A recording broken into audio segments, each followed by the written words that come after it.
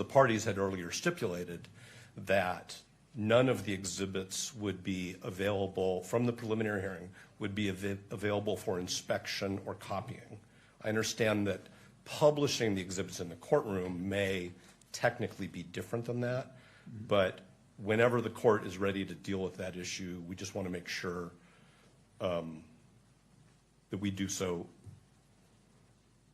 before it's too late. That's always the right time to do it. Okay, thank you.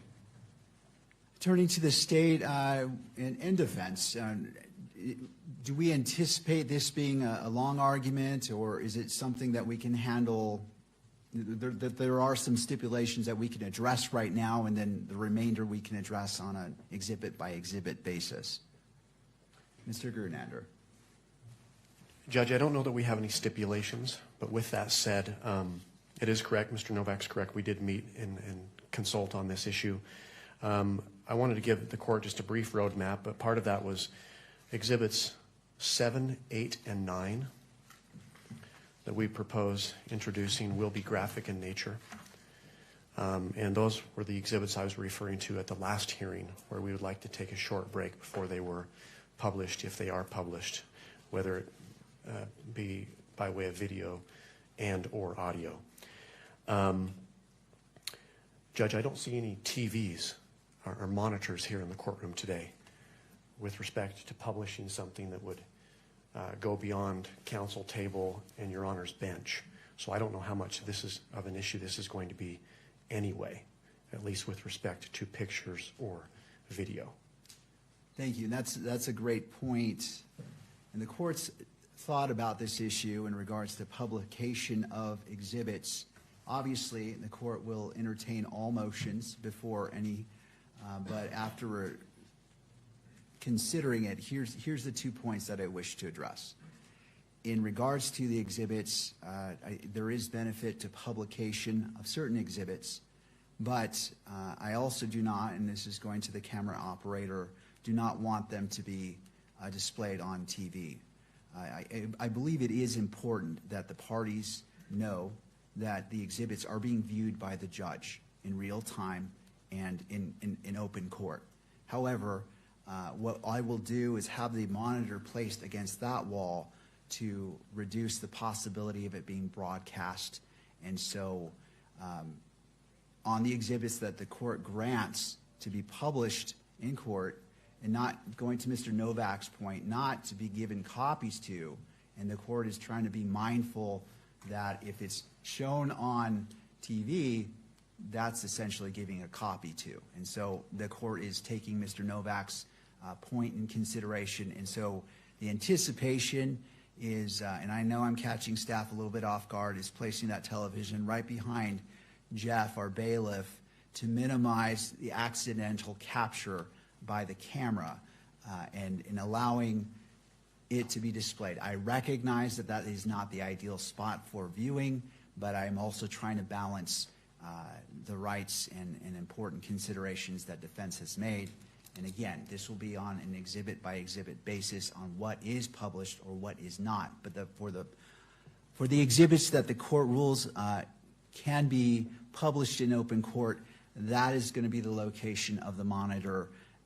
And again, the court spent a bit of time weighing what should be done, where the monitor should be placed to accomplish the purposes of publication, at the same time protecting, especially as it may relate to sensitive material if the court deems that to be publishable in the courtroom. Any questions that I can address from either side or clarification needed or thoughts that you wish to share? No, I think I understand completely. All right. Thank you. All right. And Mr. Grunander, as it relates to that, are we anticipating the possibility of that coming up very soon in regards to publishing potentially exhibits? Not real soon, but today certainly I would anticipate, Judge. For the course information, we anticipate presenting 4 witnesses. They're all law enforcement witnesses. Officer Chris Bagley, he's now with Spanish Fork Police Department. He was with Utah Valley University Police Department. He'll be the first witness. The second witness will be Agent David Hull, and those exhibits 7, 8, 9, we anticipate coming in through him.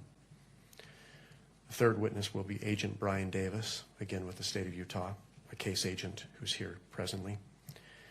And lastly, Sergeant Jennifer Faumuina, also of the Utah Department of Public Safety. And we do anticipate admitting between 40 and 50 exhibits. Thank you. All right, Mr. Grunander, I apologize. You walked away before I got my question out.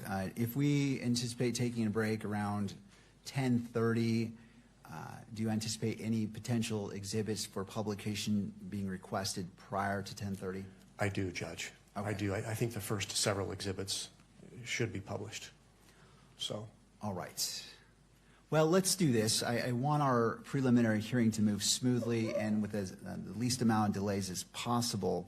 So let's take a brief break to allow the placement of that monitor, a brief test to make sure it's working, and then we can be seamless in moving forward. One quick question, Judge, for counsel's benefit. Are the monitors at the tables going to be turned on? The monitors are, and Okay. that's why I wanted to give that instruction early on for each party to monitor their monitor. Because if the camera is doing a wide sweep picture of the courtroom, I can't prevent the accidental capture. Obviously, the decorum order anticipates not focusing in to the point that is focused on your monitors. But I ask all the parties to be mindful, especially as it relates to the sensitive material that may be published or may not. But please just take a look at that and be mindful of that. But I will leave it to you. So I believe it's important that all parties see what is before the court. So if you have objections, it's right there. You can say, okay, I see what the court's seeing. I have objection or not, or just to confer with your client. I just want to make sure that there is no misunderstanding of what's being presented, to allow all parties the benefit of the record, and it is clear what is being presented to the court for consideration as evidence. Thank you. And we do have one exhibit that will be in physical form, and so we will be using the easel, I think, that's just Okay. over by the jury box.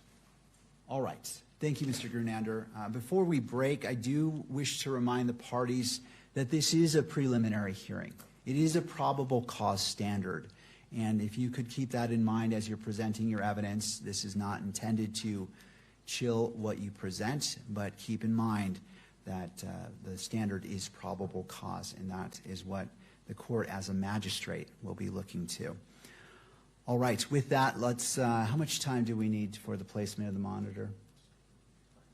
All right, well, let's break for 6 minutes. Let's make it easy on ourselves. Let's just come back at 9:35, and we'll resume court at that time. Thank you. All right.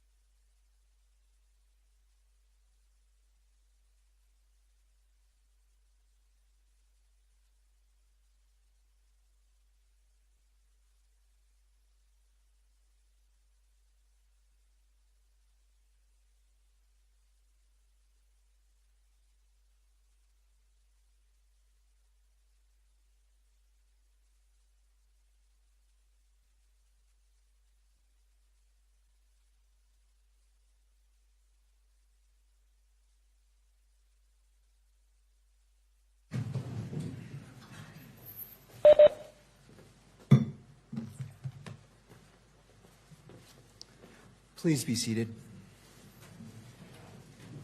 Court is back in session. Noting the presence of counsel and the parties to the state, are you ready to proceed? Yes, we are, Judge, but prior to calling our first witness, I would like Mr. McBride to make a brief report on discovery updates, and then just inform the court that the state has provided copies of all exhibits for today's proceedings to the defense in advance of this hearing. So, All right. Mr. McBride. Yes, Your Honor. My report at the last hearing is the latest report. As of June 18th, we had provided approximately 100% of the material in our possession. Over the last week, we have received additional materials from SBI due to preparation for this hearing. Those materials have not yet been provided, but they will be as soon as this hearing is complete. Thank you. Defense require the benefit of the record? No, Your Honor. Thank you, Ms. Nestor. And in case the mic didn't pick that up, she declined. All right, turning to the state, you may call your first witness. Your Honor, the state calls Officer Chris Bagley. Officer Bagley, if you'd like to come forward. Looks like he's being brought into the courtroom.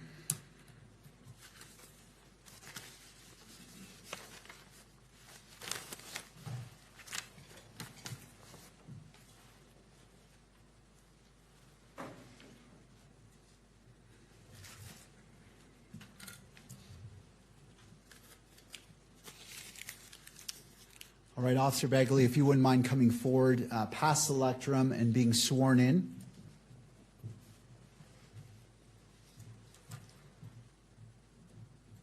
You do solemnly swear that the testimony you shall give in the case now pending before the court will be the truth, the whole truth, and nothing but the truth, so help you God. All right, Officer Bagley, if you wouldn't mind having a seat at the witness table. And after you're situated, to your left is a bottle of water. And if you wouldn't mind bringing the microphone toward you to ensure that it picks up your voice. Can you hear that? I can. Thank you. Mr. Grunander, your witness. Thank you, Your Honor. Good morning, sir. Good morning. Will you please state your name for the record and spell your last name? Christopher Bagley, last name spelling B-A-G-L-E-Y. And how are you employed? I'm employed with the Spanish Fork Police Department as a police officer. As a police officer. What is your position or your rank there? I'm just a senior officer. Senior officer, okay. How long have you been with the Spanish Fork Police Department? About 5 months. 5 months. How long have you been a police officer? 26 years. Okay. Will you briefly describe, for the court's benefit, your training, what you did to become a police officer? I did the Utah Post Academy, which is about 600 hours of training for basic things to become a police officer, report writing, arrest control, stuff to that effect. When you say Post Academy, is Post an acronym? It is. What does that stand for? Police Officer Standard Training. Okay. Were you certified through Post? I was. Okay. And what did that certification require? Going through that post and graduating, all the academy, all the credits that you could get with hours, and then physical fitness, stuff to that effect, and then graduating from that to earn the certificate. Was there also testing involved? There was. At the academy? Yes. Okay. Were you employed in September of 2025? I was. And where were you employed then? Utah Valley Police Department. And how long did you work for the Utah Valley University Police Department? 5 years. 5 years, okay. And do you recall what your position or your rank was there? A senior officer there. Senior officer, okay. Describe, if you would, just your general duties as a police officer at Utah Valley University. There at Utah Valley University, we'd patrol the campus, we'd walk around, we'd patrol, we would do investigations if there was crimes to that effect. We'd make sure that students or staff, if they needed something, we'd be there for them. So basic police, kind of like a school resource officer, community-oriented policing. Okay. Was this a full-time position? It was. Okay. Did you work in law enforcement prior to UVU? I did. And where did you work? I worked at Utah County Sheriff's Office for 13 years. Before that, I worked with the Springville City Police Department for 6 years, and also with the Salt Lake County Sheriff's Office for a year. What were your positions with those departments? Varies. I did K-9, I did SWAT, I did motors, senior officer, FTO officer, detectives. Okay. While you were at Utah Valley University, did you have access to the video surveillance system on campus? Yes, I did. And how so? It was at our desktop where our police station is. We have desks, and on our desktops we'd have access to it there. Or we'd go into dispatch and they'd have a wall full of camera systems that we could look at. How familiar did you become with that system? Very familiar. Can you describe how you became very familiar? Like I said, it was one of our daily routines that we'd go in there. If we were looking for somebody or tracking something back, we'd go in. We'd go back to that time frame. We could trace somebody to track somebody through campus. I'd also turn around and make some maps, so it was easier for dispatch or somebody to click on an area in the campuses where the buildings were and be able to click a little bit easier and get a faster response. So made some maps and stuff like that. And how often did you use this system? Every day. Okay. Did you become familiar with the campus at Utah Valley University Yes, when sir. you were working there? Yes. And explain how you became familiar with it. Like I said, we'd walk around. I would train other officers. We'd make sure that we knew all the ins and outs, the back doors. We'd make sure we knew where every classroom was, where every entrance and exit was. We'd secure the building. We patrol the neighborhoods. We patrol around campus. And then we also have off-site campuses that we drive to and make sure that they're secure also. Okay. You mentioned that you patrol the neighborhoods Yes. surrounding campus. Yes. What about the neighborhood to the north and east of campus? Yes. Okay. What was your purpose for patrolling those neighborhoods as an officer for UVU? One, it was right next to the UVU, so we patrolled it. Sometimes people would run up in that area or be walking up that way. We'd have stolen bikes, stuff like that. So we'd go into the areas, look for stuff. Also, with Orem Police Department, we'd go back up them quite a bit for other calls, and a lot of it would be in the area. Okay, so back up just a little bit. So Utah Valley University is located in what city? Orem, Utah. Orem, Utah. Okay. How familiar did you become with the buildings on campus Very familiar. and the walkways? Very familiar. You mentioned the entrances and exits to the buildings. Yes. What about parking structures? Yes. Same answer for that? Yes. Okay. Are you familiar with the courtyard or the outdoor amphitheater on campus? I am. And generally speaking, where is that located on campus? It's more of the central, it's an outdoor area centered by a bunch of buildings on around it. So it's in the center of the campus pretty much. Okay. Can you describe what it looks like, this courtyard, this amphitheater? It's kind of like an amphitheater look. So you got some grass and a couple of steps that go up. You got some cement on top with some bushes and flowers. You've got places where people can sit and eat. They come out and study and relax on the grass. And there's a waterfall with a little pond that comes down into a stream. So. Okay. Are you familiar with the surroundings, the buildings around the amphitheater? Yes, I am. Okay. In relationship to this amphitheater, this courtyard, where is the Hall of Flags located? It would be directly west of the courtyard. Okay. Is it part of the courtyard or is it just off of the courtyard? It's kind of the courtyard. It like butts up right against the courtyard, so it would be the west side of the courtyard. Okay, so to the west of the courtyard. Is there a walkway across the Hall of Flags? There is. Okay, There's an and inside one and an outside one. Okay, so what is the Hall of Flags then? The Hall of Flags is kind of like a bridge between two buildings that all the flags throughout the world are represented in there with some chairs where people sit down and relax with windows so you can see through all the way to the Utah Lake. Okay. What are those two buildings that are connected by this Hall of Flags? The Fugal Building over to like the Science Building area. Okay, so you mentioned the Fugal Building. Yes. Where is the Fugal Building located in relationship to this courtyard? It's to the south of the courtyard. Okay. Does it run up against the courtyard? It does. The building? Okay. What about the Woodbury Business Building? Where is that in relationship to the courtyard? That's kind of southeast, and it runs up right against the courtyard also. Okay. And in relationship to the Fugal Building, where's that Sorensen? Or excuse me, that business building, the Woodbury Business Woodbury Building? Business is right directly east of the Fugal. Okay. What about the Sorensen Center? Where is that located with respect to this courtyard? The Sorensen Center is going to be kind of like a northeast of the courtyard. Okay. Does it, again, run up against this courtyard? Yes, it does. Okay. And where is it in relationship to the business building? The Woodbury Business Building is just directly south of the Sorensen. Directly south. Okay. The Losi Center, are you familiar with that building? I am. And where is it located on campus?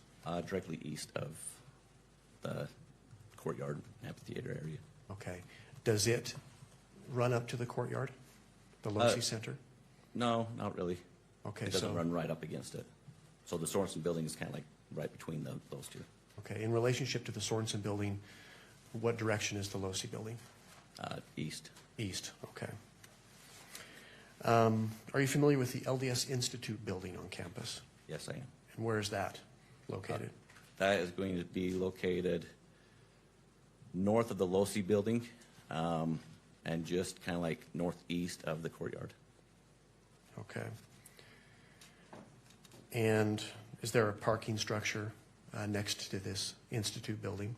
Yeah, there is. And where is that? That is going to be, so you mentioned the Institute Building is going to be north of the Losi Center. There is a parking structure that has several levels of parking. It's going to be directly west of the Institute Building. And then they also have a parking lot to the north of that across the road. Okay. With respect to the parking structure, Okay. can you describe for the court how one would enter this parking structure, driving and even walking? How do you enter and exit that structure? So on the north end of the parking structure is Campus Drive. You can drive in and exit on the level 1, so that's the ground level. That's where you'd enter if you're driving in or exiting back out on campus. Then it goes up to level 2, and on level 2, exit is what's called Heat Plant Road. In between the Institute Building and the garage is a little road, and there's an exit right there that you can drive out. You can also, if you were to park in there, you could walk out right there at that exit only where I was talking about on that southeast side. You can walk out there, or on the north end of that garage, there are some stairs that go up all the levels, and it goes down to the bottom level and across the street through a tunnel to the LDS Institute Building. And then when you pop up on level 2, you can walk over to the Institute Building. Okay. Can you describe how long of a walk it would take from that parking structure to get to the courtyard on campus, approximately? A couple of minutes, because when you go to that far southeast exit, you can walk directly almost to the courtyard. You can also walk along the south end of the LDS Institute Building up towards the Losi Building. Okay. Officer, I'm going to turn your attention to State's Exhibit Number 1. It should come up on your monitor there.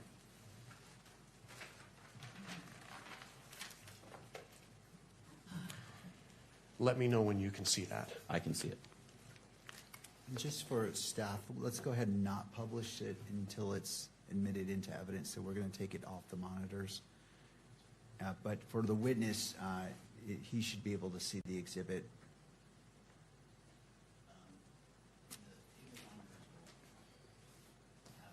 That's fine. So table monitors, witness, but not the main monitor. Thank you.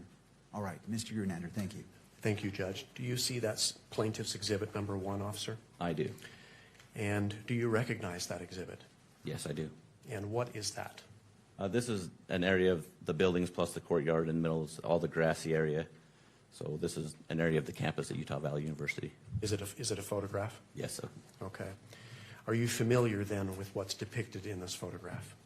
Yes, I am. Does it fairly and accurately portray this area of campus? Yes, it does. Okay. Can you tell the court what direction the camera is facing when this photograph was taken? It's kind of facing north and a little to the east. Okay.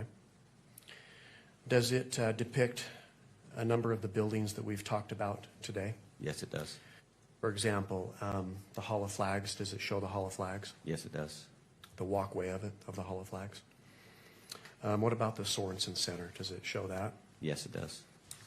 The Woodbury Business Building? Yes, it does. The Fugel Building? Yes. What about the Losi Center? Can you see that from this photograph? Yes. Is this photograph a fair and accurate depiction of this area of UVU campus on September 10th, 2025? Yes. Your Honor, the state offers State's Exhibit 1. Your Honor, we would object to failure to lay a foundation for, oh, I'm sorry. It is a little bit tricky because that microphone. Sorry about Ms. that. Nestor. Your Honor, we would object to inability to authenticate. There's not been a foundation laid that this officer took this photo, can verify when it was taken, or by whom it was taken, so we would object. Mr. Grunander. Would you like us to argue now or approach the bench? Well, as it relates to this, I'll hear argument. Okay. Judge, first of all, it's very clear, well-established law that the person who took the photograph is not required to be present to lay the foundation for it. What's required for foundation is that the witness has knowledge of what's depicted in the photograph and can testify to its accuracy. And that's exactly what this officer has done. We laid an ample amount of foundation about this area of campus. He's confirmed that it depicts this area of campus that was previously described. He confirmed the buildings that he can see there. He also confirmed that it was an accurate depiction of on September 10th, 2025. Thank you. Any further argument, Ms. Nestor? And Mr. Grunander, We did file a standing objection at the very beginning of the hearing. I would just refer to our standing objection as well. I know this is not there's no written testimony in this, but just out of an abundance of caution, I want to also refer to our standing objection. thank you, Ms. Nestor. All right, having considered the arguments, I find I'm going to overrule the objection and admit Exhibit 1. This witness has firsthand knowledge of the location as well as the building locations. That foundation has been laid. He also stated it was a fair and accurate representation of what's being depicted here, and for those reasons, the defense objection is overruled. State's Exhibit 1 is admitted into evidence and may be published to the courtroom. Okay. So the state would move to publish that to the courtroom. It is so granted.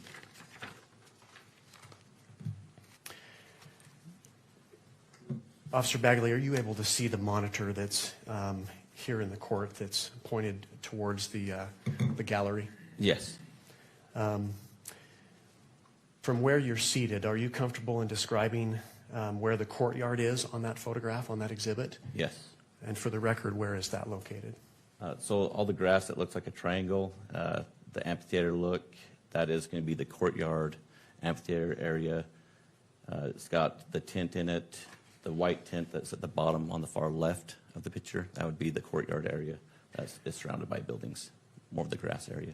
I'm going to approach the photo. Well, I'm just going to. When you look at this exhibit to the left of the photograph, there's a walkway there. What is that walkway? So the red brick walkway that's going north to the top of the picture on the far left is going to be the Hall of Flags, the outside top of it. Okay. On the bottom of this photograph, there's a white roofed building. It's the largest building, at least as far as what's depicted on this exhibit. Yes. What building is that? That would be the Fugal building. Okay. And just to the right of that, so that would be to the east of the Fugal building, what building is that? The other red brick pathway area, that is the Woodbury Business Building. Okay. And if I were to walk north, so left on this photograph with respect to that red brick walkway area, there's another building, sort of triangular in shape, the rooftop. What building is that? With that white rooftop, that would be the Sorensen building. That's the Sorensen building. And what about the Losi building? You've described that. Where is that located on this photograph? If you go to that triangle white roof, if you go directly to the right, so the right side of the picture, that is going to be the Losi building. It's got several levels. Is it to the right and up a little bit Yes. as well? Okay, and that would be east on this photograph. Is that And correct? it's got the gravel rooftop. Gravel rooftop, okay. I referred you to the LDS Institute building. Are you able to see that in this photograph? Yes, you are. And where is that located? That's going to just be directly north of the Losi building. It's going to be that other white roofed building on the far top of the picture. Okay. Thank you, officer. We can take that down, Your Honor, as far as the publication. Officer Bagley, I'm going to take you back to the date of September 10th, 2025. Do you recall that day generally? I do. Were you working that day Yes, I was. at UVU? I was, yes. Okay. Do you remember what time your shift started approximately? Yeah, it approximately started about 11 o'clock in the morning. 11 o'clock in the morning? Okay. Did you receive a specific assignment shortly after coming on to duty? Yes, I did. And what was that assignment? It was to secure the top of the Hall of Flags on the south end. So we had people that were gathering on top of that were looking down on top of the tent. So we wanted to secure that area. So I was put up on top of the Hall of Flags on the south end. Okay. My apologies, Your Honor. Could we have Exhibit 1 published again? Let's go ahead and republish State's Exhibit 1. Thank you. You mentioned that you were securing the south end of the walkway on top of the Hall of Flags? Yes. And so where do we find that in this exhibit, officer? So if you can see the tent, the white tent, there's that rooftop where the red brick is. I was on top of that, and there's some, actually looks like yellow crime scene tape. That was some of our barrier that we put up so people wouldn't go above that and walk. So I was sitting right by those flower plants that were by the fugal on the south end. So is the south end on the bottom of this photograph? Yes. Where that walkway kind of begins from the bottom? Yes. And you've referred to a tent. Is that the white object we see inside the courtyard? Yeah, that square white object with the tent. Okay, thank you. So you were securing that area. Yes.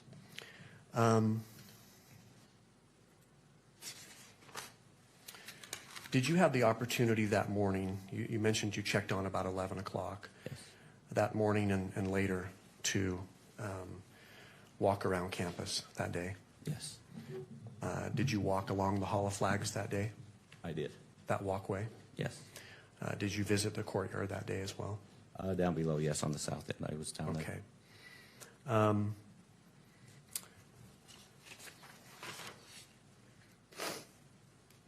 Let's see.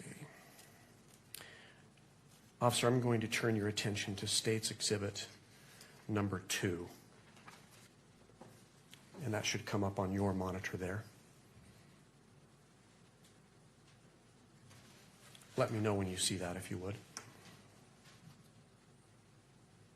Your Honor, if we could maybe not have it on the lectern screen, we're getting reports that the documents shown on the lectern screen are being live streamed. So maybe if we could just not show that one until it's admitted. Mr. Grunander? I'll submit it to the court, Judge. I've got copies of these for myself, Okay. that I can refer to as I'm asking questions. All right. Well, I'll go ahead and grant the request by Ms. Nestor. We'll go ahead and there should be a power button to turn it off. I'm not sure where that's at. Thank you, Jeff. Go ahead.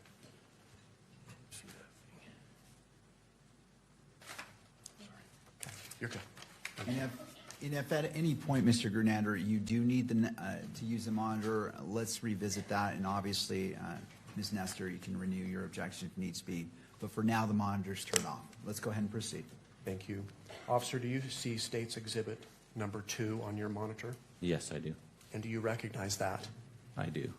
And what is that? This is a picture of from the east side looking west of the campus. Okay. Are you familiar with what's depicted in this photograph? Yes, I am. Okay. And does it show, for example, the LOCI Center that we've talked about? Yes, it does. Does it depict the Woodbury Business Building that we've talked about? Yes. What about the Fugal Building? Yes. Does it show the Sorensen Center Yes. and also the Hall of Flags? Yes. In this particular exhibit, can you also see the courtyard? I can. A partial of it. A partial of it? Okay. Does it fairly and accurately depict this area of campus of UVU on September 10th, 2025? Yes. Okay. Your Honor, the state offers State's Exhibit number 2. Your Honor, we renew our standing objection. We also argue that a foundation hasn't been laid in terms of the time this was taken or who took it, and at what point in time this was created in-house. So I don't think he has any personal knowledge of that, and we'd object. Mr. Gernander. Same arguments, Judge. He has testified that he's familiar with it. He has personal familiarity with it. He's testified that it's fair and accurate as of the day of September 10th, 2025. And that's what was asked of him. All right. I will go ahead and overrule the objection by defense, noting that the witness has laid, he has expressed that this is a fair and accurate representation of what it purports to be, and he's familiar with it. He was there on the day, on September 10th, and because that foundation has been laid, State's Exhibit 2 is admitted and may be published. Thank you, Judge. State moves to publish Exhibit 2. All right. Officer, I'm going to direct your attention to this exhibit on the monitor facing the gallery of the court today. Can you describe, there's a large building in the middle of that photograph, slightly above the middle, but what building are we looking at there? You're looking at the top of the rooftop of the Losi building. It's got two different grays, like a lighter gray and a darker gray. Are you familiar with that rooftop then? Yes, I am. And what's it made of? It's made of gravel. Gravel, okay. You mentioned two different grades, or did you say grays? Grays. Grays, okay. Yeah, grays. All right. Now you described that you could see the courtyard, but it wasn't easily visible in this photograph. Where is the courtyard located on State's Exhibit number 2? So you got the white roof that's going to be in the middle, just to the top of the building where the Losi is that I described. There's a white roof there. That's the Sorensen building. And it's just below that. You can see some grass, and that's where the courtyard is. It's just to the left of that white roof. Your Honor, I'm going to ask if the witness could actually come down from the stand and point out where the courtyard is located in this exhibit for the court's benefit. All right. Do we have a second microphone so it picks up his voice? Okay, Ms. Nestor, thank you for allowing us. Officer, you may step down, approach the monitor, and I would ask that you speak into the microphone when responding to a question. Okay, can you hear me? I can. Thank you. So, Officer, for our benefit, would you describe again where the Losi Center is in this photograph? The Losi Center is going to be this one with the gray roofs. It's got two different colors of gray. Two different colors of gray. Okay. I'm blind. I can't see those two different colors from here, but can you describe where the court, looks like we went blank. There we go. Can you point to where the courtyard is located on that exhibit? The courtyard is going to be here where this grass is in this area right here. Okay. And what about the Fugel building? The Fugel building is going to be this building right here. And the Woodbury Business Building then? Woodbury is going to be this one right here with this red brick path. And the Sorensen Center? Sorensen Center is going to be this white roofed one that's right here. Okay. Now on this exhibit, can you see the LDS Institute building and the parking structure that we've talked about? No, not really. You got the back side of the Institute building, which is right here, and the parking structure's over there. So Okay. you can't see goodness. Mr. Gernander, let me stop you just for the benefit of the record, because the record is picking up the audio. When you're pointing it to, and I know it may be a little bit laborious to do this, but as you're identifying, indicate the general location on it, or the left side, right side, middle, upper, lower, just so the record knows to some degree where you're pointing. In that way, because the video isn't being captured, so if you would do that, it just creates a more complete record. Yes. Thank you. Understood. That's fair. Thank you, Judge. So again, let's point to the courtyard, and if you'll describe as best you can where that is located on the photograph. On this photograph, the courtyard is going to be this grass area that's going to be towards the top of the picture.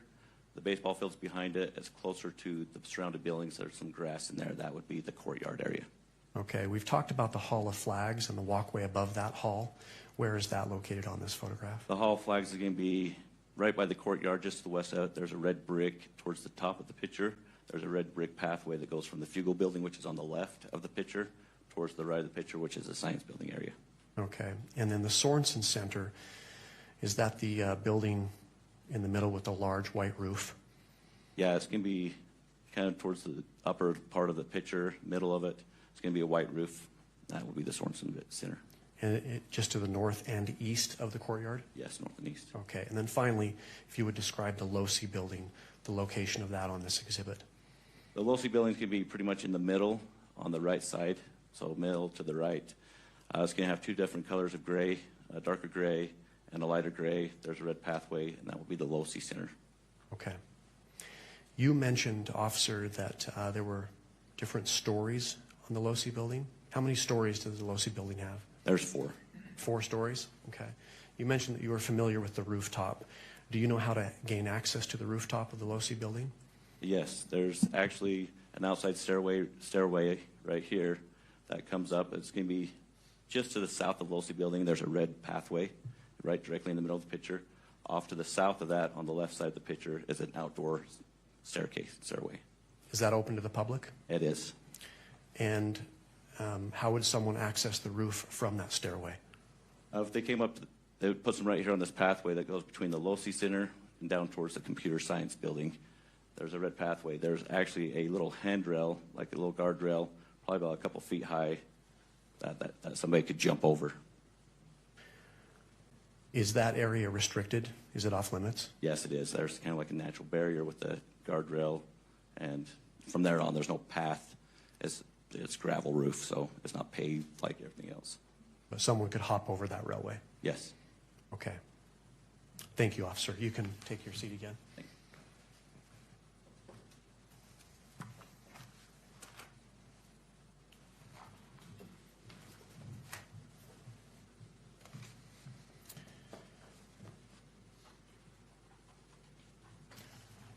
Officer Bagley, I'm now going to refer you to your attention to State's Exhibit number 3. That's going to come up on your monitor as well.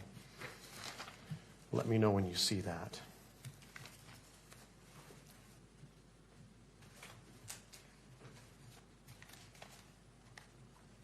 Yes, I do see it. Okay. And do you recognize that? I do. And what is that? This is a drone picture of the campus, more of the courtyard, looking eastward. Okay. I've asked you about several buildings on campus. I'm going to ask you about those same buildings, whether they're depicted in this exhibit, okay? Do you see where the Hall of Flags is located? Yes, I do. It's down towards the bottom. It's a red brick pathway. It would be the Hall of Flags. Okay. What about the Fugal building? Hugo building's going to be to the right of the picture. It's going to be a white roof building off to the right, directly south of the courtyard. And the Woodbury business building? Where's that at? Woodbury is going to be another red path that's going to be just to the east of the Fugal building. It's got a gray roof and some red path. The Sorensen Center? Sorensen Center is going to be on the left of the picture. It's going to have a white roof, different levels, and that would be the Sorensen Center. Okay. The LoSI Center, where's that located in relationship to the Sorensen Center that you've described? Of the Sorensen Center, it's going to be just directly east of the Sorensen Center, towards the top of the picture. You can see the two different colors of gray of the gravel that's on the roof. Okay. And can you see the courtyard in this photograph? Yes, you can. Okay. Is this picture a fair and accurate depiction of this area of Utah Valley University's campus on September 10th, 2025? Yes. State offers Exhibit 3, Your Honor. Your Honor, we renew the standing objection. We also object again that this individual can't identify when the picture was made or how it was made or by whom. Mr. Gernander. Same response, Judge. And just for the record, I was also point the court to State v. Purcell, which is a Supreme Court case here in the state of Utah, 1985, which essentially stands for the proposition that if a competent witness with personal knowledge of the facts represented in a photograph can testify that that photograph accurately represents those facts, the exhibit's admissible. He's also spoke about the date being September 10th, 2025. The showing that's required here is essentially a prima facie showing. We're not required to show proof beyond a reasonable doubt, for example, that it was accurate that day or even a preponderance of the evidence. But we'll submit it on that, Judge. All right. I'm just taking a brief glance at the case you cited. I can give the citation if Your Honor would like. If you have that, I'd appreciate that. It's 711 Pacific 2nd, 243. And I'm looking at page number 245.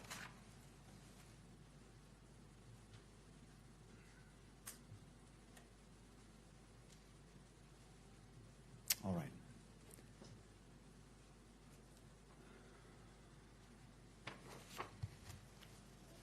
The court finds that the witness is familiar with the scene. He testified that it is a fair and accurate representation of what State's Exhibit 3 purports to be, and the court finds that necessary foundation has been laid and overrules the objection. State's Exhibit 3 may be admitted, is admitted, and may be published. State would move to publish State's Exhibit 3. All right.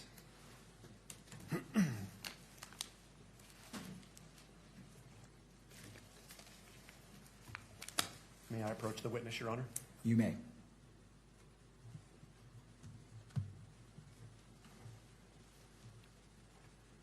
Officer, if you would come down into the well of the court, I'm going to ask you a few questions about this Exhibit 3 as well.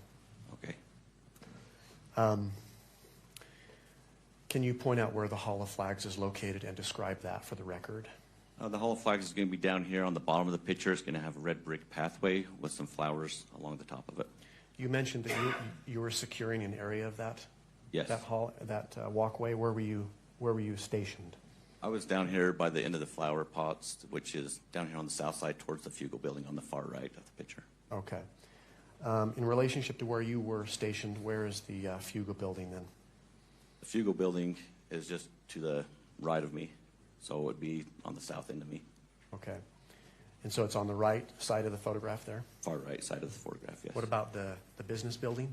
The business building is just going to be in the middle of the picture on the far right. It's going to have some red brick pathways. It's going to be multi-level, and that would be the Woodbury building. Okay. The Sorensen Center, where is that located on the photograph? Sorensen Center is going to be middle to far left of the picture. It's going to have a white roof on top of it, multi-level.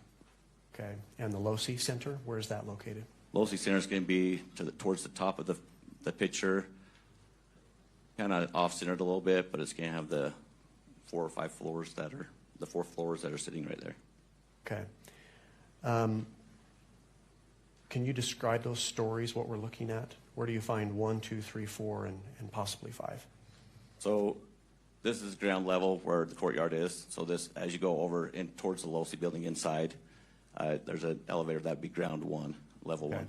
Level 2 would be the second one where these red ATVs are sitting on the grass right there in the middle of the picture. If you go up from that, that would be the 3rd level. And your 4th level, which is the actual top level of the building, is that very top one with the windows that you can see. Okay. Is there an atrium on the top of that? There is an atrium. It's got a little sphere on the top of it. It looks like a little square right on top of the Losi building. That would be an atrium. Now, you mentioned 2 shades of gray on the rooftop of the Losi building. Yes. Can you see that on this exhibit? I can. So where the atrium is a lighter gray gravel. And on the west side, because I'm looking east, on the west side, there's 2 ventilations for the Losi building, 2 vents on top, and that is in the darker gray gravel. You mentioned you're familiar with the rooftop of the Losi Center, correct? Yes. When someone is standing on the Losi Center, can they see down into the courtyard? Yes, they can. And where is the courtyard located from It's the going to rooftop? be in the center of the picture with the grass and the atrium-style steps. Would that be west of the Losi Center then?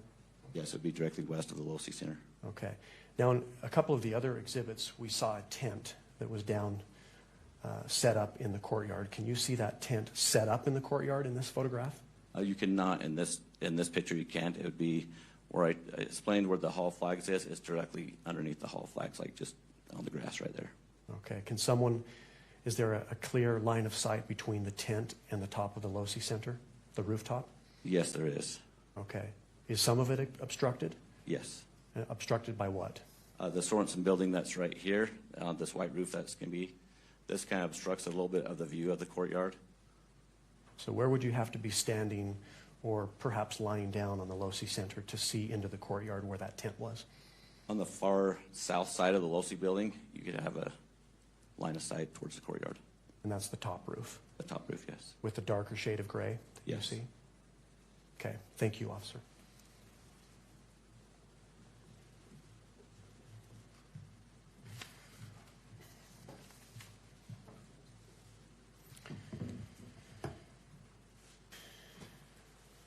I am going to refer the witness now to State's Exhibit number 35.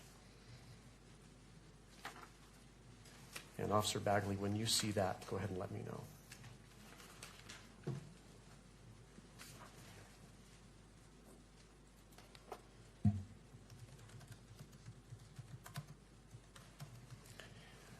Do you recognize what that is, officer? I don't have it yet. Oh, okay.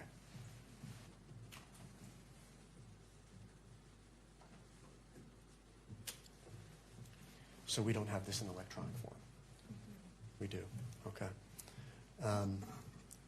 Well, I'll refer you to the exhibit that's to your left and behind you. Do you see that? I do. And it's marked as State's Exhibit 35 with a yellow sticker, is that correct? Yes, I can see that on the top left of the photo. Well, for the record, if we can publish that on the witness's screen. Thank you, Mr. Gernander. I was just going to mention that we shouldn't display it until it's been admitted in, so.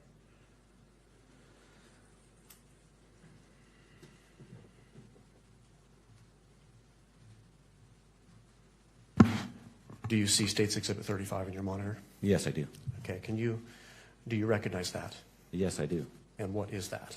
This is an aerial view of the campus and the northeast area, just north of the campus neighborhoods of Utah Valley University in Orem.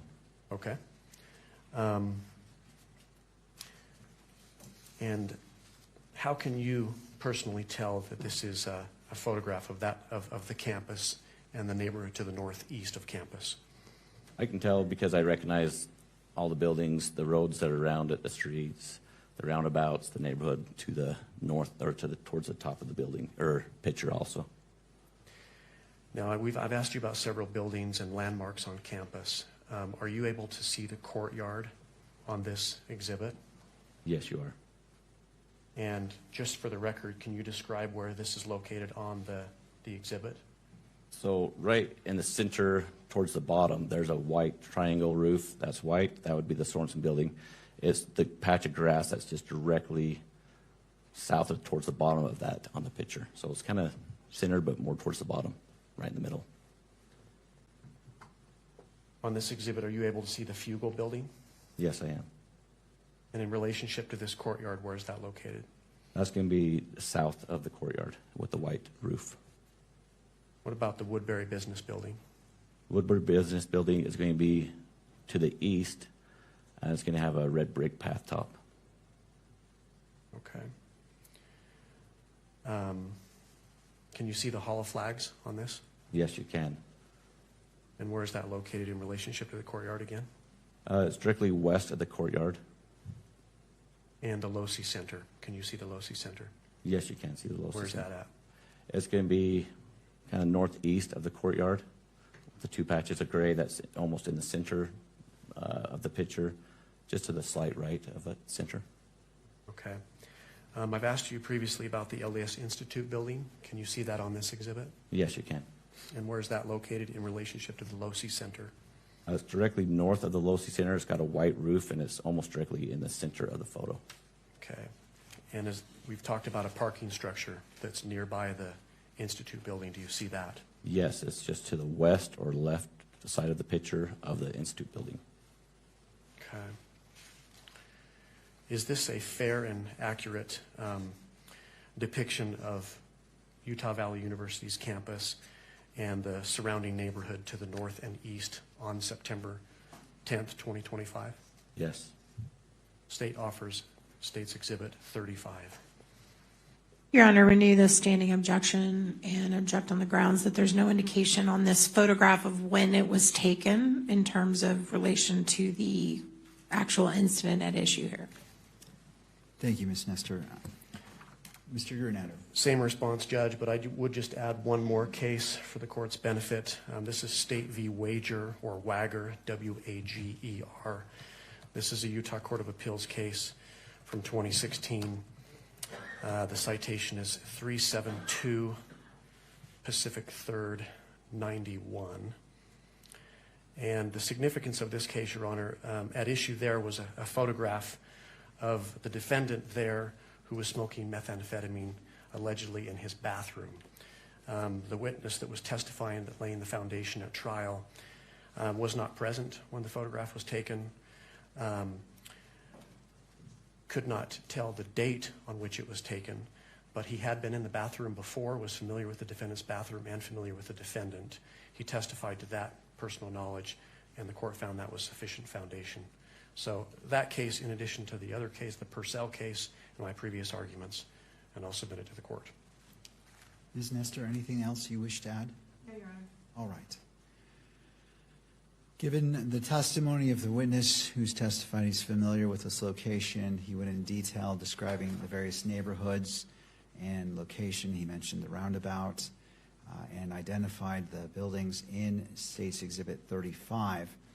And it was noted that it is a fair and accurate representation of this campus as of September 10th, 2025. The court is going to overrule the objection, and State's Exhibit 35 is admitted into evidence and may be published. Thank you, Judge. The state moves to publish it, and if granted, may I approach the exhibit? You may.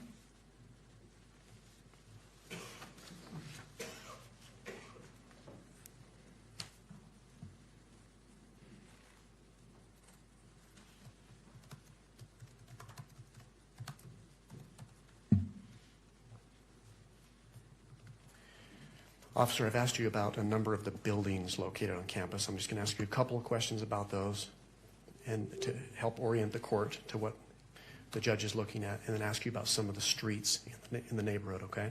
Okay. For the court's benefit, can you point out where the LDS Institute building is? Yes, I can. And I'm going to approach the witness again if you could describe where it's at on that Exhibit 35. Okay.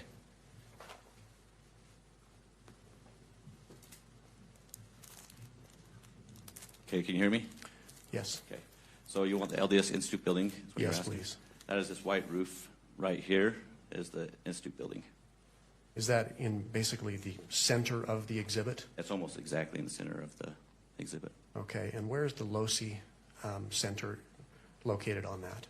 If you were to go down towards the bottom of the photo, there's two different grades of gravel on this roof. This would be the LOSI building right here, So below the Institute building and to the right slightly. slightly to the right. Can you point out for the court's benefit where the courtyard is?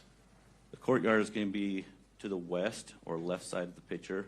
There's some grass in between two buildings that have a white roofs. There would be a grass area right there with some steps. That is going to be the courtyard area, and that's going to be down towards the center bottom of the photo. So that's to the left and down. Yes. Okay. You mentioned the parking structure. Where's the parking structure next to the Institute building? There's two Institute buildings right here in the center with the white roof. The parking structure is going to be just to the left of the Institute or west side. There's a road in between it called the Heat Plant Road, which is the road that goes between those two.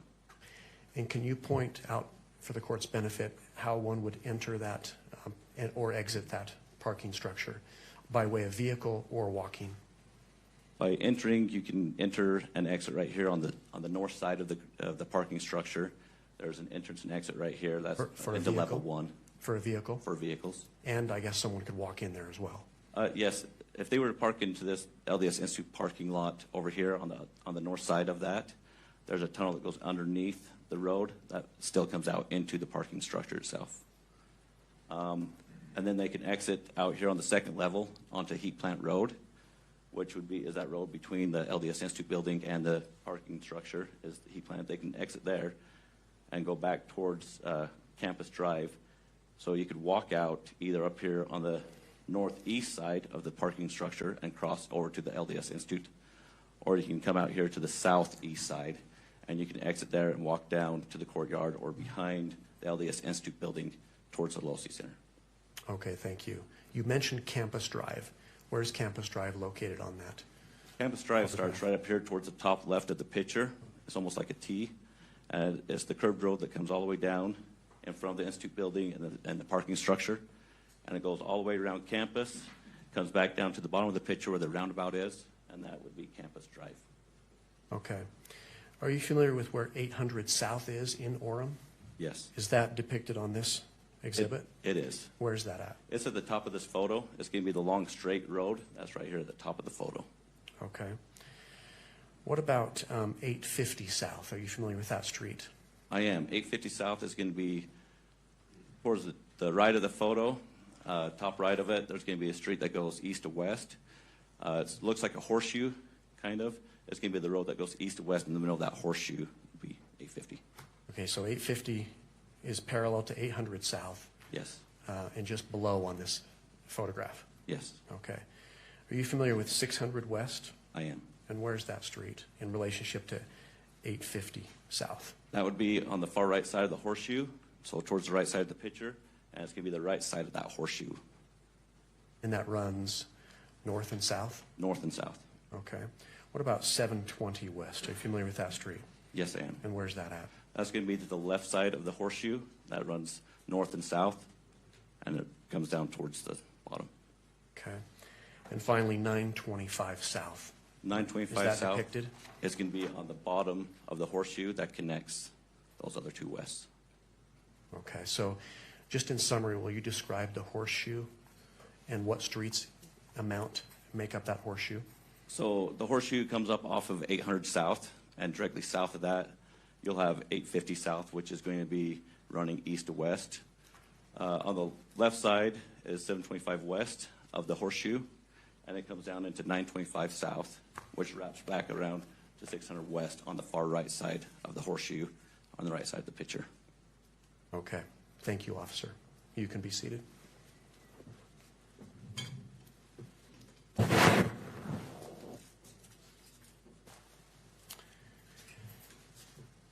Okay. I'm going to take you back to September 10th, 2025.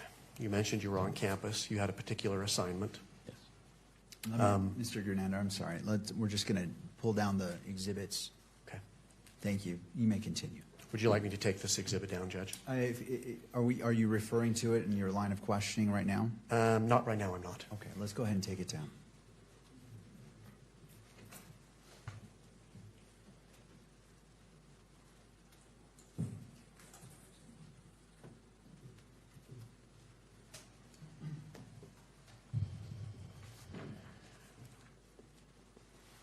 So you were securing the Hall of Flags walkway, correct? Yes. On the south end. Yes.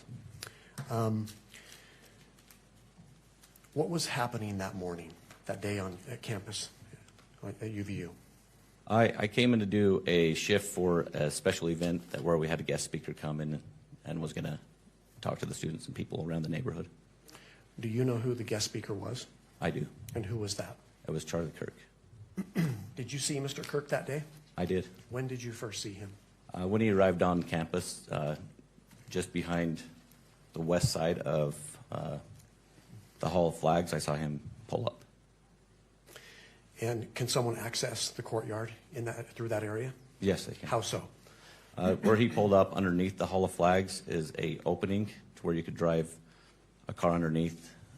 So there's access right there. You could walk or drive underneath the Hall of Flags. And you saw him arrive? Yes. Okay. Can you describe what you were seeing? What did you observe?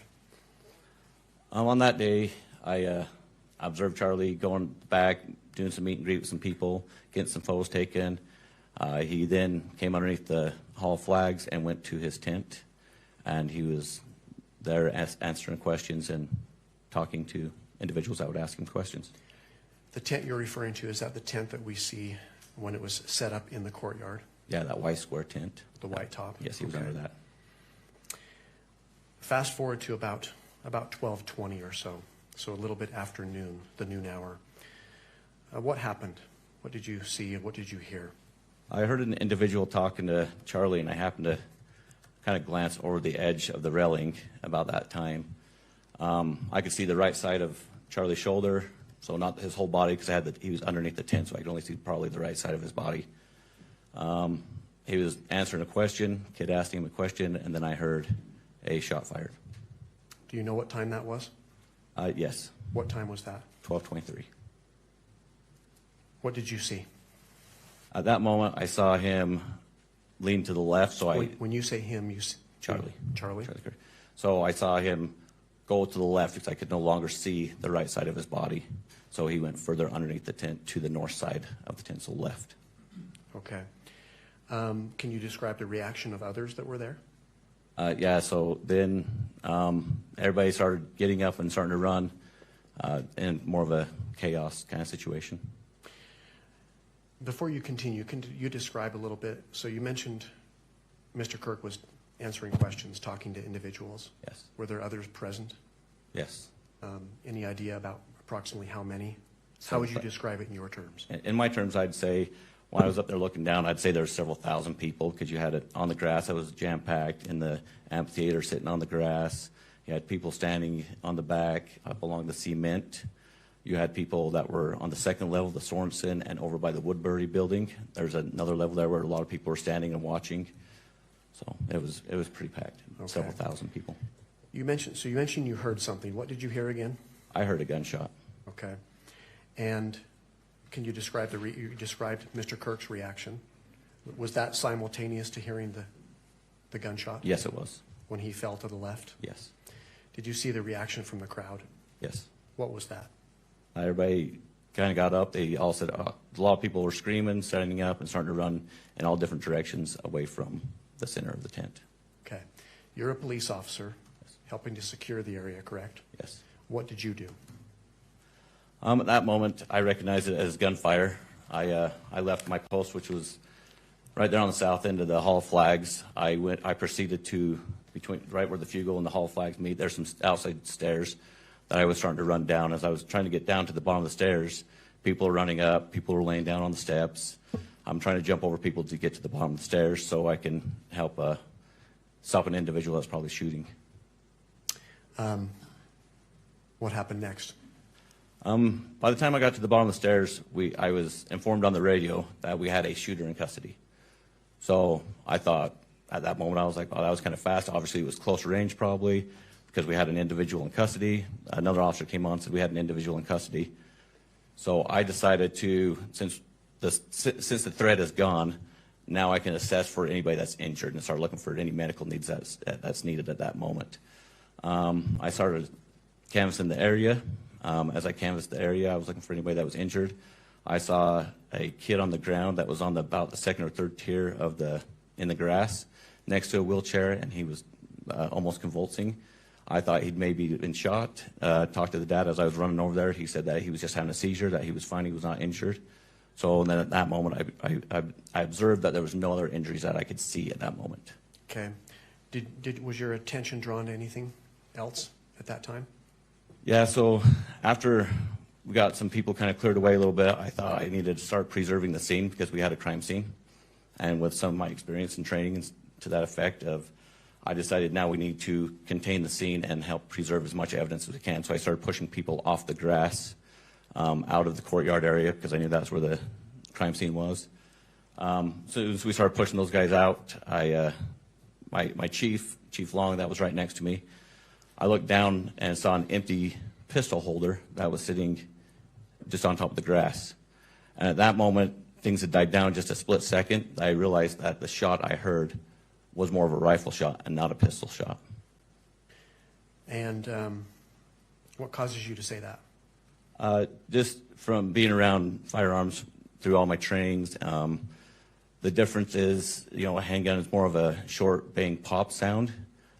With a rifle, you have more of a longer, violent bang or crackle sound. It's more of a violent kind of sound. It's longer, so that's why I recognized it. Okay. Is a rifle sound louder typically? Yes. Okay.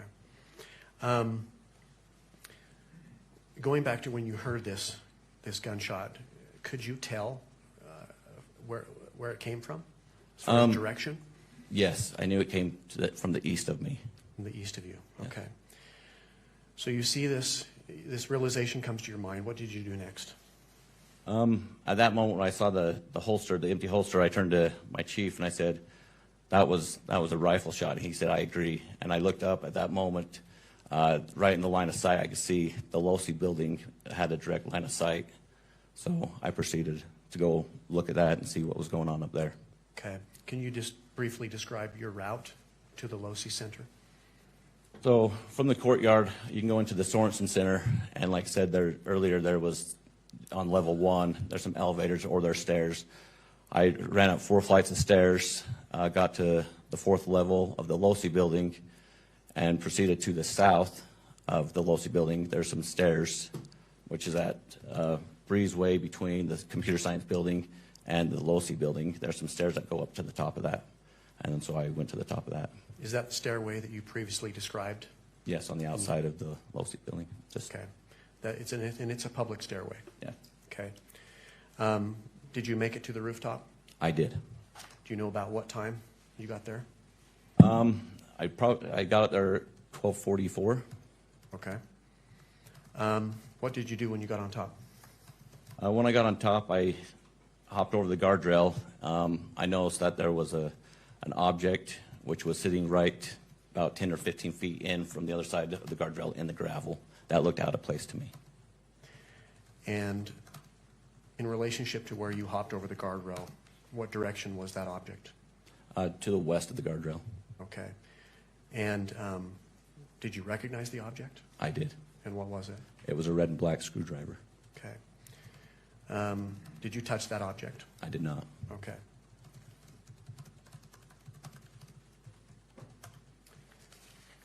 I am going to refer the witness on your screen, Officer Bagley, to State's Exhibit 3.1. Let me know when you see that. Yes, I see it. Do you recognize what that is? I do. And what is that? That's a picture of the screwdriver that I saw that day on top of the rooftop of the LOSI building. Okay. And that's how it appeared on the roof that day? Yes. Is that a fair and accurate portrayal of the screwdriver you observed and found that day? Yes. Your Honor, the state offers State's Exhibit 3.1. Ms. Nestor? Your Honor, we renew, we renew our standing objection and object on the grounds that there's no foundation laid as to when the photo was taken or by whom. Thank you. Same response, Judge. My previous arguments. And did you state that this was a fair and accurate representation as of September 10th, 2025? I had said that day. I'll ask it again. All right. To the officer. Officer Bagley, you saw this screwdriver you're describing on September 10th, 2025. Is that correct? Yes. Is State's Exhibit 3.1 a fair and accurate depiction of that screwdriver that day, September 10th, 2025? Yes. All right. State moves to admit. I will go ahead and admit, State's Exhibit 3.1 is admitted based off of the first-hand knowledge of this, what this image purports to be, and it is a fair and accurate representation as this item on that date of September 10th, 2025, and this exhibit may be published. Your Honor, before we continue to publish it and ask a few more questions, right now might be a good time to take a break, All right. if that's okay with the court. All right, let's come back at, it's 10:43, let's go ahead and come back, well, 10:44. Let's come back at 11 o'clock, and then we'll resume direct examination. Court is in a brief recess. All right.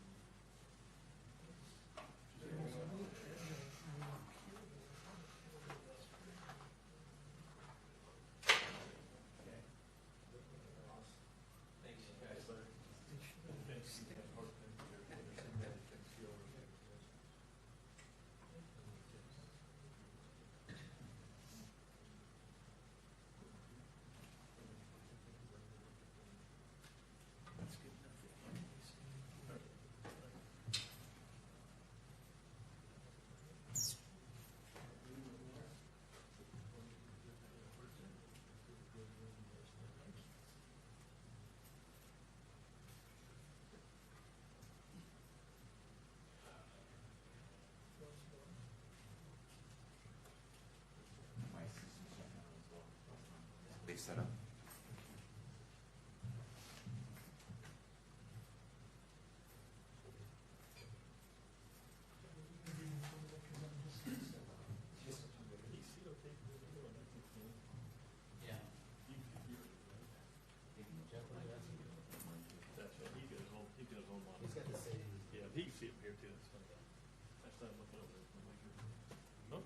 You want to test it from here?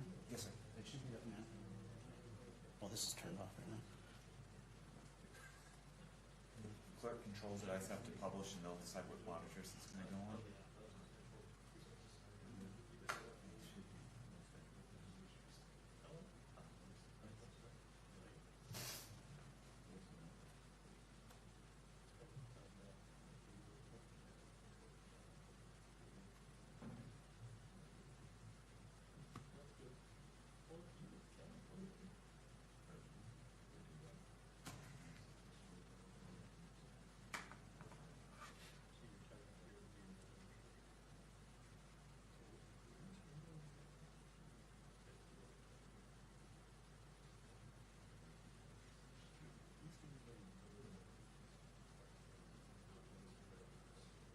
Yeah, I still want to set up now.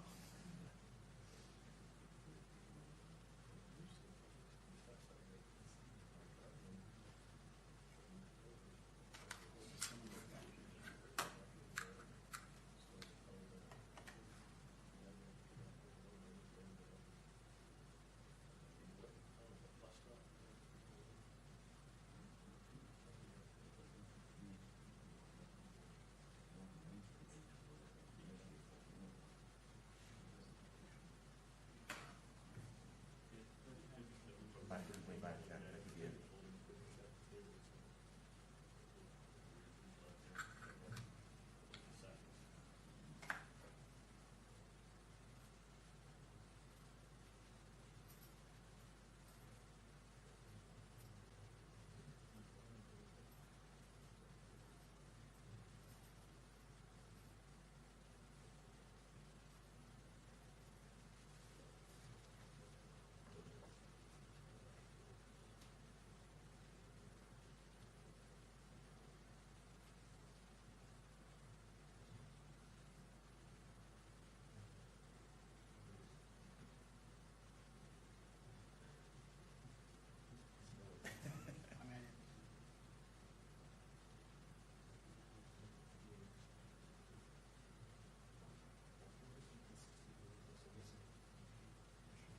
I'm actually just going to leave it here for the rest of the day.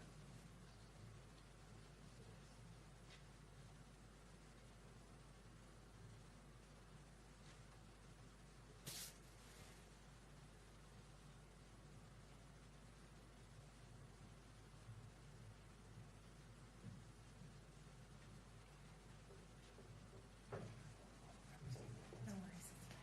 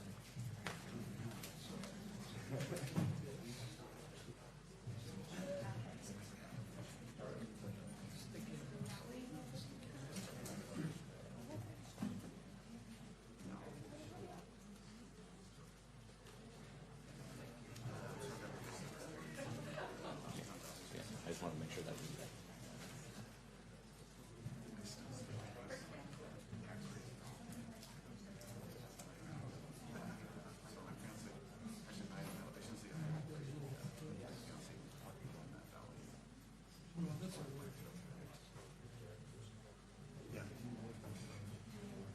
sorry.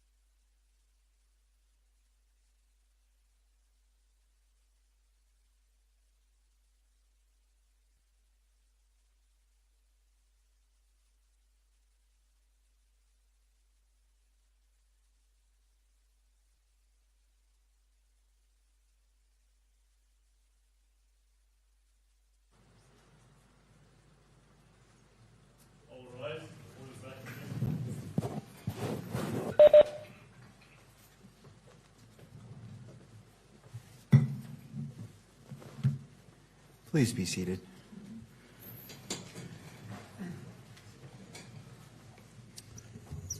Court is back in session.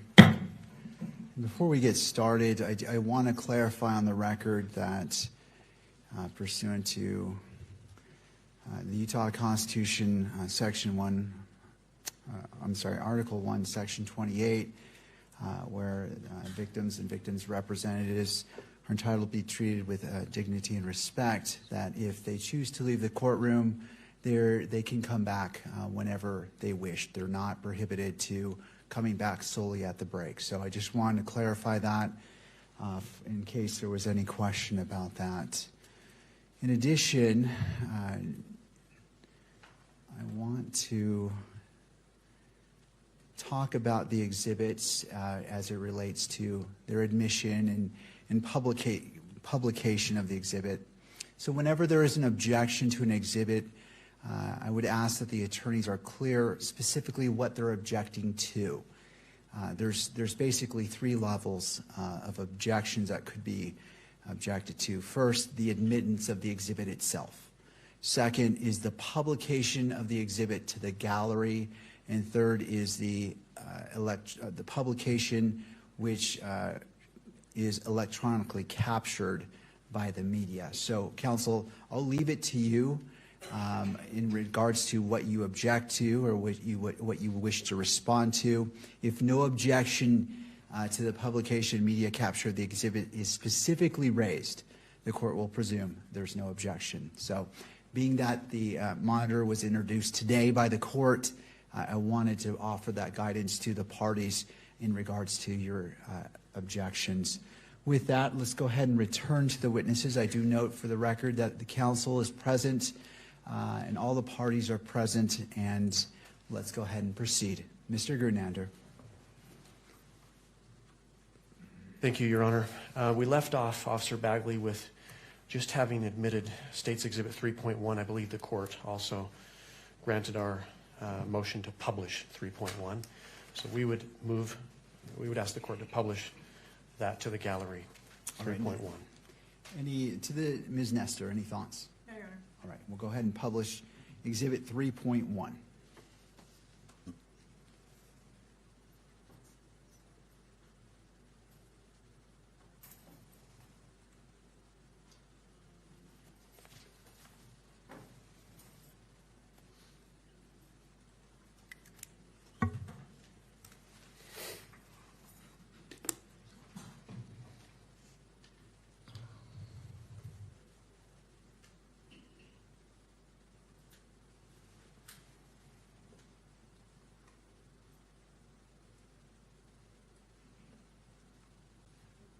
Looks like it's just taking a second to come up on the screen.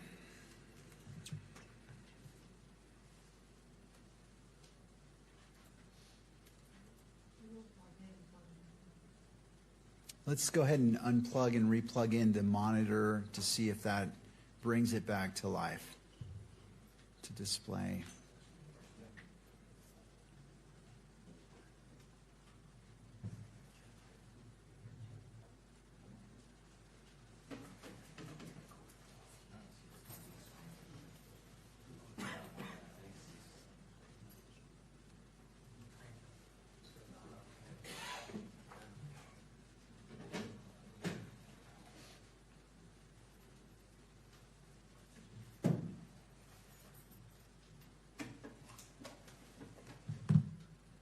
Looks like it's noticing a flicker on my screen here. Thumbs up. All right.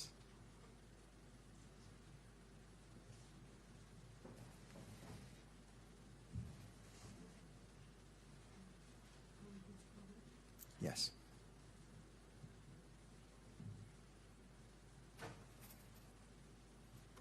All right. Mr. Grunander. Thank you, Judge. Officer Bagley, so you testified that this is the screwdriver as you saw it on September 10th, 2025, correct? Yes. I'm going to, and this was on top of which roof? The Low-C building. And in relationship to the entrance, the stairway, and when you hopped over the rail to get there, where was it located? About 10 or 15 feet in. Okay. If I could Your Honor, bring up State's Exhibit Number 2 that was previously admitted. All right. I would like to have Officer Bagley come down from the witness stand and point on that exhibit approximately where this screwdriver was located and describe it for the record. All right, you may step down, and if you have a microphone for him as well. I think there was one up there. Oh, here we go.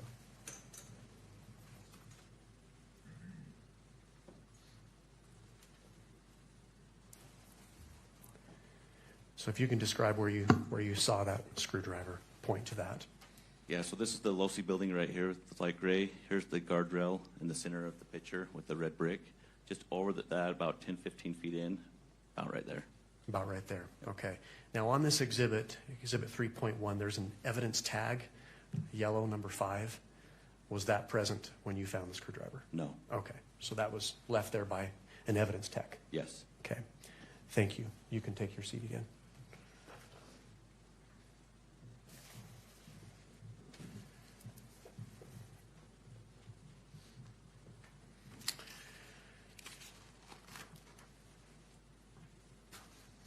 Officer, I'm going to direct your attention to your monitor again and have you look at State's Exhibit 3.2. And if you'll let me know when you see that. Okay, I see it. Okay. And can you tell us what that is? Yes, that's a picture of the top of the Losi building looking west. Okay. And how do you know that that is, in fact, the top of Losi Center, looking west? I can see the landmarks of several buildings, that the Fugel building's on the top left of it. You've got on the right is a white roof, which is the Sorensen building on the right side of the picture. This is also the gravel area on top of the Losi building. Okay. Can you see the courtyard from this exhibit? Yes, a little bit. What about the tent that was set up that Mr. Kirk was underneath? Yes. Okay. What about the Hall of Flags? Yes.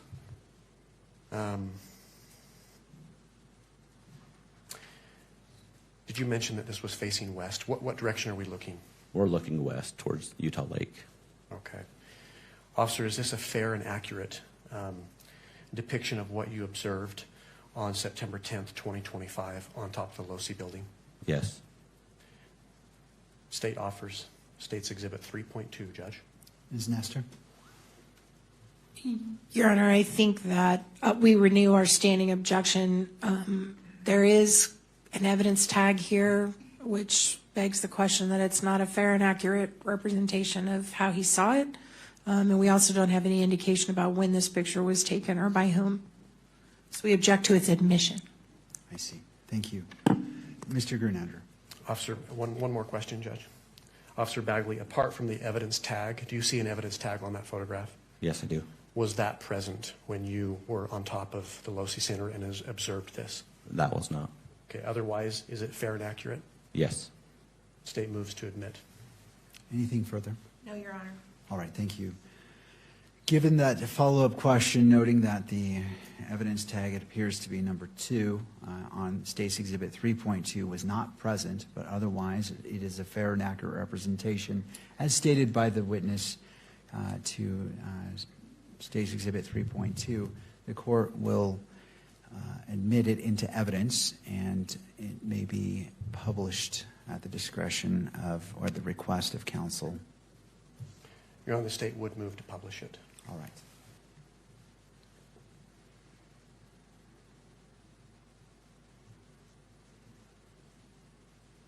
Officer Bagley, will you describe what it is that we're looking at here? Yes, on the top of the photo, you got the mountain range on the back. That's going to be looking west. You also have Utah Lake, which is towards the top of it. As you come down towards the center, on the top, you've got a pond, which is the ponds over at Utah Valley University. If you come down from that, from where the water meets that red brick part, more towards the center is the Hall of Flags. And just below that, where you can see the grass and the white tent, is where Charlie Kirk was sitting looking west, and we're on top of the Losi building. And is this depicting a particular corner of the Losi rooftop? Yes, it is. And this is the top rooftop? Yes. Is it the same level where we observed the atrium that's to the north? The atrium's up just a little bit higher. So this is at the top level of 4. Level 4, okay. And what area of the rooftop are we looking at here? You're looking As far on as the gravel? southwest side of the LoSI building. Southwest side, okay. Is there a line of sight down into the courtyard Yes, there is. in that area? Okay. What else do you observe on this exhibit that's significant to you, officer? There was some disturbance in the gravel right where, and around the area where in the area where the yellow marker is there was some disturbance that caught my eye there. Okay. And does this photograph do it justice? No. And how so? You can't really see the impression I saw the time of when I was up there on that day. I saw a distinct impression in the gravel, and this does not show that. Okay, so you could see more with the naked eye? Yes. Okay. I'm going to refer the witness to State's Exhibit 4 on your monitor there.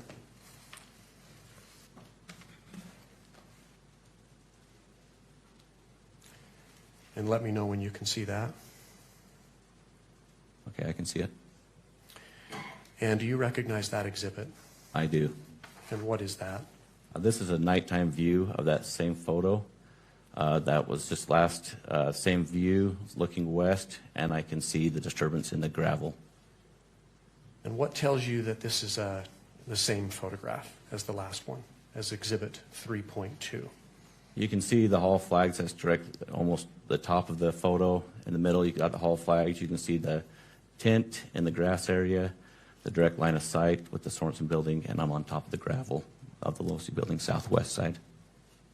Is there also an LDS temple that's depicted in that photograph? There is. It's going to be on the top left of the photo. It's lit up. Okay.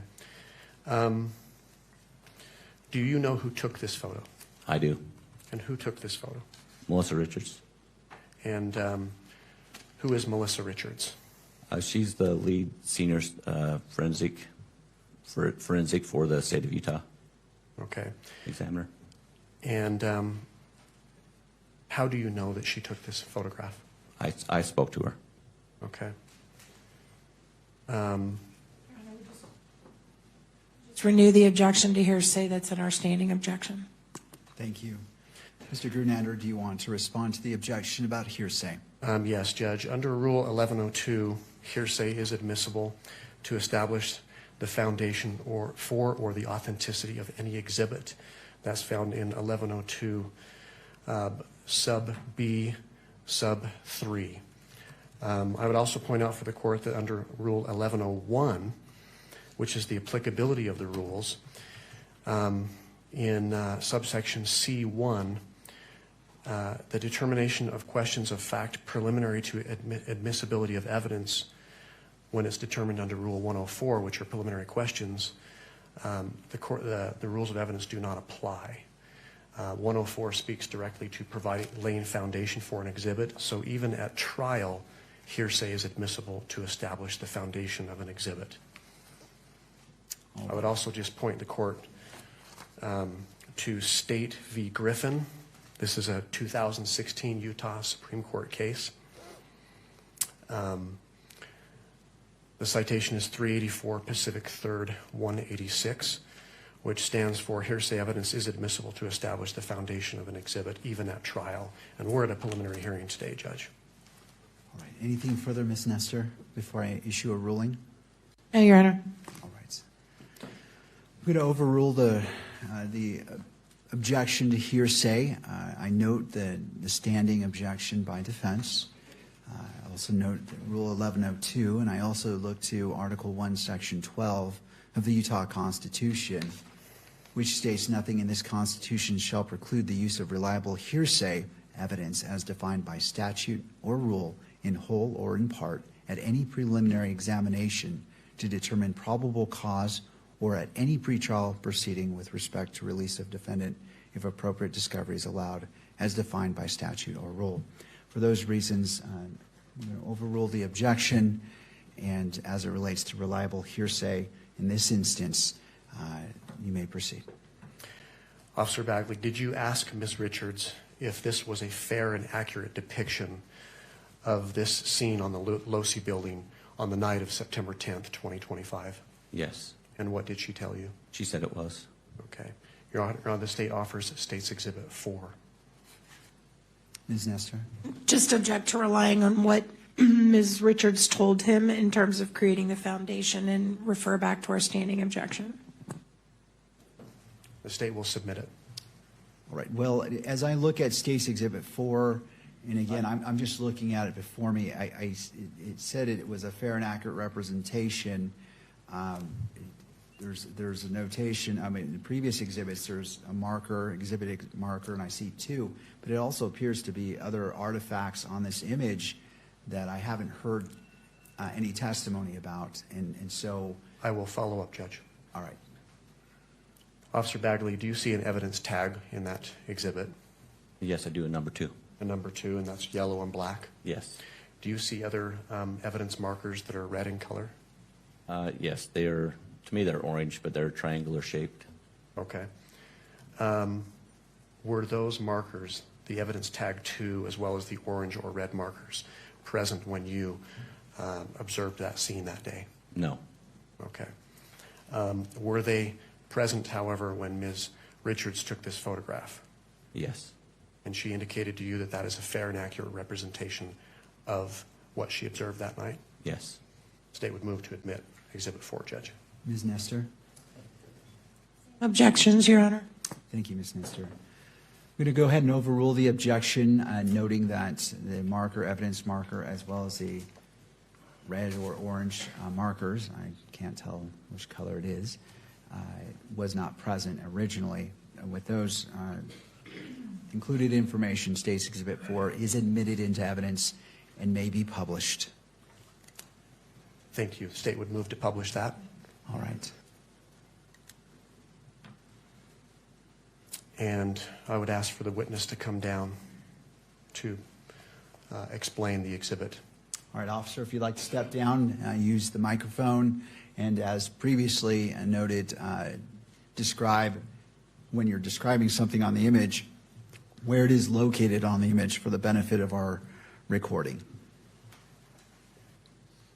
So, officer, will you describe for the court what it is that you're looking at? So what I'm looking at is, I'm on top of the Losi building, which is where the gravel is on towards the bottom center. I'm looking west towards the tent, which is in the upper center, that you got a white tent. You can see the grass down there in the amphitheater. You got the Hall of Flags, that's more towards the top center, and behind that you got I-15. But what I'm looking at is in the disturbance of the gravel is what I saw that day. Okay, and what can you describe for the record that disturbance? To me, when I got up there and I could see this disturbance in the gravel, to me it looks like a sniper pad, a person that has been laying in a prone position, and you've got markings of elbows, knees, and feet to where somebody was in the line of sight of where Charlie's tent was. Thank you. And if we could, again, take the, if we could publish State's Exhibit number 2.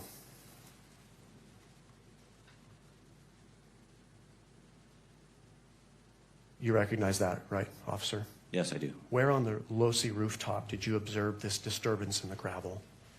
If you go to the Can you center point of the to that? picture, if you go to the center of the picture in the darker gray part of it, on the left side, so the south side of the Losi building, it would be right in the line of sight of the Charlie Kirk tent that's straight in front of it, Okay, or the southwest side of the roof.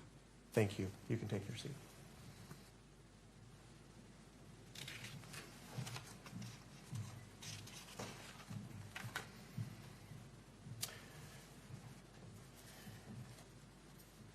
And finally, I would direct the witness's attention to State's Exhibit number 5 on the monitor.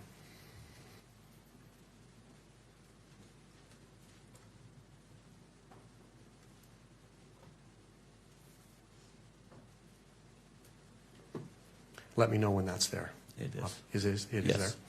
there. Do you recognize that exhibit? I do. And what is that? This is going to be a picture of the side profile of that last photo we looked at with some red or orange markers, and a number 2 with also a tape that's there on top of the Losi building. What was that tape that you said? There's a measuring tape, it looks like. Okay. Are you able to tell which direction the photographer was facing? Yes, And what direction is that? it's facing south. This is a nighttime photograph, correct? Yes, Do you know who took this picture? I do. And who took the picture? It was Melissa Richards. The same individual that you spoke about before? Yes, Did you ask her whether this is a fair and accurate depiction of what she observed that Yes. night? yes. What did she say? She said it was. With respect to what you observed that day, apart from the evidence tag, the yellow tag, as well as the orange or red markers, is this a fair and accurate depiction of what you observed? Yes. What's different about what you observed as far as what's on the photograph, the previous exhibit, compared to this? You can see more of the length of an individual. So you can see that more, there's 2 elbows, 2 knee areas, plus also towards the far right of the photo is also a marker where like somebody laid a gun down. Okay. It's like a prone position. Your Honor, pursuant to Rule 1102, as well as other authority that's been cited today, the state offers State's Exhibit 5 into evidence. Your Honor, we renew all the same objections we made to Exhibit 4. Thank you. Given the foundation that has been laid and that the witness has testified that this is a fair and accurate representation of the scene, noting the tape as well as the markers in that, State's Exhibit 5 is admitted into evidence and may be published. State moves to publish Exhibit 5, Judge. All right.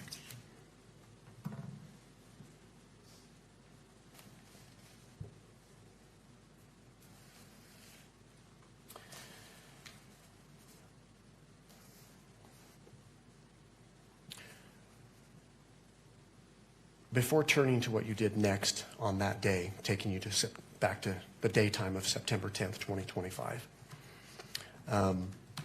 did you secure the rooftop of the Losi building that day? Yes, I did. And how did you do that? I put yellow police crime scene tape around the portion where, so nobody else would disturb that area. And when you say that area, what areas are you talking about? I'm talking about the roof where it was the southwest side of the roof where I found the disturbed gravel, where it looked like somebody had been proned out in the line of sight of the tent. So right there. Did you secure the area as far as any of the entrance area up onto the rooftop with police tape? Yes, so then where that natural guardrail is, that was the other barrier where they were advised not to go any further from there other than police officers. Okay. If we could go back to State's Exhibit number 2.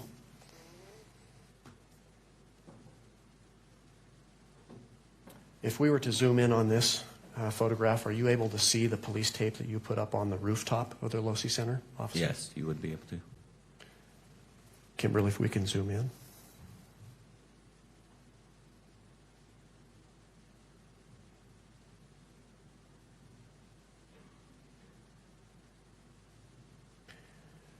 Officer, I'm going to have you come down and describe for the court where you put that police tape up to secure that scene, the rooftop area. On the southwest corner of the rooftop.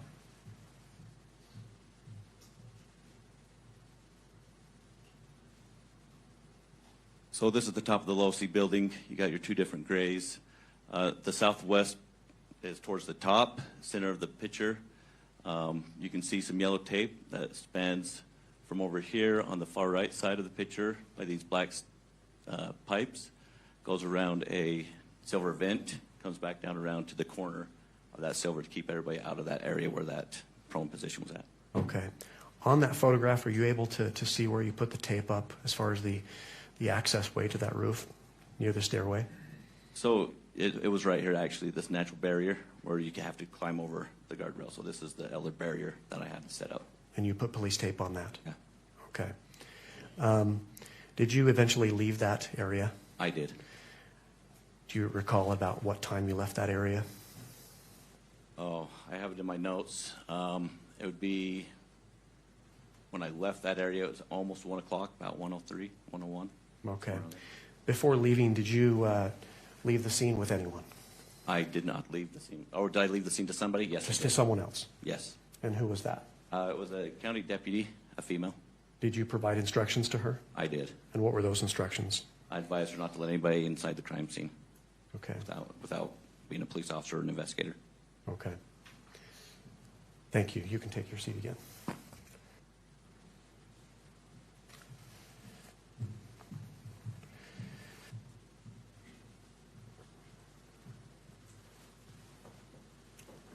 Officer, upon seeing this disturbance in the gravel, you've described what it looked like to you. Yes. Someone lying down in a prone position, correct? Yes. What did you do next?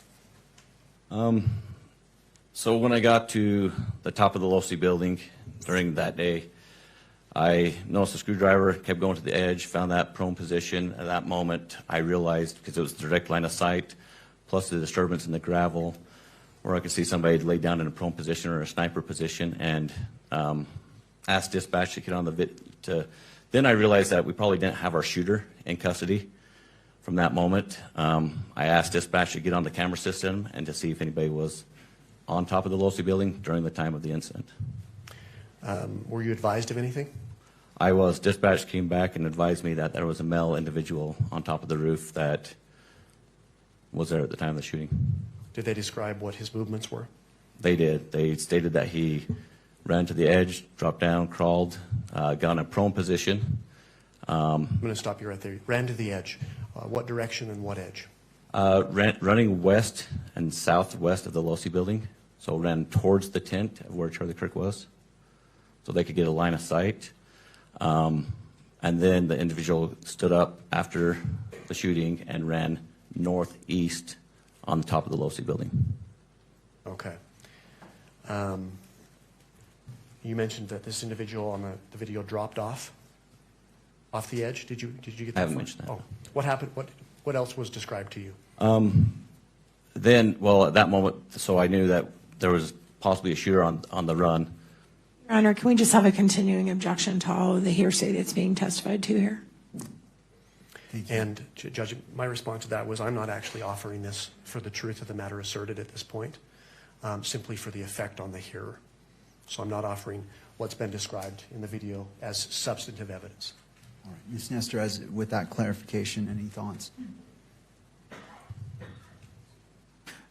I'll just stand on the objection. I don't think, I mean, he's clearly offering it for the truth because he's asking him to describe the route of the individual, and it's based on what other people told him. So if he wants to circle back to it after he's put the video in, I mean, we could do that. But right now, I still think it's inappropriate hearsay, Your Honor. All right. Anything further, Mr. Greenander? I'll submit it to the court. All right, so as the magistrate, as this is not to a jury, it's to myself as a magistrate, I am not accepting that statement for the truth of the matter asserted, simply for what has been stated. So I'm specifically making that finding as I'm receiving this evidence, and I'm not accepting it for the truth of the matter asserted, only as represented by Mr. Grunander. And with that, the objection is overruled. Mr. Grunander, you may proceed. Thank you, Judge. So you mentioned you were provided with information that an individual was running north on the Losi rooftop, correct? Yes. What else was described to you? At that moment, I knew I had responding units coming into the scene. I advised other officers that I needed the Losi building secured, searched, because I didn't know exactly what way, other than he ran north. That moment, I went down to the police department, which is just down the stairwell, and looked at the video myself. And Where is the police department located? it's in the Gunther Trade Building, just directly to the south of the Losi building. Okay. So where I described those outside stairs, the building to the left of that or south would be the Gunther Trade Building. Okay. On what level is the police department? It's level 3. Level 3. Okay. Upon arriving at the police department, what did you do next then? I then look at the footage to verify for myself exactly what expired on that moment, where I could see an individual run to the edge, get up, and then run off, and then drop off the northeast side of the building, of the Losi building. Okay. Having viewed that, what did you do next? At that moment, I realized I had more crimes, a bigger crime scene that I needed to contain and preserve for evidence. At that moment, I went and grabbed some more crime scene tape, and I responded to the northeast side of the building and secured an area where I saw impressions of the shoe print inside the grass, and also up above on that northeast side of the building, I could see on the cement where someone had scuffed there and then dropped down to the shoe imprint and then finished going northeast. Okay. If I can take the witness back to State's Exhibit 2.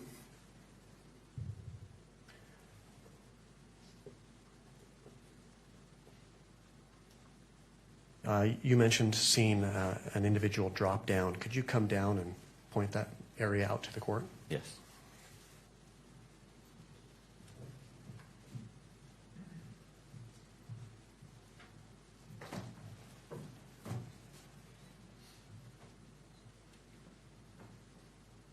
Okay, this is the Losi building again on the top right center of the photo. Southwest side is where the individual was laying down prone in the line of sight, came behind the aquarium or atrium, came behind that on the west side of it, came up to the north side of the Losi building on the east, on this white square piece on the far right of the picture. And then he dropped off on the east side of the Losi building into the grass down here below. So the northeast corner. Yes, northeast corner. You mentioned you observed something on the grass. I did. I saw a shoe imprint that was embedded pretty deep right there next to where he dropped off. And this is all footage that you personally observed on the Yes. surveillance video? Yes. Okay. When you got to the scene, describe in as best detail as you can what you saw on the grass then. So when I got to the scene, I could see that there was a shoe imprint there. When I looked up onto the cement from the roof, I could see some scratching or rub marks from the top of the roof. That was not there, so I could see that looked abnormal. I then decided to put crime scene tape around the whole area in case there was more evidence that needed to be preserved. On that exhibit number 2, do you see where you placed the crime scene tape? Yes, I do. And where is that? Can you describe that to the court? It's going to be on the far right in the center of the picture. You can see the yellow tape. I came around trees, came up further out of pictures, some more trees. I came down all the way down to the back side of the LDS Institute building where there's a sidewalk to block everybody out of coming up that way. Okay. Did you at one point leave the scene? I did. Did you release the scene to anyone? Yes, I did. And who was that? There was 2 Payson police officers that were standing there. Okay. Were they in uniform? They were. Did you provide them with any instructions? I advised them not to let anybody inside the crime scene other than law enforcement or investigators. Okay. You can take your seat again, Officer Bagley.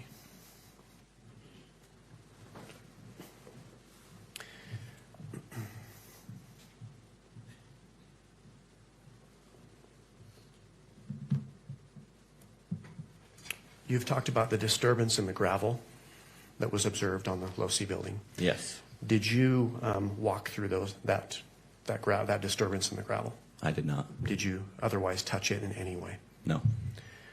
With respect to the shoe print that you observed on the grass on the northeast lawn area below the Losi building, did you walk through that? I did not. Did you otherwise disturb that? No.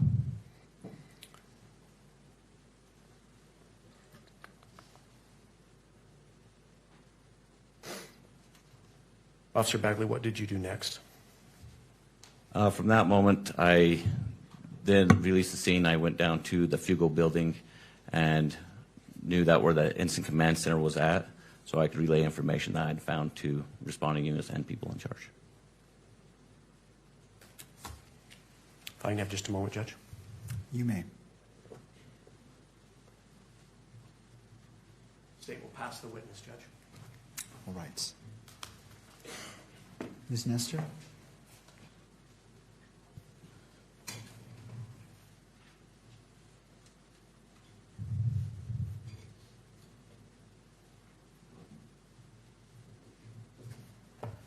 Ms. Nestor, before you begin, what time would you like to break for lunch?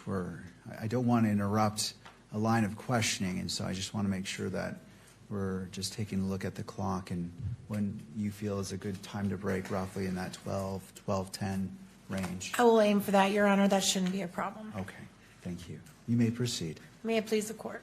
Yes. Good afternoon, or morning still. Morning. Officer Bagley. My name is Kathy Nestor. I'm one of the attorneys representing Mr. Robinson today, and I do have some questions for you. Okay. So you mentioned that you checked in around 11 a.m. on the day of the shooting. Is that right? Yes. Did you know in advance there was going to be this event on campus? I did. I signed up for an overtime shift, so yes. For You the special signed- event, I signed up for the overtime shift. Got it. And so, did you attend any type of debrief or briefing or meeting to prepare for the security of this event? I did not, because that morning when I got there, we had individuals on top of the Hall of Flags. So when I walked in, I just checked on, was going to get my uniform on. The chief, Long, got a text or an email or phone call stating that there's people on top of the Hall of Flags throwing stuff down to the tent. Therefore, he sent the 2 officers that were on duty down to secure the area. I got dressed and then came back and then went to the Hall of Flags to secure that area. So, you never attended any kind of, I'll just use the word debrief or meeting to talk about what the officers on scene were going to do that day to keep everybody safe? No, not that morning. Do you know if there was such a meeting? I don't know, because when I got there, it was starting to, people were throwing stuff down on the tent. And do you know how many UVU officers you guys employ normally? Employee, there was 15. And do you know how many were assigned to cover that event that day? That were assigned to cover it. There was 6 of us that were, there was patrol 1 and then 5 others that were there with the chief. Did you all have an idea there were going to be thousands and thousands of people there? Or was that a surprise to you? Had an idea. And you only had 5 officers? 6, yes. 6, I'm sorry, I'm counting you, I was Yes. thinking. And of those 6 officers, are you all armed? Do you carry weapons? Yes. What type of weapons do you carry? Glock, pistols. And was there any use on campus of, I think they're called magnetometers, but the machines you walk through at TSA in the airport where it checks to see if you're carrying anything metal, what we all had to go through to get in the courtroom. Were there any machines like that set up or being used on campus that day? No. And as far as you know, were there any drones that were flying above campus that day? Not that I know of.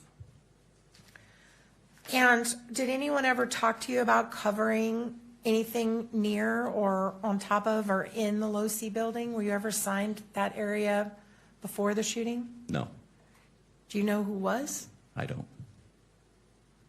And when you got up to the roof that afternoon, was anybody around that was law enforcement?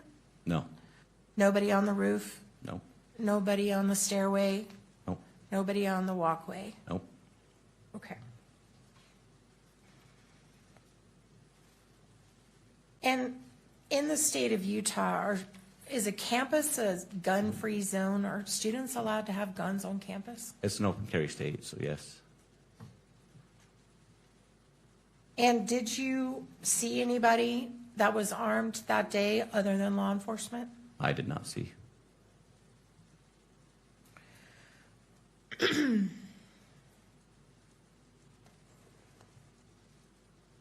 Were you aware of whether Mr. Kirk had his own security team present there with him? Yes. Did you communicate with any of those people? I saw one individual that was on top of the Hall of Flags right next to me, yes. Okay, and that was before the shooting? Yes, and then I saw several down in the crowds and down by him, yes. And were you aware of whether that person was armed either? I was aware he was armed. Okay. Was there any other law enforcement agency besides Mr. Kirk's private security team and your 6 officers, including you, that were covering that event that day? In other words, did you have any Provo police or Orem police or anyone that you knew of or federal agencies? I don't know. You never saw any that day? No, not until the response came in. And you did mention, I think I heard you just a few minutes ago testify, you turned over the scene on the roof to a woman who was a deputy sheriff, right? Yes, And that you turned over the scene where the individual dropped off to, I believe you said, was it Orem Police? Payson. Payson Police, thank you. Those people weren't there till after the shooting, right? They were part of just a response of everybody in the area? Correct. Okay. Did you receive any type of briefing materials, written materials prior to the event that talked about who would be covering what or anything like that? No, not that morning. Like I said, it started getting hectic, so we were trying to get down there, secure the area, and push people away from the top of the tent.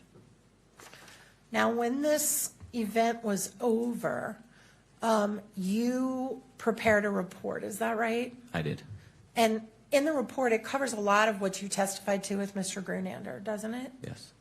And I think you said you attended, 600 hours of post-training? It's around 600 hours, yes. And I'm sure somewhere in that training, you were taught the importance of your police report Yes. and how it will be relied on years later to recreate events like it's being done right now. And so you know it's really important to be as accurate as possible in your report. Yep. Can we put up Bagley 1? Can we switch it over to the defense table, please? Thank you so much. And show it only to the witness. This is his police report. It's mine. You want a copy?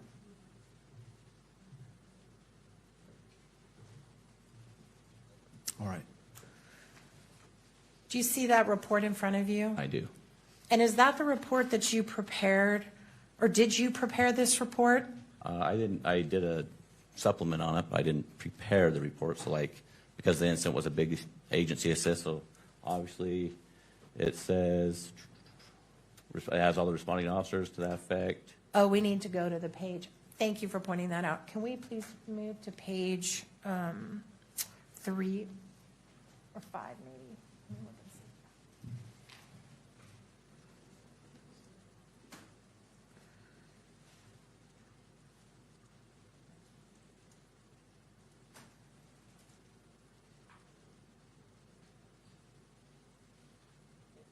All right, now, let me ask the question again. Sorry, you just had the cover sheet up. Is that your report? Yes, this is. All right, and did you prepare that? I did. When did you prepare this report? It looks like it was done the next day, either that day or the next day, because I wanted to make sure that I had it done where everything was fresh on my mind. And do you have a copy of it in front of you? I do, as a matter of fact. May I just step in and just make sure that it's the same one? May I approach, Your Honor? You may. Hope you're good.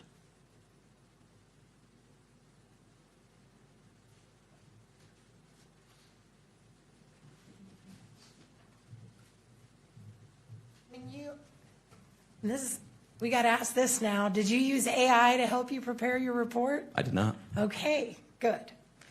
When you prepared your report, you referenced when you first heard the shot, don't you? Yes. And what is the time that you say that you heard the shot? 12:23. Right. And when you wrote that report, you did not state in your report the direction you heard that shot come from, did you? No, apparently not. And take your time and look at the whole report and see if there's anywhere in there where you ever mentioned that it came from the east or to your right.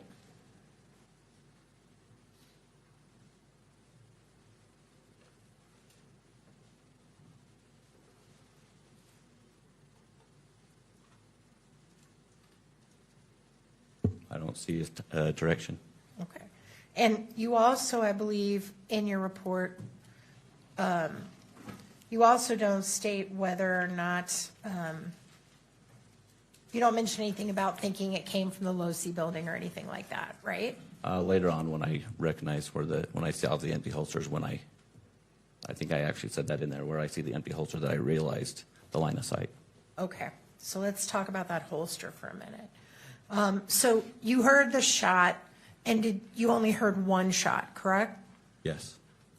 And then you came down from the walkway above the tent, right? Yes. And you came down to really the grassy area that we've all been looking at, the courtyard. Yes. And there was kind of chaos, people running around. Yep. Yes? And while you were down there, you saw what you said was an empty holster. Yeah, as I was clearing people out and making sure that the evidence was preserved, about towards the top, after a little bit, I saw an empty holster sitting there. And when you say towards the top, can you be specific and tell us where you were? So On the south side, in the courtyard, there's some tiers of seating where the grass is different levels, and was towards the top, maybe just right before the cement is where everybody's standing, so there's different levels, is towards the top on the grass. And when you saw the holster, can you describe to me what it looked like? An empty concealed holster For what type of for a weapon? pistol. Okay. And did it have any markings on it? I didn't even, no, not that I noticed. And what happened to that holster? I have no idea. Did you ever take custody of it? Nope, Did you ever tell anyone else to take custody of it? nope, You just left it on the grass? I did. Was it ever fingerprinted to your knowledge? I have no idea. Okay.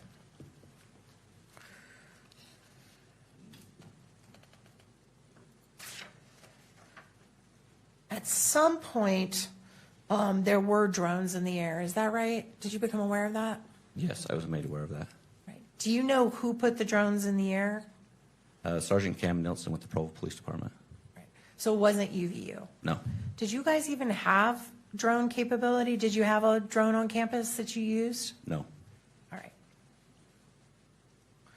So someone would have had to bring one after the shooting onto campus because you wouldn't have had one there. true.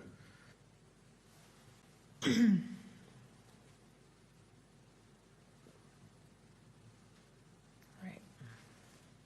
You mentioned that as you were coming down into the grassy area from the top above the tent, you come down the Hall of Flags, you come into the grassy area.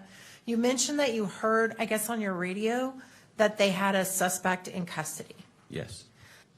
And so how long do you think between the shot being fired, did you hear that? I was in, like I said, trying to get down the stairs, jumping over people, trying not to step on people as people were fighting up. Within 30 seconds, maybe. Right, so they pretty much instantly had someone in custody. Yes, and that's why I was quite surprised. Were you aware of where the person was taken into custody? Right down by where Charlie Kirk was sitting by his tent, somewhere down there. So in the courtyard area, the person would have been in the courtyard area at the time of the shooting. Yes. Was that person in or near or around the holster in any way? No. You don't know? No, what he wasn't. Where the you holster was up on the top level up there, and it was where when the incident happened, when Charlie got shot. Within seconds, the other officer that was down by him said that he was in custody with a prisoner of the shooter. So they had been So within right there. you didn't, at that time, it was your understanding the person they took into custody was close by Mr. Kirk, is that right? Yep. But it didn't occur to you that, well, that's not where I heard the shot come from. They must have the wrong person. I should talk to somebody. During the chaos moment, no. They said they had a person in custody. I figured those guys saw something I didn't see. They took the person in custody, and I thought that was him. Okay.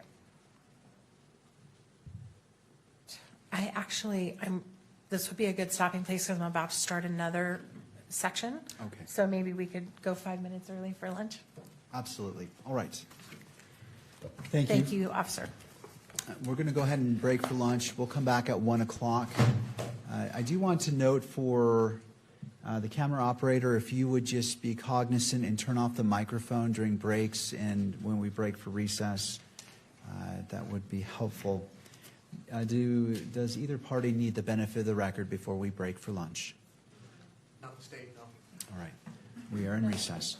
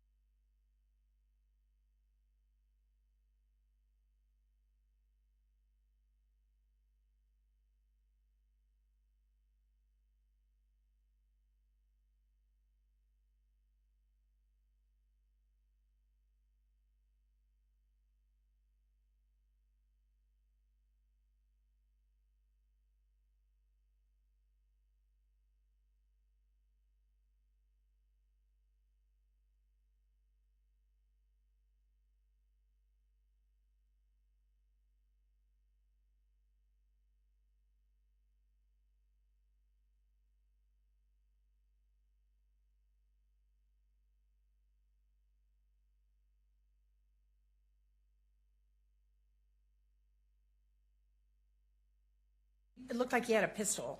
Yes. Is that right? A handgun, yes. Or a handgun. Yeah. And so the two of you go to the Losi building. Yes. When you reviewed the videotape at the police department later, did you check to see if anyone had been on the Losi building after the shooting, after this individual had jumped off that you've already talked about? Was there anybody else on the roof? Did you check and see in that gap of time? In that gap of time, no. So once I put up the barrier, I only walked up to about that point, then I went down and reviewed the video from that moment on. So are you able to say for one way or the other if anyone else had been on that roof in between when the person jumped off the building and when you came on the roof? Are you able to say one way or the other? There was people up there looking for an individual that ran that way, because when I first got told the individual ran heading north, that we didn't know where the shooter was, so we started climbing up and looking, clearing the building. And it wasn't until I went to the PD and actually saw him jump off of the building that I knew he was off the building.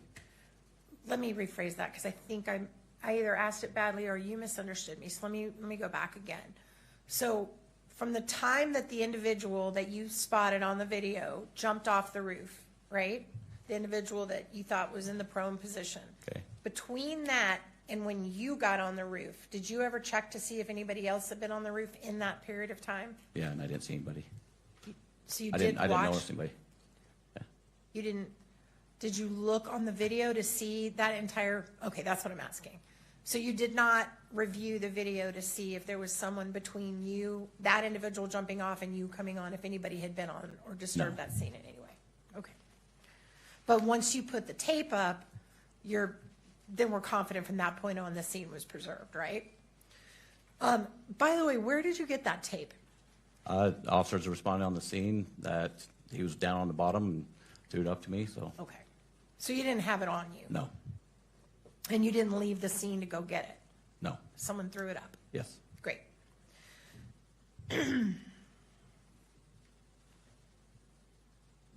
All right. While you were on the roof, did you encounter any spent casings?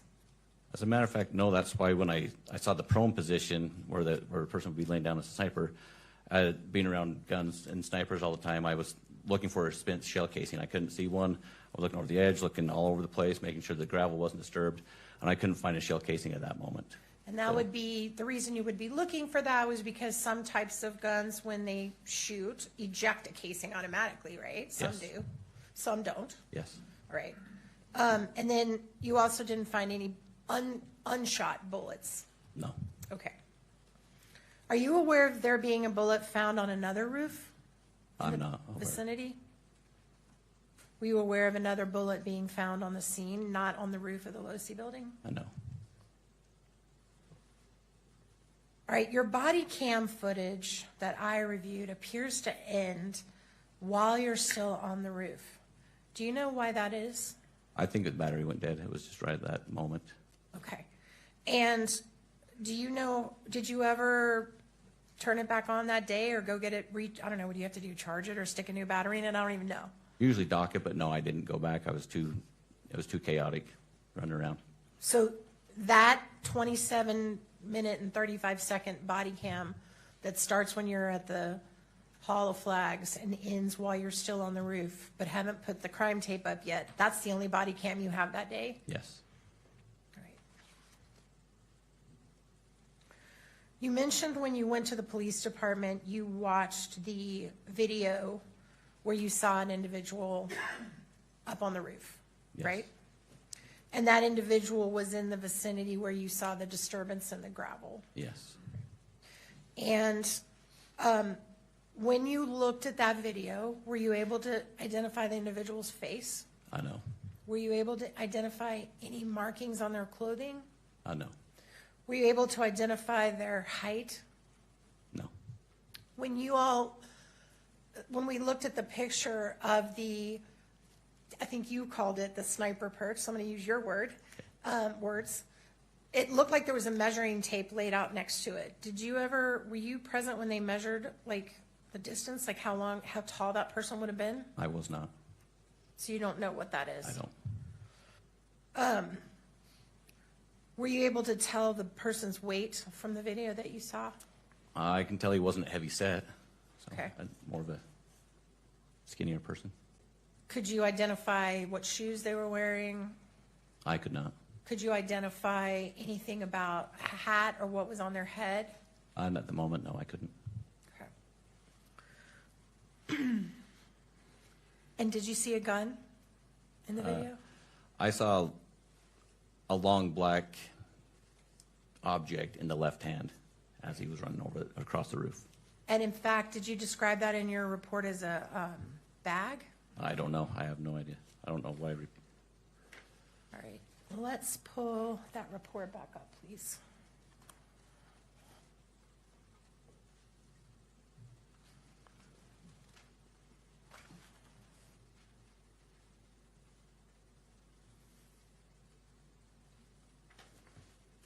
Oh, never mind. I don't think you mentioned what you saw. So in your report, let's pull that back up, please, page 5 on the Bagley 1. So looking at the second page, you're actually going to have to go to page 6, I think. You talk about what you saw in the video where they jumped off the roof. And again, I'm going to remind you of our conversation we had before about you understand how important these reports are. Yep. And do you mention anywhere in this report that you saw a gun? I did not. I just had an object. Did you mention that you saw that object? Is that on here? Nope. Okay, so you left that out. Now have you looked at that over and over again? The video? No, Yeah. I've only seen it twice. Oh, really? Yep. When's the last time you saw it? It's been months. Okay. The last time you saw it, were you able to tell what that object was in his hand? Yes. Now- Well, not tell what it is. I could see there's an object in that left hand, yes. And could you, knowing what you know about the case today, do you have an idea about what that object was? It looks like a rifle or something to that effect, a long object. It looks like a rifle? Like a long object, like skinny and long. You can see it's like almost like it's covered over something.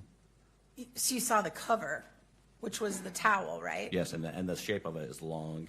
Okay. You know. So you can see a towel, but you can't see an actual I don't know if it gun. was a towel or a blanket. I don't know what it was. But you can't see an actual gun? No, video. like an object, like a form of a gun, like a long object. Okay.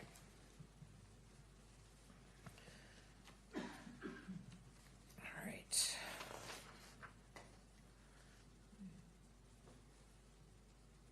At the end of that day, what time did you leave the campus? It was probably like 9 o'clock that night, maybe, somewhere around there. And did you come back the next morning and work some more? I came back the next morning, yes. And you worked all day the next day? On and off. When you left at 9 p.m., did you or anyone else know who the shooter was on that day? No, not that I know of.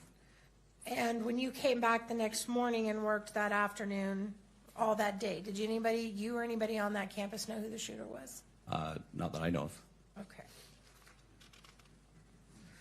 So nothing that you found that day or anyone else to your knowledge on campus was able to identify who the shooter was? That day, no. Right. Well, during the time I was there, no, that I knew of. I also want to talk to you about that giant picture that was showed to you. Do you know? Exhibit 35, I think. Yes, it's Exhibit 35. Do you know who took that picture, where it came from? I do not. Do you know how old it is? I have no idea. Okay.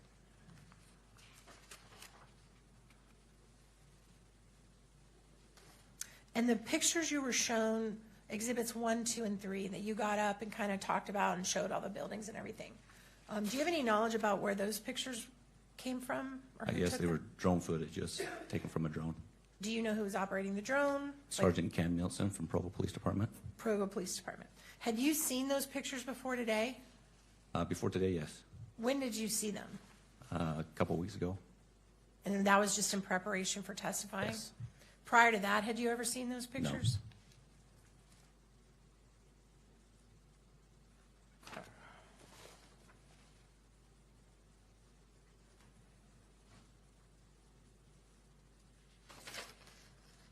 Can I have the court's indulgence for just a moment, Your Honor? You may, Ms. Just one Hester. moment.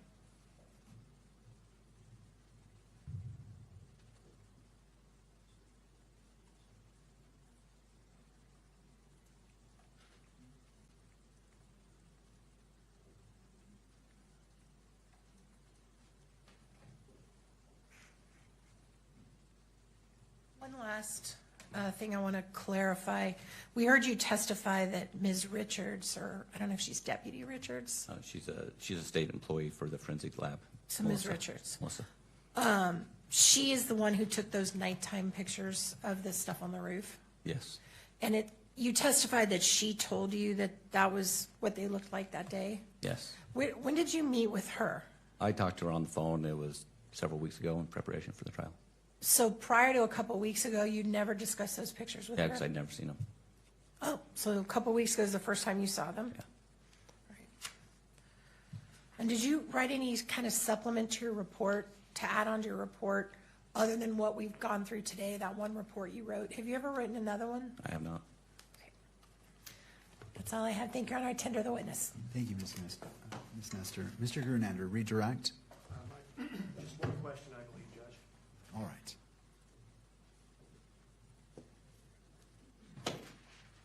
Officer Bagley, if we could pull up State's Exhibit 1. All right, let's do that.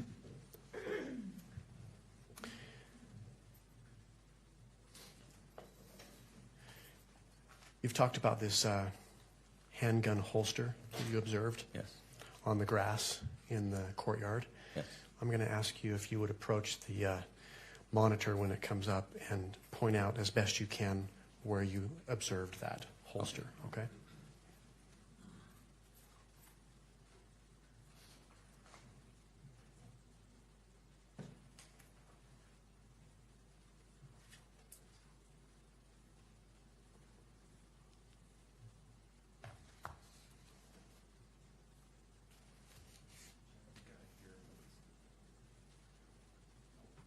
Oh, here we are.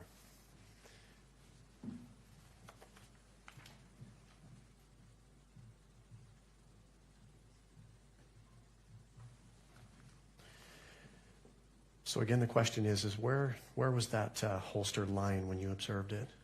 So again, this is the picture of the courtyard area facing north. On the south end down here, you got different tiers of grass. On this top tier back here in this area, which is more the center, bottom left of the photo. So it's going to be, the waterfall's on the left side, so more towards the top of it. On the south side by the Fugal building, that top tier of grass is about where it was at. In the middle area of that? Yes. By the Fugal building. Okay. And that's where I could see straight up where the line of sight was. Okay. Thank you. Nothing further, Judge. All right, may this witness be excused. Yes, Your Honor. Yes. Thank you. Thank you, officer.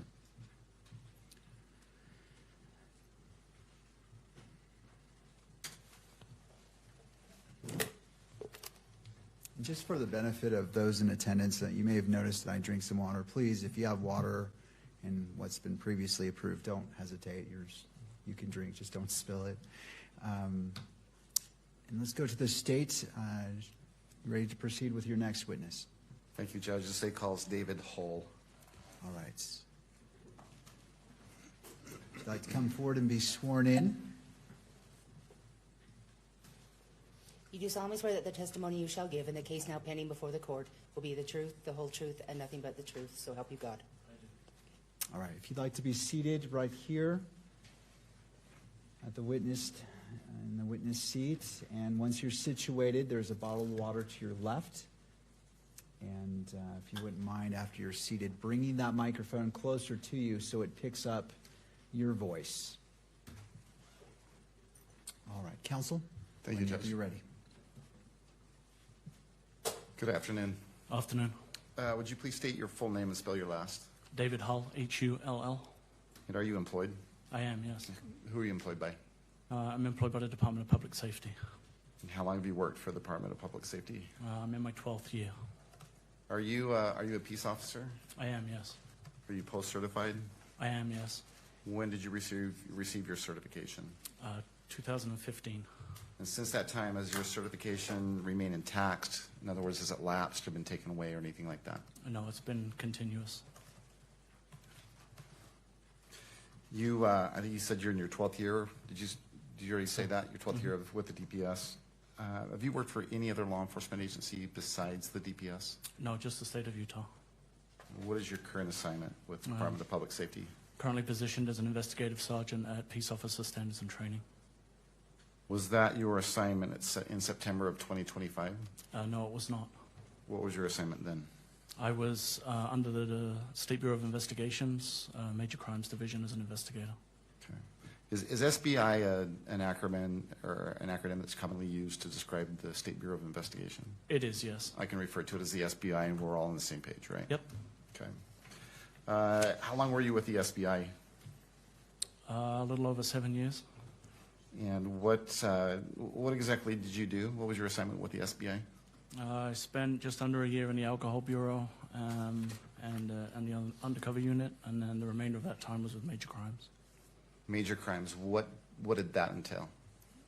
Predominantly investigating crimes that are considered to be major in nature. Predominantly violent crime, including homicide, sexual assault, in some cases fraud cases. Kind of covered a whole gambit of things, but predominantly violent crime. And throughout your career with the DPS, have you done any training related to murder investigations specifically?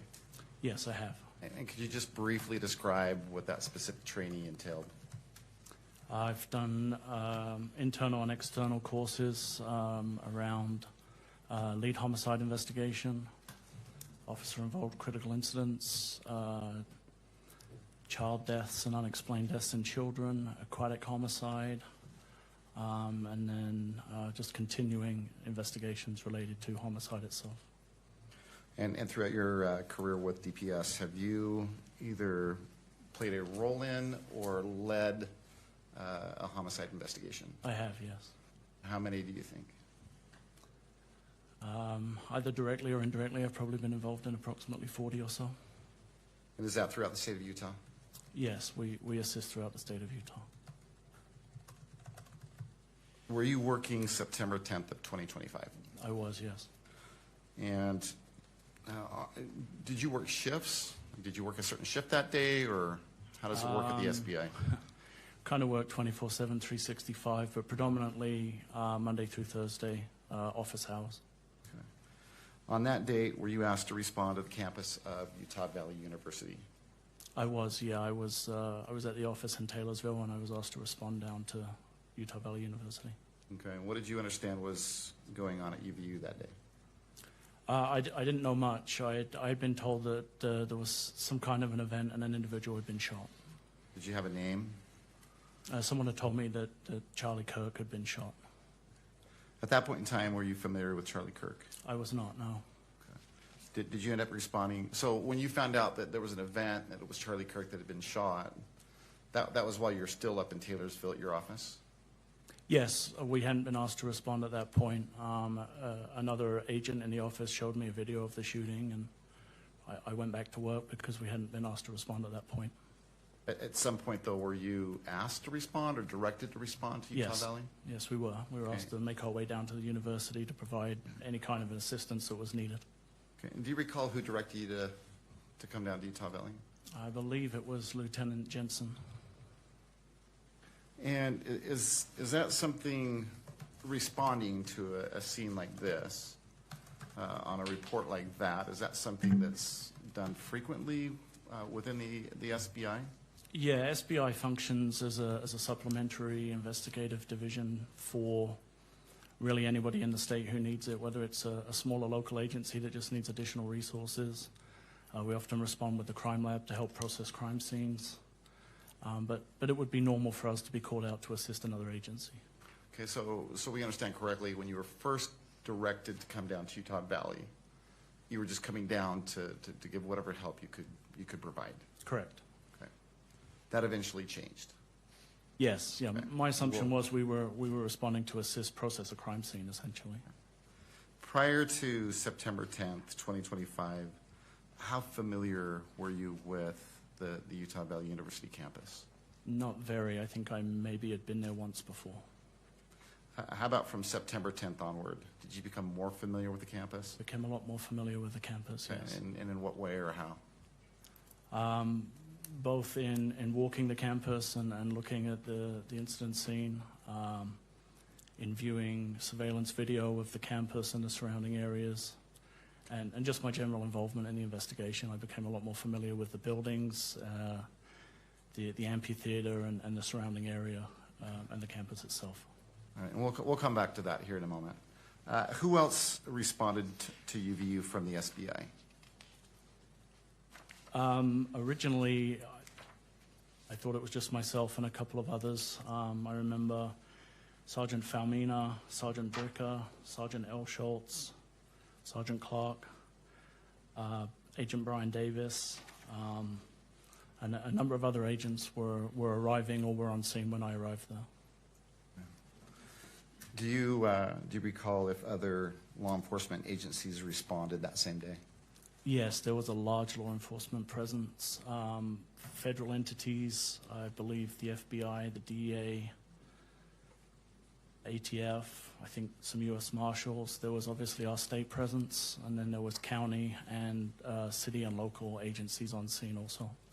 So had all these folks responded by the time you got here, or had they responded prior to, or? Some could have been on scene prior to, some were arriving while I was arriving, others arrived later. I know there were several forensic units from various entities, including the State Crime Lab and other agencies. And did you interact with all these different agencies? You personally? Throughout the course of the following few days, probably the majority of them, yes. I think you related that originally the SBI was directed to come down just to see if you could help. Is that fair to say? Yeah, that was all I knew when I left the office, was that go down and see what services, what can you do to help. And I asked you earlier if that role changed, and I believe you said it did. Mm-hmm. So let's talk about that. How did your role change from what you initially came down to do to whatever it evolved into? Having been on scene for a little while, there were some conversations and discussions that took place, and I was informed by my lieutenant that myself and Agent Davis would be taking lead on the investigation on behalf of the State Bureau of Investigations. So the SBI was going to be the lead investigative agency? Correct. And you were going to be the lead case agent? Yes, sir. Along with Agent Davis. Agent Davis. Yep. Okay. What does it mean to be the lead investigator or the lead case agent? It depends on the situation, but predominantly you're responsible for kind of directing the investigation, coordinating information that is coming in. Typically, scenes are fairly chaotic initially, so you're trying to process as much information as possible and make as much use of the available resources that you have. Kind of an organizational role would probably be a good way to describe it. Okay. So you played an active role in organizing? In coordination with the administrations of all of the agencies that were on scene, yeah, we were trying to coordinate efforts and get to pertinent information as quickly as possible. Do you recall whether assignments were made, at least with the SBI agents that responded with you? Yeah, we have a core group within major crimes that were assigned specific tasks. Okay. And do they include the agents that you mentioned just a minute ago? Yes, I believe so. So each one of those agents with the SBI were given a specific assignment? Yes, with the information we had, the agents were assigned to do specific things. And do you remember specifically what assignments were given to who? Yes, Sergeant Falmina was asked to coordinate with the State Crime Lab and the responding crime scene techs to manage and process any identified crime scenes. Sergeant Mark Bricker was put in touch with UVU's surveillance and operations team to start working through any available footage or information that we had that had been recorded. Mm-hmm. Sergeant Clark was tasked with the area canvas around the campus area, looking for information or any available information from the immediate area around campus. Sergeant L. Schultz was working with the SIAC and other administration to try and manage the flow of information that had started to occur. Okay. You said that initially when you showed up, things were a bit chaotic. Yes. Did that have something to do with all the different agencies that had responded? Yes, and I think initially there was still some uncertainty as to whether we were working with an active shooter or or an active crime scene. The campus is spread over a large area, and so getting that deemed to be safe is quite a process and involved a lot of people. Gotcha. Do you know if the campus was deemed safe eventually? Eventually, my understanding is the campus was locked down and secured, and we were able to start getting people in to start processing crime scenes and doing additional things. Okay. You said it sounds like that chaos eventually subsided. You got organized and assignments were made. What was the first thing that you did as lead investigator? It kind of became organized chaos, but we did have a plan, and our priority was determining whether we had an ability or a way to be able to identify who had been involved in the shooting. Okay. That was our primary focus at that time. Did that include collecting information that was becoming available? Yes, we were getting a large volume of information from the general public, phone tips, people sending videos. Analysts were scrolling through social media and social sites as people were posting information onto the internet. So there was a lot of information coming in, a lot of things that needed to be processed through and worked. Okay, were videos coming in? Yes, cell phone videos were coming in. If you imagine there's 3,000 people at an event and everybody has a cell phone, there was a lot of information that people were willing to share with us. Right. Do you know whether you or someone else with the SBI collected or received a video from an Amanda Wright? Yes, yeah, I know a cell phone video was collected from Amanda Wright. Okay. And do you know Or Amber who? Wright. I'm sorry? Amber Wright? Oh, I'm sorry, Amber. Well, you tell me, Amanda or Amber? Amber. Okay, I apologize for that wrong first name. Do you know who or how that video was collected? Yeah, I spoke with Miss Wright directly on the phone to arrange a time to go and collect that video. Unfortunately, she wasn't available that day, but Agent Davis was able to go meet with her directly and collect the video. Do you recall what date you actually spoke to Miss Wright? If I can refresh my recollection, Well- I specifically... Sure, let me ask you this before you do that. Yes, sir. So you have in front of you, what, your police report? I have some notes and a timeline from my Okay. investigation that was part of discovery. And referencing that timeline or those notes, will they help you recall the date that you called Miss Wright? They will, yes. Okay. Why don't you go ahead and refer to that? Don't read from it out loud. Just take a minute. Let me know when you've come across that information and once you've refreshed your memory. Your Honor, when he's done, may I take a look at the materials as well, please? You may. Ms. Wright was contacted on April 7th. Okay. Did you want? All right. Ms. Nestor, if you'd like to come forward, May you I may. approach, Your Honor?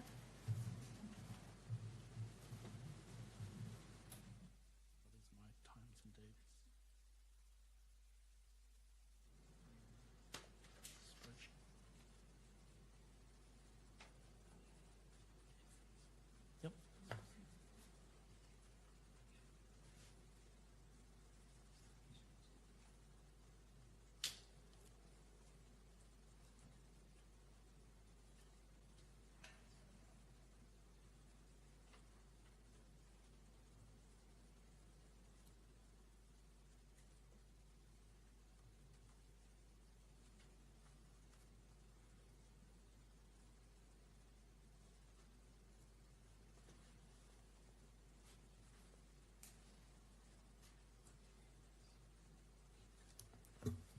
Mr. Sturgill, when you go back, if you wouldn't mind shifting the lectrum to my right. You're right. Yes, it just appears when the camera's focused on you, just the way it's positioned, you're in front of the witness, and Oh. we just want to make sure that. Yeah, it's only going to go that far, Judge. All right, Is that going to be far enough? I think that is sufficient. So, all right, thank you. I appreciate your Yeah, help I with did that. just check from the, are we still connected? Okay. All right, let's make sure that Mr. Sturgill is picked up. Okay. All right, you may proceed. Thank you. And if I could make So- if I could make a correction to that, I think. Well, let me ask you this first. So he needs to ask you a question. Okay. So, Mr. Sturgill. So you've had a moment to look at your Yes, notes? sir. Did that help you remember the date that you contacted Miss Wright? It did, yes. Okay. why don't you go ahead and tell us what date you contacted Ms. Wright? I contacted her, I think it was April 6th specifically, but Agent Davis met with her on April 7th. Okay. Well, that was going to be my next question. So you actually talked to her was it on the phone? It was, yes. And did you arrange a time for either you or Agent Davis to go get the video from Ms. Wright? Yes. Is that how it happened? Yes, And then you didn't go, it was Agent Davis that went? correct. Okay, gotcha. And what, if anything, has been done with that video in preparation for today? My understanding is that some edits were made by your office in order to protect some of the participants in the video. Okay. But what, let me ask you this. Did you or Agent Davis visit with Ms. Wright again?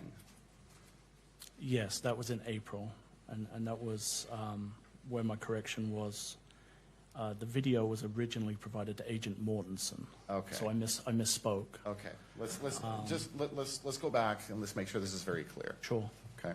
So someone with the SBI collected a video Yes.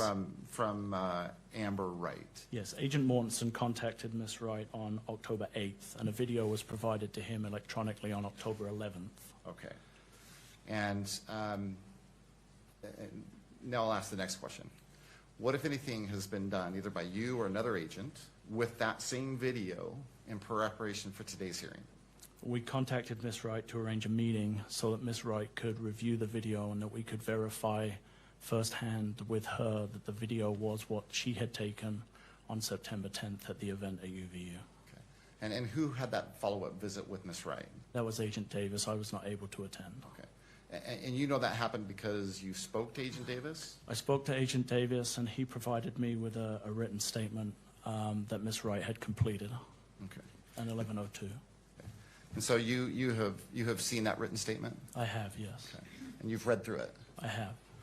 Does that, do you recall whether that statement was on a form or a piece of scratch paper? What do you recall? My recollection is that it was on an official, I believe, a State Bureau 1102 statement, which is a written form that is filled out by a witness that contains the 1102 warning. And by that, do you mean the advisory, the statement that's written on that piece of paper is going to be used at a preliminary hearing? Yes, It includes that advisory. yes. Does it also include a warning that if someone provides a false statement, in this case, Ms. Wright, that it could be punishable by a Class A misdemeanor? It does, yes. All right.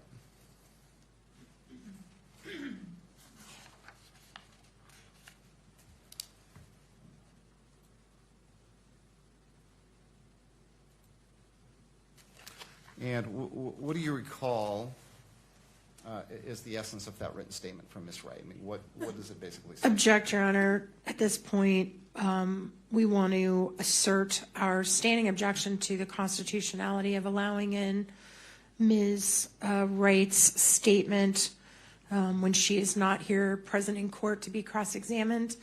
We did include those constitutional arguments in our standing objection.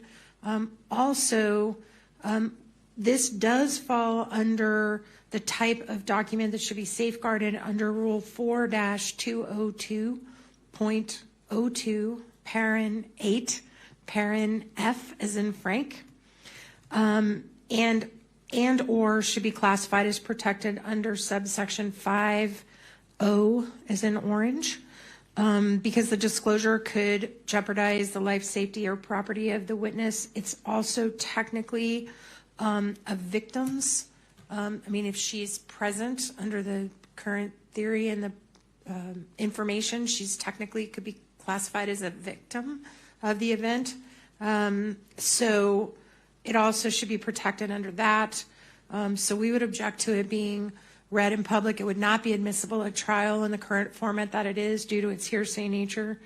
We do think it would negatively impact our client's right to a fair trial. And furthermore, I believe the witness herself has requested that, particularly because the video contains images of minor children, which I know the state has made an effort to redact, but nevertheless, the reference to the minors, I think, would still fall under the protection. And so for all those reasons, we would object to that coming out in public and being discussed in the public forum and being published in any way, and we object to it coming in.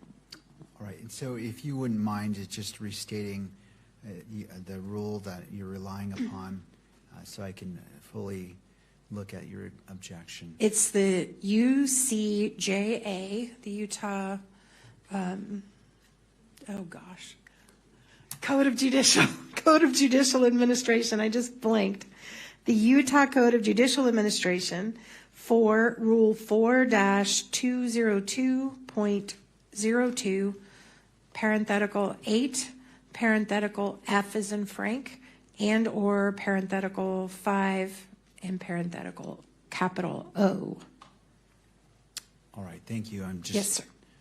getting there. I want to review this before I hear from Mr. Sturgill.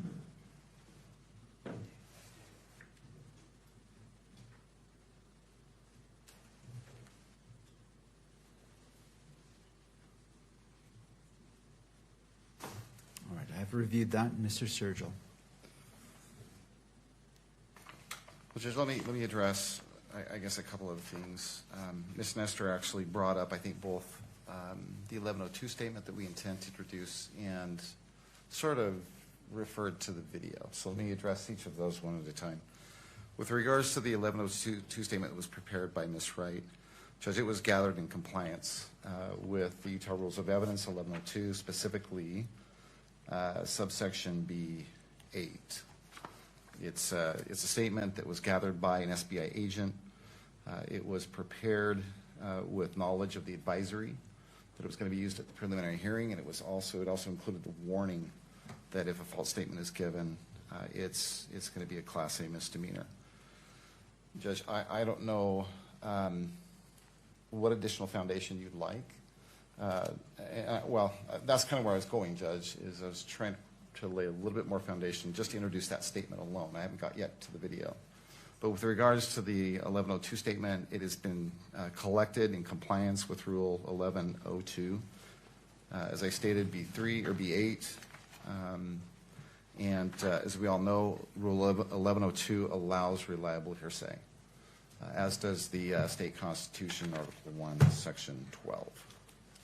So what exhibit will this be? I want to look at it not for the purposes of, as a magistrate, taking it into evidence, but see if it comports with Rule 1102 as stated, because I haven't seen it. Sure. And I haven't done the analysis to see if that objection is.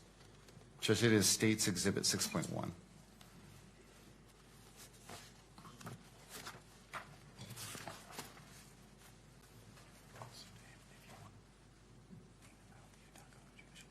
And Your Honor, just for the record, we just want to make a record too that it's difficult for the court to make a reliability finding when the individual is not here to be tested and cross-examined. And for those same reasons that we list in our standing objection, we just want to reiterate to the court that we think it really hampers you from making that reliability determination. Thank you. Anything further, Mr. Sturgill? Well, just that 1102 doesn't require that, Judge. It doesn't require that the witness be here to corroborate the statement that they've already prepared. All right.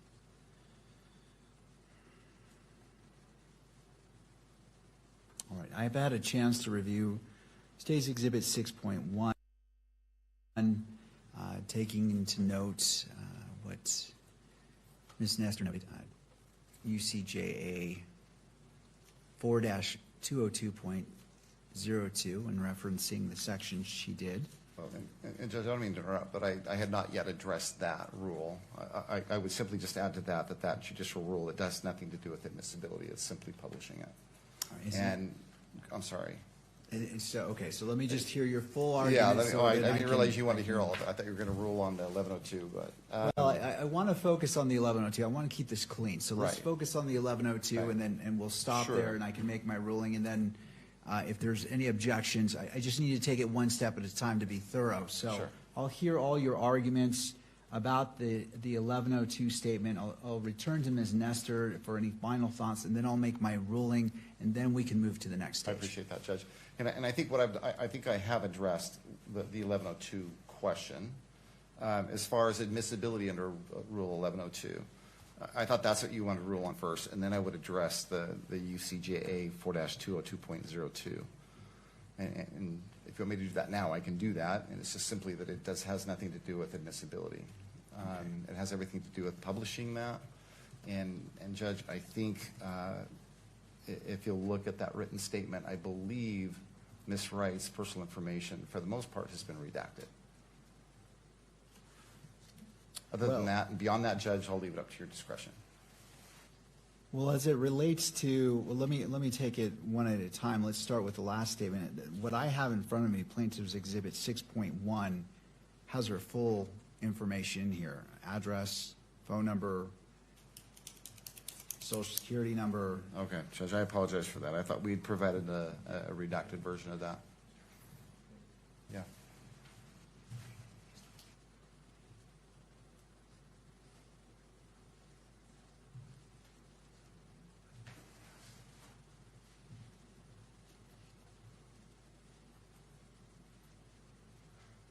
I think I've clarified what's going on here. I think we provided you with an unredacted version some time ago.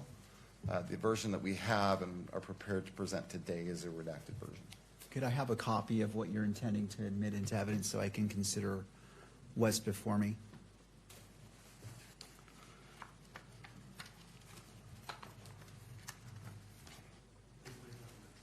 Yeah. Judge, we can bring it up electronically. We don't have a hard copy of that. All right, I want to make sure that's not coming on screen. It's just coming Yeah. on my screen to review it. All right. Okay, no, and that's fine. It's not, it's just from my, that I can look it on my screen because I'm trying to evaluate, so if you just want to put it back on my screen. All right, well, so what I'm doing is I'm looking at this, and just for clarity, moving forward, if there is a particular exhibit, I'll ask that you provide it instead of me relying upon here, just so there's no misunderstanding, and I can see exactly what is being moved into evidence. I don't want to assume, Right. and I want to do the proper analysis. All right. So And I appreciate that, Judge, and I apologize. I understood that we were presenting redacted copies today, and Okay. I think there's No, just been that's a little bit of a glitch, so I apologize for that, Judge. all right, and Ms. Nestor, I just want to make sure that you're looking at this exhibit as opposed to what I was just looking at in regards to your arguments. With this clarification in mind, any update to your argument or anything that you would like the court to consider?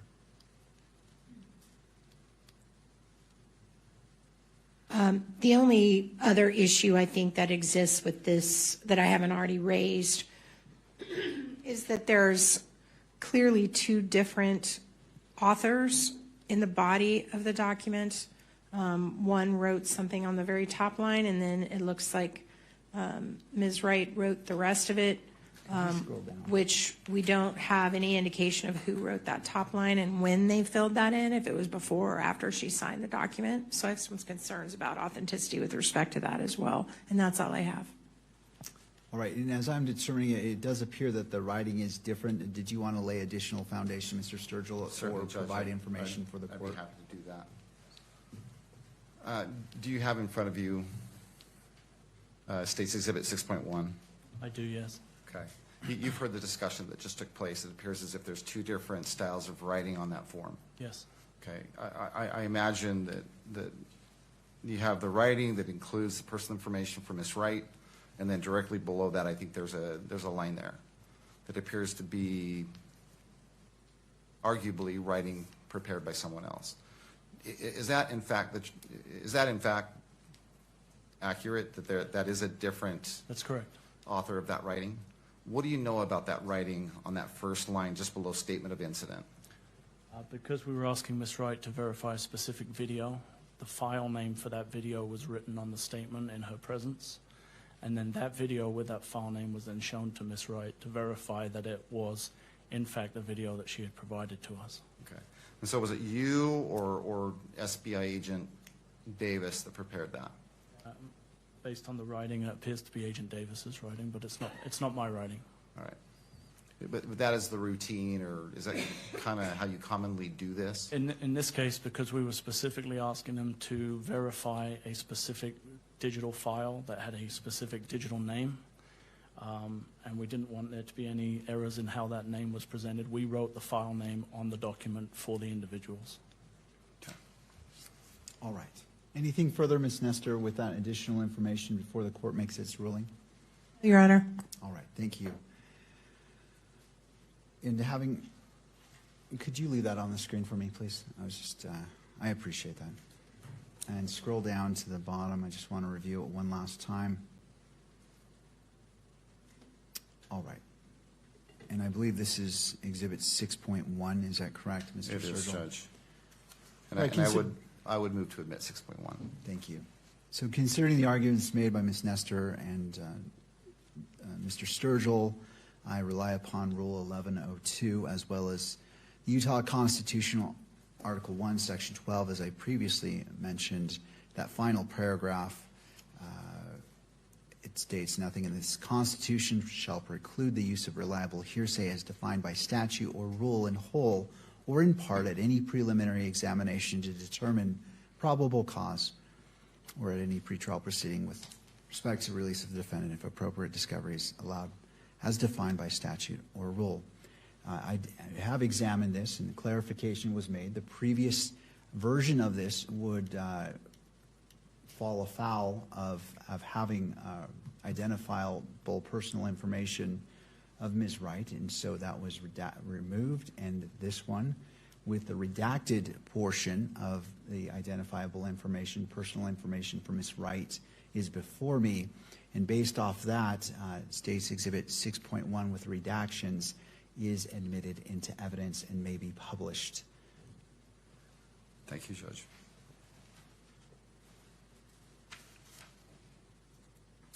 Agent Hold, that statement that was prepared by Ms. Wright, what does it state with regards to the video that you showed her that day, or I guess Agent Davis showed her that day?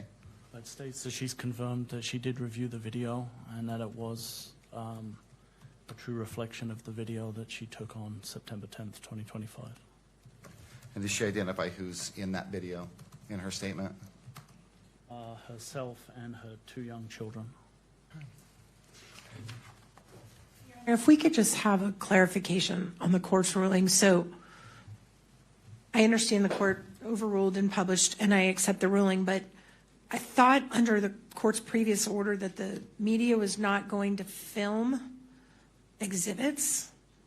And they are filming the ones that are on that screen. So I guess I just need to clarify that, Your Honor. I'm sorry. No, and I appreciate the clarification. It's important. What my ruling when we came back from break was if you're objecting specifically to the exhibit and then to the exhibit being published in the courtroom and then the exhibit being published which can be captured by media, if that's not specifically addressed, I am going to allow it. So I didn't hear a specific objection to that. So I appreciate you bringing that up, but that's how I'm looking at every single objection, just for clarity of the record. Thank you, Your Honor. So just to make sure I correct the record, we are objecting to the publication of this under the UCGA rules for the reasons I said, but I respect that you've ruled on that. And in the future, I guess we'll just make particularly clear we're objecting to publication because I do think anything that's getting on that screen is getting filmed. Okay. So thank you, Your Honor. Thank you, Ms. Nestor. And Mr. Sturgill, did you want to respond? I mean, it's the genie's a little bit out of the bottle on this particular issue, but any record you wish to make. Judge, we're simply going to seek to admit each one of these exhibits, and then we're going to leave it up to Your Honor's discretion whether to publish them beyond, well, to what extent you want to publish them. All right. Well, I would prefer argument on this issue from both sides. I don't. This is the burden of the state, so I don't want to exceed my lane by just assuming. So I'll leave it to you to make the argument what you're requesting.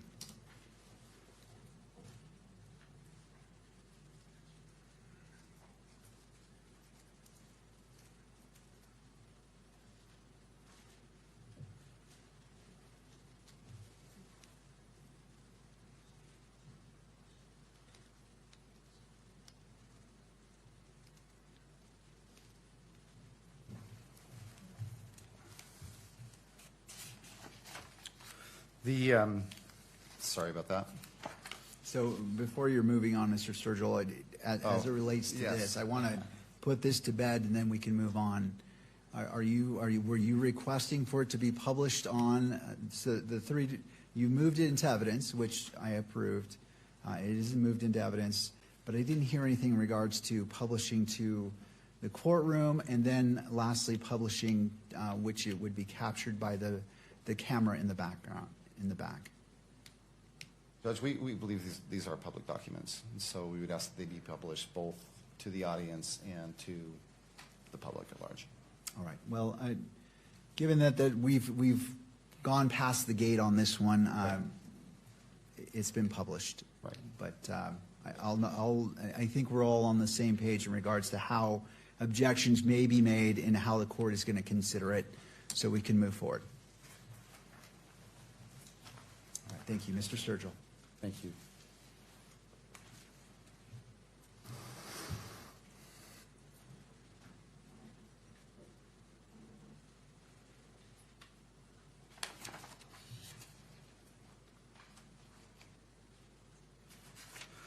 Have you personally watched Ms. Wright's video?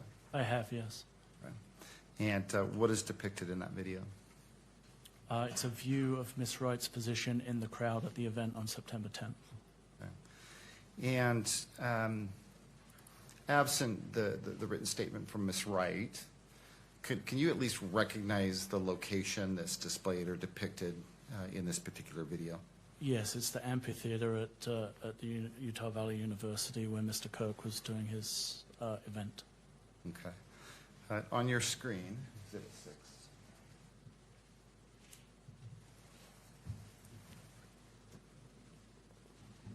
Do you see anything on your screen yet?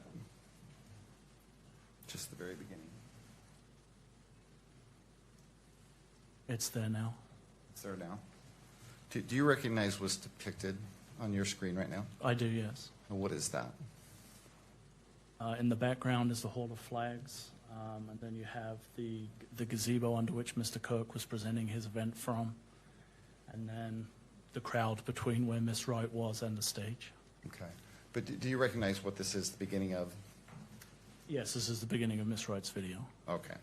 Judge, the state would move to admit what's been marked State's Exhibit 6.1. Oh, I'm sorry, 6. I apologize. And to what level?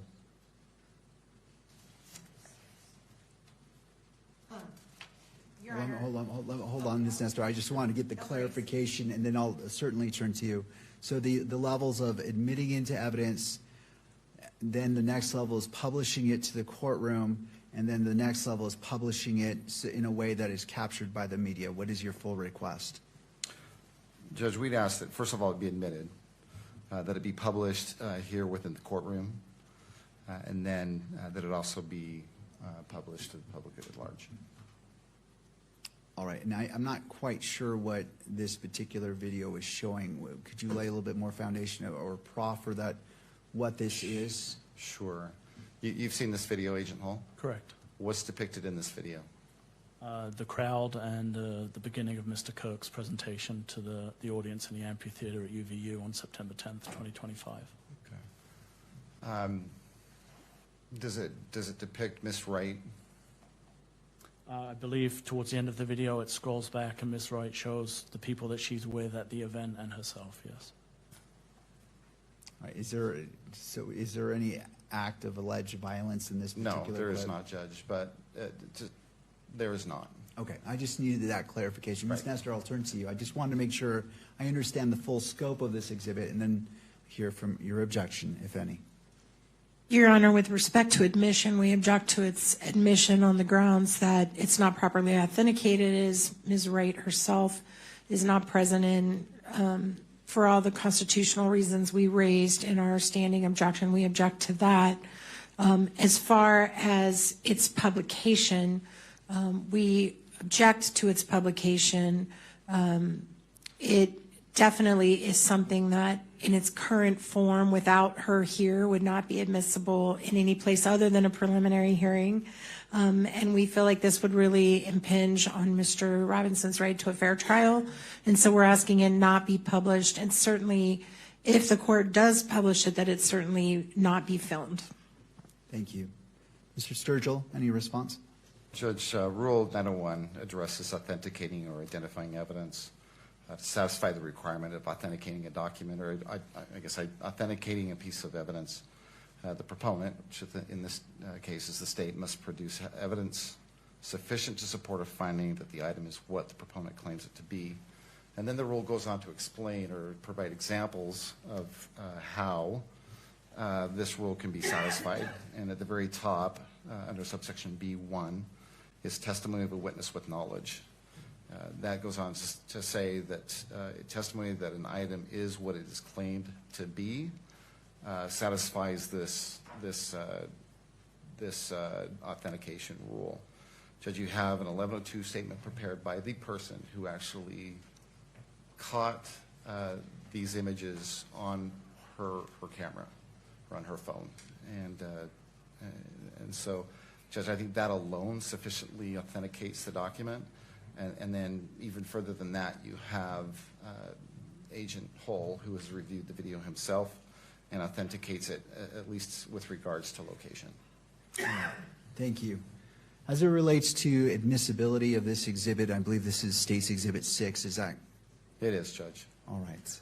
Mayor, I'm sorry to interrupt. Can I add one more thing just for the record? For purposes of publication question, under UCJA 4-202.02, parent 4, parent R is in Richard, photograph, film, or video of a crime victim are designated as private court records. And I do think that based on what the state has previously referenced, they are perceiving that everyone in the audience is a potential victim, and so we think it shouldn't be published under that rule. Thank you. Mr. Sturgill, on that final point. Judge, I appreciate that argument from Ms. Nestor. And we don't necessarily disagree, but to that end, to protect who we believe is a victims in this video, I believe their faces have been blurred out. Oh, I see. Ms. Nestor, have you? I think it's only the minor children whose faces are blurred out, not Ms. Wright, if I'm not mistaken, unless it's been subsequently altered. My recollection is they've all been blurred out. All right, I need to view this again, so let's just put it on my monitor. Again, I'm just trying to make sure that in order for make a ruling on this, I need to view it. So let's put it on my monitor, play it without any sound. Okay, my understanding is the prosecution has control of this exhibit, so what I'm asking is that the sound be turned off, if there is any, and just go ahead and play it, and it's only on, well, it's on all the parties' monitors, because I want you all to view it, because that can go directly to, as you've mentioned, Ms. Nestor, whether it's possibly admissible. So let's go ahead and play that.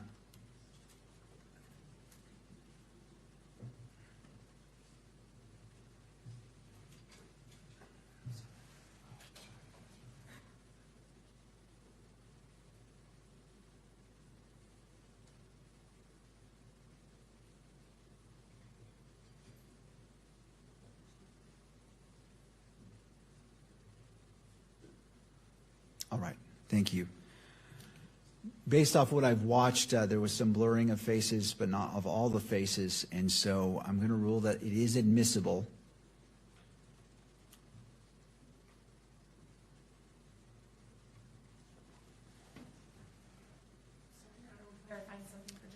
Sure, I'll wait until all parties are ready to proceed.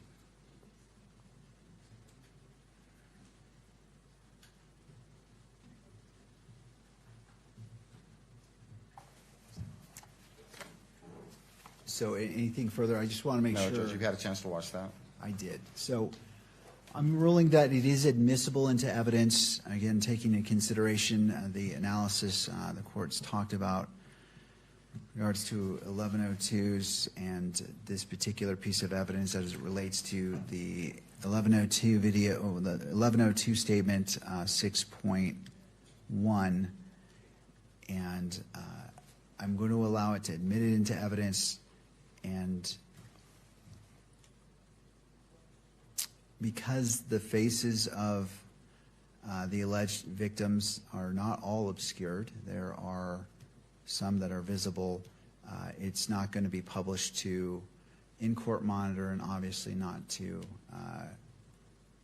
be filmed by the media. So the court will receive it into evidence. The court will watch it again right now, and then we can continue to proceed. Very good. Thank you, Judge. So if to the state, if you would like to play it again for me, I'm viewing it as it relates to consideration as the magistrate. Your Honor, sounds like an issue that's going to come up again. I represent the news media. Can I be heard on this issue? Yes. I just wanted to address it. I've tried to be quiet. I just wanted to address it now because it's going to keep coming up, it sounds like. The classification rule that Ms. Nestor is citing and that Your Honor was just reading is not about in-court exhibits. That is classification for records in the court file. So it is a fundamentally different thing when we are in a public proceeding and the state is presenting an exhibit that you are relying on, and the public is being denied the chance to see it. That is a fundamental violation of the right of access, and it's a qualified right, and I recognize that. But that's not the ruling that you just made. You're just ruling based on the Code of Judicial Administration, which doesn't have anything to do with when something is presented in a public proceeding. So while I recognize there are certain things where I understand that you were going to make an exhibit-by-exhibit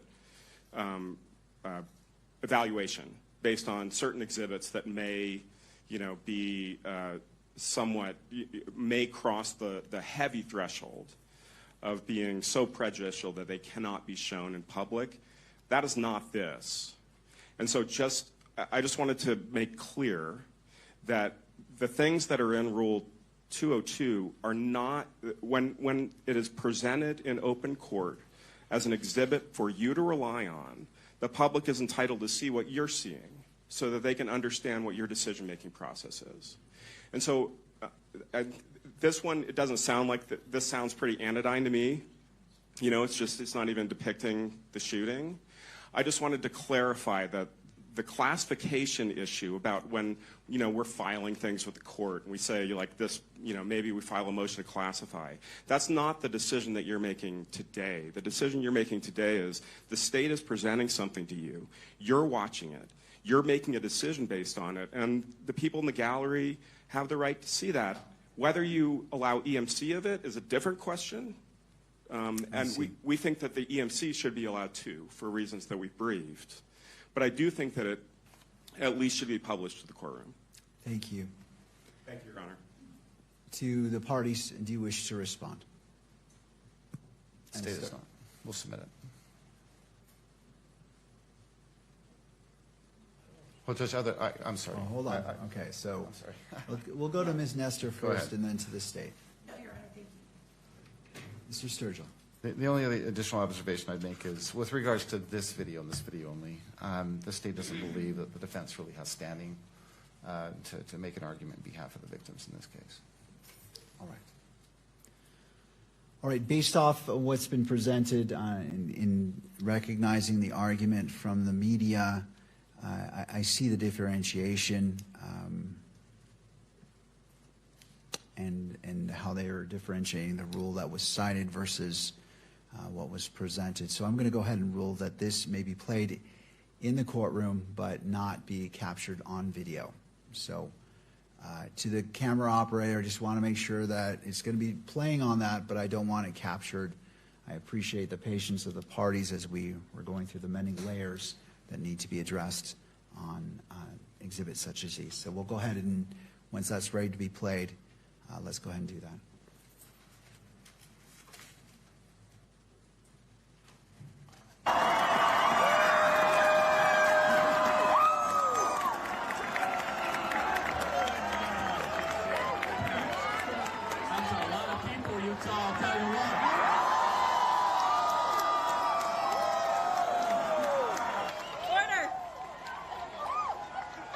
everybody. You know how it works. Thank you. And that concludes Exhibit 6. Correct, All right. thank you. Mr. Sturgill, you may continue. Agent Hull, did you or any other SBI agent collect additional video? Yes, there were other videos collected. What additional video did you collect? A cell phone video from Mr. Phillips was collected. And do you know who or how that video was collected? Yes, Agent Schultz made contact with Mr. Phillips September 29th of 2025, and that video was provided to him. Subsequently, in preparation for the proceedings today, myself and Agent Davis met with Mr. Phillips on April 6th, and he completed an 1102 and went through the same process as Ms. Wright. The only difference being on this occasion that because he is a minor, his mother witnessed it and also signed a statement. Okay. So you personally reviewed Mr. Phillips's video with Mr. Phillips? Correct. Okay. And you had him prepare a written statement? Yes, correct. Okay. Again, on this written statement, are there two different authors? Yes, I believe in this instance it was myself that wrote the file name on the form. Okay. And so you wrote, what part of the statement did you write? Just the name of the file that we were asking Mr. Phillips to verify. Okay.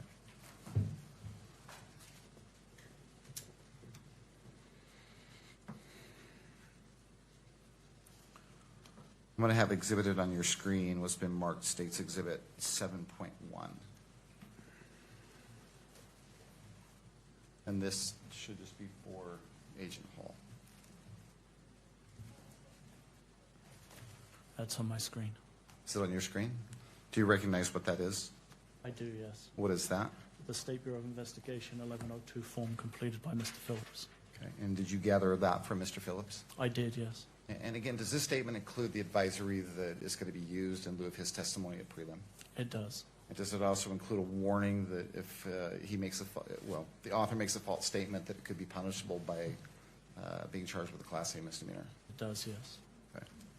Anything about this exhibit look different than the day you collected it? No. Okay. So the state would seek to admit Exhibit 7.1. Ms. Nestor? Thank you, Your Honor.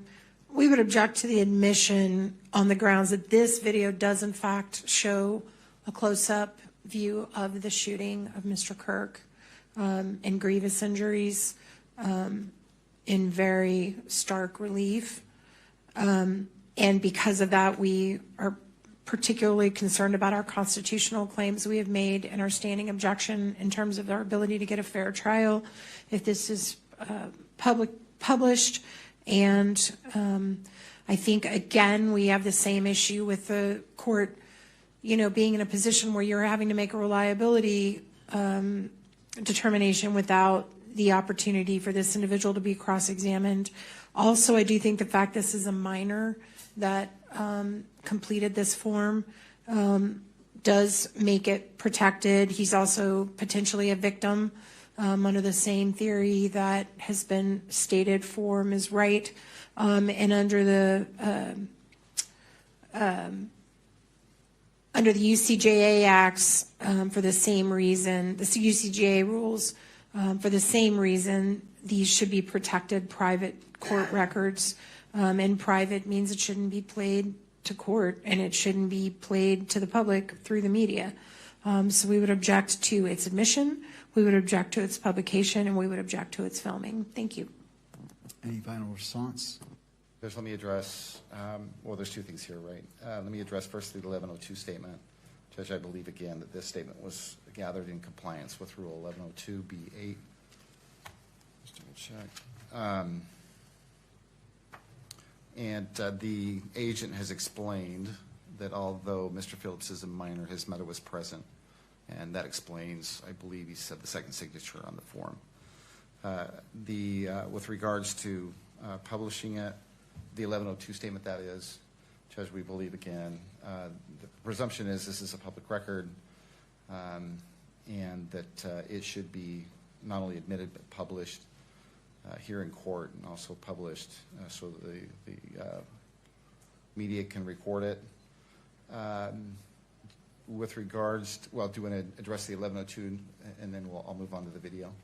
All right, so we're staying focused on the 1102. Any final response, Ms. Nestor? No, Your Honor. All right, thank you. As it relates to the 1102 statement and to the state representative who is displaying it, could you scroll down? I can only see the top half of this. All right.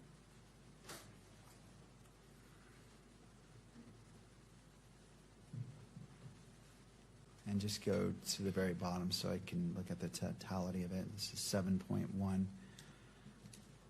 All right, based off what's before me on the state's exhibit 7.1, I find that it is admissible under Rule 1102 and to the Utah Constitution, Article 1, Section 12, to that paragraph I have referred to previously. And so it is admitted into evidence. And Mr. Sturgill, remind me, were you requesting for it to be displayed? I'm, again, focusing on 7.1. Right. In On court. 7.1, Judge, with regards to the video, we believe it's admissible. It's been authenticated properly. Hold on. I'm not talking about the video. I'm talking about 7.1, publishing it in the courtroom versus publishing it on to be captured by the media. Because we think that the presumption is that it is a court record. We believe that in its redacted form. We believe it should be published in all three areas. All right, Ms. Nestor, any final thoughts? No, Your Honor. All right. We're going to go ahead and grant the publishing of Plaintiff's Exhibit 7.1 in court and that the media may capture that. Let's go ahead and do so.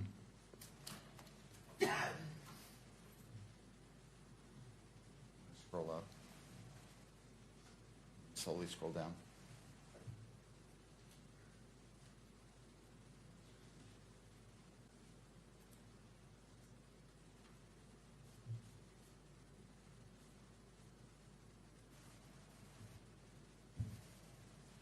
All right.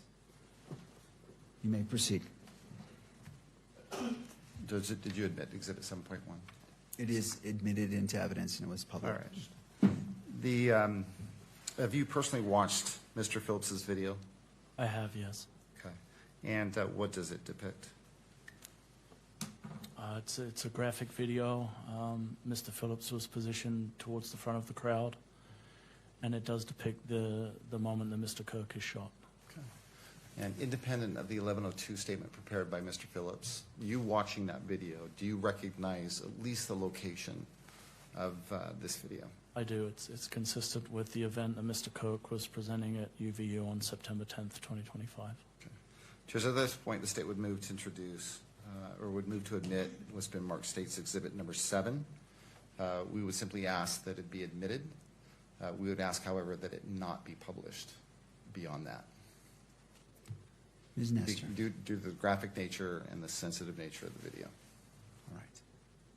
So as to the admission, the same issues that we raised as to the 1102, we would raise as to the difficulty of authenticating when the individual is not here present, and all the same concerns that we raised about the 1102 itself, Your Honor. Thank you. All right. Considering the... I'm sorry, may I add one more? I apologize. You may. And also under Rule 403, we think it's more prejudicial than probative, and we would raise it for that reason as well. Any final response, Mr. Sturgill? No, Your Honor. All right. And this is Exhibit 7, is that correct? Correct. Exhibit 7, Judge. All right. I will admit Exhibit 7 into evidence based off the foundation that's laid. The 1102 is tied directly to this, and so for admission purposes, it is admitted. I am not going to authorize publication in the courtroom or obviously through media, but I will have it played on my screen. And so I view it, and I just want to make sure, and please, counsel, given the graphic nature of it, please guard your screens because I believe we all should be viewing this. This is evidence, and I want to make sure that you all are seeing what I see to ensure that that is accurate and it's a fair representation of the exhibit that you are familiar with. So whatever you need to do, I'll give you a moment, and if you could just give me a thumbs up if you're ready to proceed. Again, I want to act in a way that is dignified in respecting the rights of all persons. And for those reasons, I just want to make sure we are safeguarding to ensure this is not captured. All right. To defense, ready to proceed? Yes, sir. All right. To the state? Yes, sir. All right. Go ahead and let's play Exhibit 7.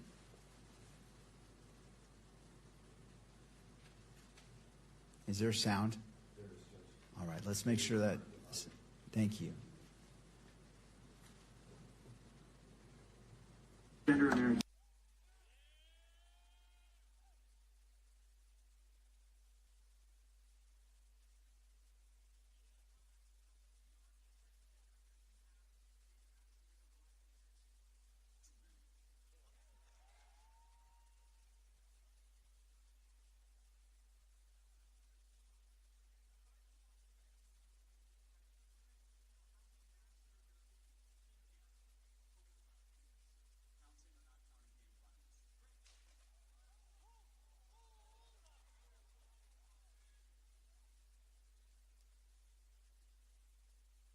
Thank you. That concludes playing of Exhibit 7. You may proceed. Thank you, Judge. Agent Holt, any more video that you collected, or either you or another agent with the SBA? Yes, we were able to collect video. TPUSA had a videographer, Visual Impulse, who was taking coverage of the event, and they provided video to us that they had captured on September 10th of 2025. And do you know who or how that video was collected from Visual Impulse? Yeah, Mr. Farnsworth originally provided, I believe, a flash drive to Lieutenant O'Brien with one of the local agencies. And a short time after that, on September 10th, he provided downloadable versions, electronic versions to Agent Mortensen. And an 1102 was collected from him on May 6th of 2026. So an 1102 was prepared by someone with Visual Impulse? Yes, Terrell Farnsworth was the individual that prepared it, and in preparation for this, I spoke to him personally regarding that statement. And do you know what his association is with Visual Impulse? I believe he's the owner-operator or the director of the company. And then who collected that 1102 statement from Mr. Farnsworth? It was Agent Mortensen who collected it. Okay, and you know that because Agent Mortensen told you, or? He provided it to me, and then, as I mentioned, I subsequently spoke to Terrell Farnsworth personally regarding his statement. Okay.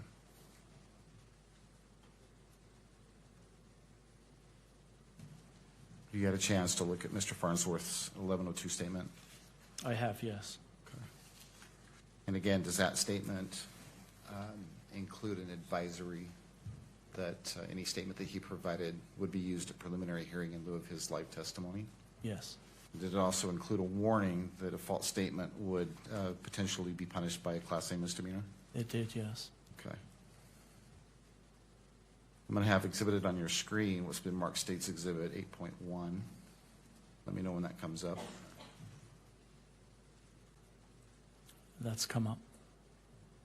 I think it's a single page, is it not? I believe it is. Go to the top screen. Go to the top screen down slowly.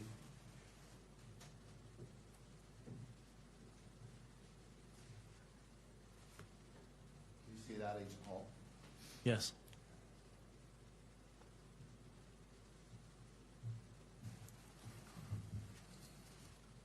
You do recognize that?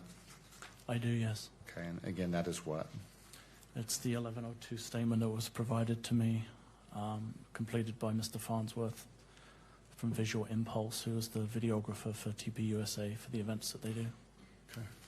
Judge, the state would move to admit State's Exhibit 8.1. Ms. Nestor.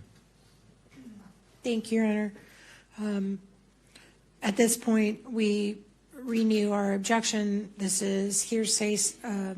This statement is hearsay We have constitutional concerns for the reasons we raised in our standing objection.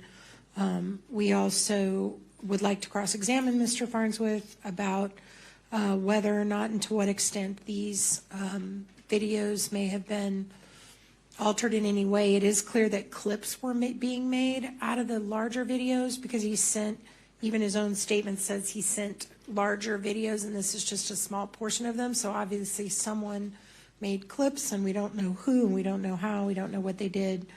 And for those reasons and the reasons in our standing objection, we would object to the admissibility of it, and as well the, I don't have a redacted version of 8.1, but I assume there is one. There is personal information on this one. Do you have a redact? Okay, I don't have that one.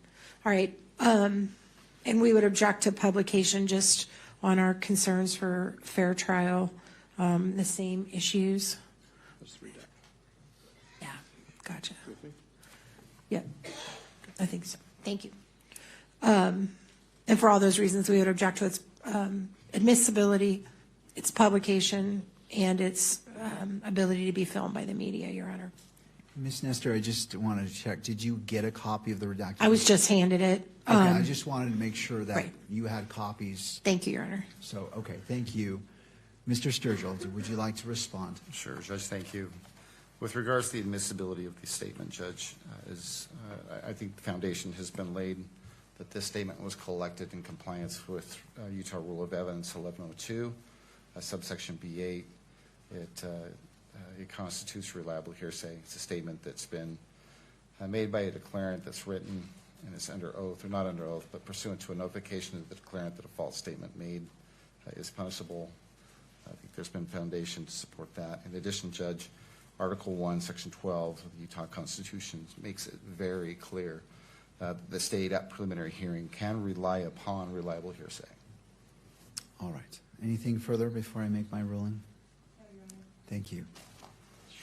All right, applying the same analysis from the previous exhibits as it relates to the written statement under Rule 1102, and also under the Utah Constitution, Article 1, Section 12, in that last paragraph, I will overrule the objection and admit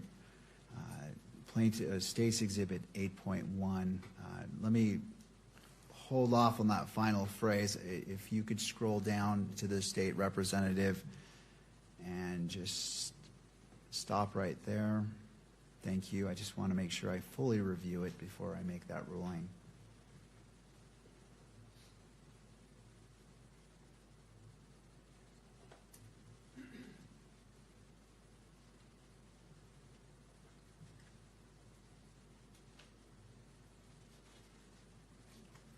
And if you could continue scrolling down.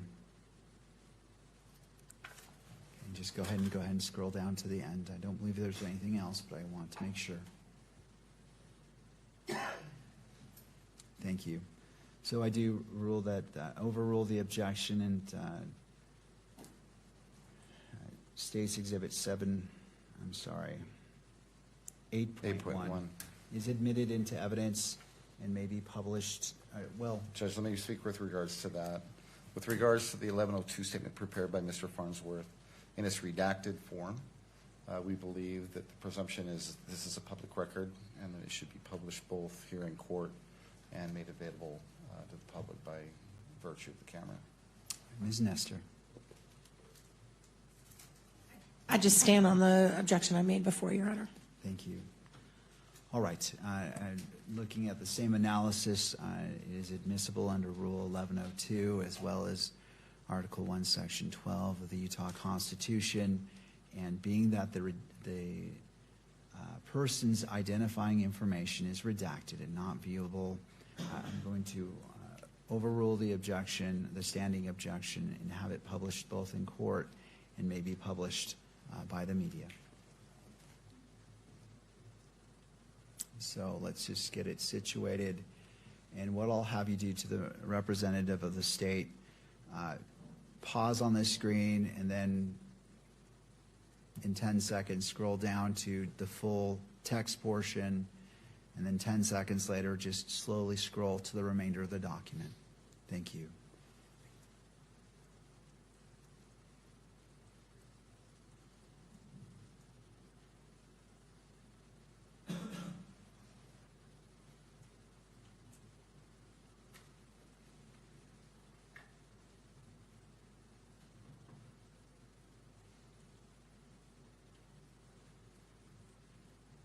right, you can continue. Thank you, Judge. Well, hold on, she's still Oh. going through it.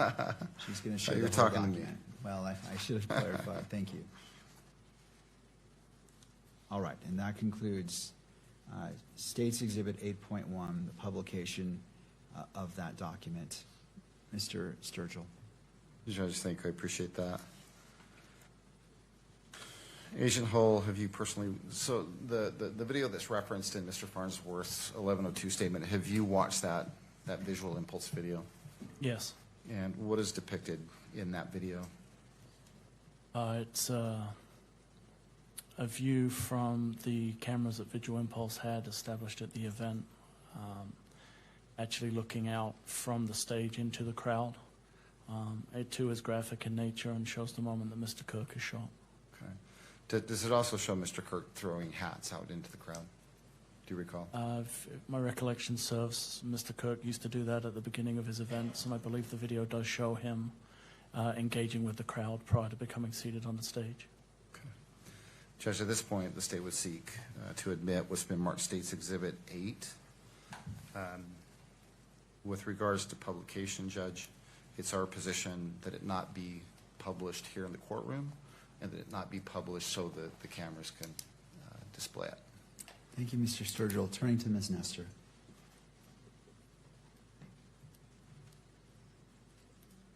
Your Honor, we would just renew our objections to authentication for admissibility purposes under 901 for the reason that I mentioned in the 1102, which is, you know, someone prepared these clips. We don't know who. We don't have that person here to cross-examine in terms of what, if anything, was edited. And for that reason, we think it can't be authenticated, and we object to its admissibility and our standing objection for constitutional grounds. Thank you. Just one moment here. Judge, would you like me to respond? Yes, please. Just with regards to authentication, again, the state must produce evidence sufficient to support a finding the item is what the proponent claims it to be. And again, under subsection B1, it's sufficient to provide testimony from someone that has firsthand knowledge or observed,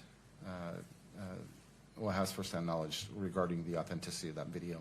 You heard Agent Hull testify that he spoke to the owner of and the director of Visual Impulse, I believe it was testified to, that they contract with TPUSA to film their events. This particular video, the state is going to, or seeks to introduce as Exhibit 8, was shown to Mr. Farnsworth. And that is the video that Mr. Farnsworth authenticates and says that this is video that was captured by Visual Impulse cameras. And so with regards to authentication, I think the state has sufficiently provided the court with evidence to authenticate it. And this is State's Exhibit 8. All right.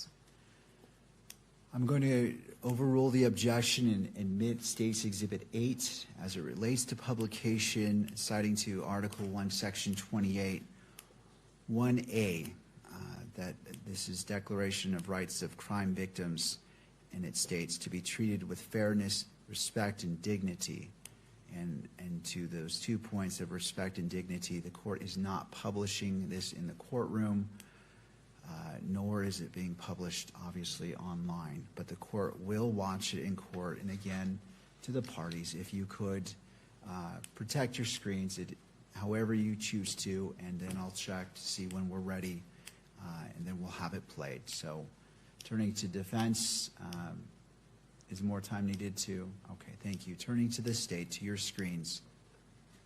All right, I see a head nod, yes.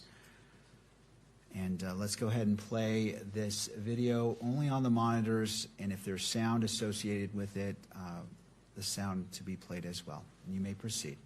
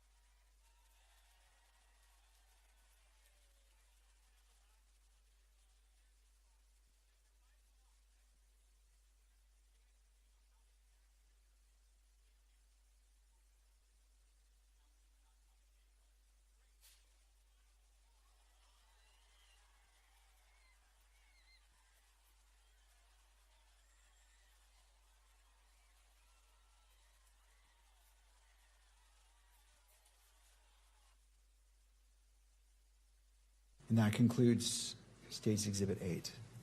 Mr. Sturgill, you may proceed. Thank you, Judge. Is there any additional video that was collected by either you or another member of the SBA?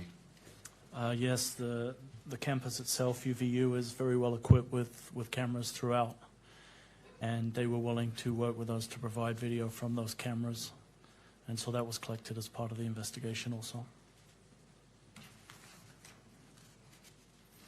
With regards to the UVU surveillance video, do you know if video was collected from there behind where Mr. Kirk was seated at the time that he was shot? Yes, I'm aware that under the Hall of Flags there is I'll refer to it as a breezeway, but a way for people to move from one side into the amphitheater walking underneath the Hall of Flags, and I know there was a camera situated in that location. Okay. And do you know, with regards to that camera view, well, let me ask you this. So that particular camera view, there was surveillance that was provided to you or another agent from UVU? Correct. Okay. And do you recall who provided that video to you initially and who collected it? Initially, I don't know specifically for that video, but I know that whole process was overseen by Mr. Olson, who's responsible for that system. Okay. Do you have a first name for Mr. Olson? Curtis Olson. I'm sorry? Curtis Olson. Okay. And do you know what Mr. Olson or Curtis Olson's position is at UVU? I believe he's a director. Right. Is it his job to basically gather and forward any video that's captured by UVU? He has a long title, but I think it's Director of Infrastructure, but he is responsible for that system. Okay. With regards to this particular video, the video from underneath the Hall of Flags, what, if anything, have you done with that video in preparation for today's hearing? I went specifically to meet Mr. Olson, have him review the video that we had, and again, like with the others, I had him complete an 1102 statement for us describing his role and verifying the videos. I did that actually on July 2nd of this year. July 2nd of this year? Correct. Okay. Give me just one moment. Actually, I'm going to correct myself on that if I can refer back to my notes. Okay, please, yes. Your notes you have there with you again? Yes. And referencing them will help you refresh your memory? It will, yes. Okay, so don't read from it out loud, just look at it and let us know when you've refreshed your memory. Apologies, July 2nd seemed a little bit too soon. It was June 24th when I met with Mr. Olson. Okay, and you personally met with Mr. Olson? I did, yes. Okay. And did you personally review this particular video, or I guess the Hall of Flags video with Mr. Olson? Yes. Okay. And he prepared a written statement? He did, yes. And on that statement, was that a bureau-provided statement form? It was, yes. Okay. And on that statement, do you recall whether it includes an advisory that his written statement would be used in lieu of his live testimony? It did, yes. Did it also include a warning that if he provided a false statement on that form, that he could be punished with a Class A misdemeanor? It did, yes. Okay.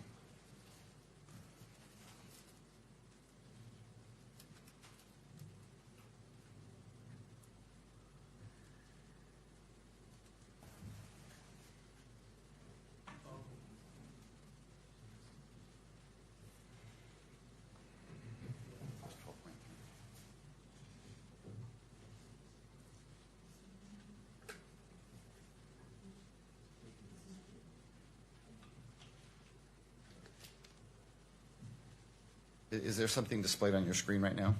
There is, yes. It says Okay, it should Exhibit be 12.3. Yeah, it should be what's been marked as State's Exhibit 12.3. Do you recognize what that is?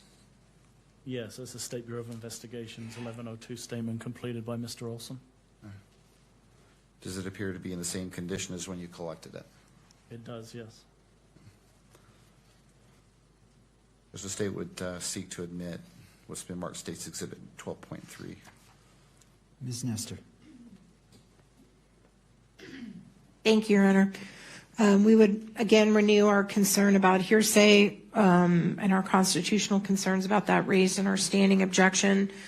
Also, the concern is that the individual basically states they verified the recordings, but doesn't say how, doesn't say whether they viewed it, doesn't say whether someone else viewed it and told them, whether someone else viewed it and told someone else who told someone else who told them. There's just no explanation, and we don't think it's sufficient to meet your reliability analysis, and we object to admission, and we also object to publication. This is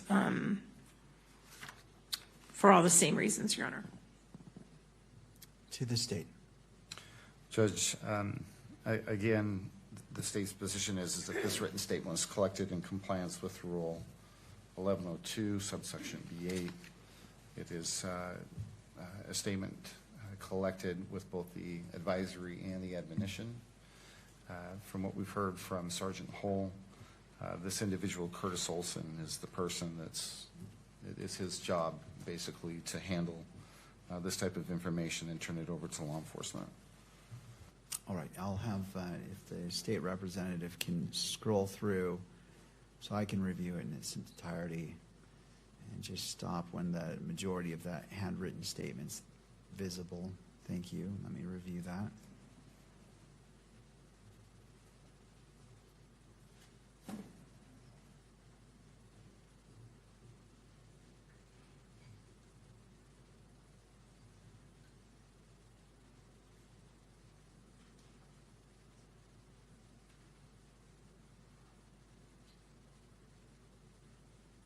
And if you could scroll down to the bottom of the page.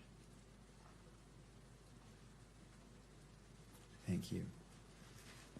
All right, under the same analysis for 1102 under Rule 1102, as well as Article 1, Section 28 of the Utah Constitution, I'm sorry, that's the wrong one.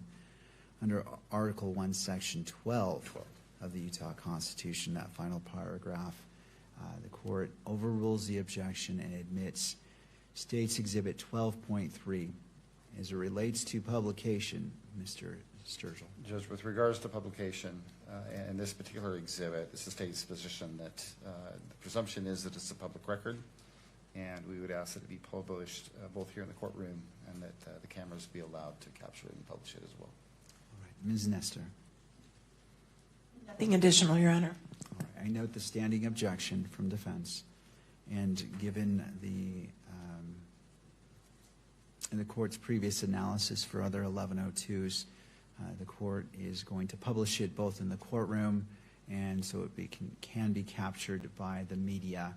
What we'll do is the same thing. We'll start at the top, pause for 10 seconds, and go to this middle section, and we'll pause about 20 seconds because there is a little bit, it is more dense, and then we'll scroll down to the very bottom for about 10 seconds, and then that will conclude that. So it's now on screen, and let's go from there.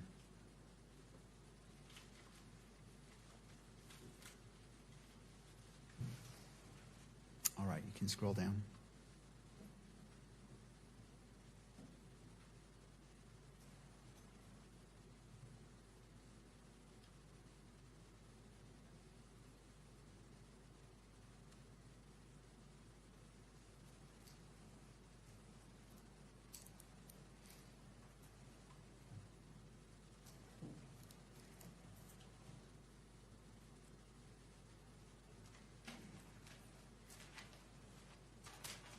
Okay, if you'd like to scroll to the very bottom.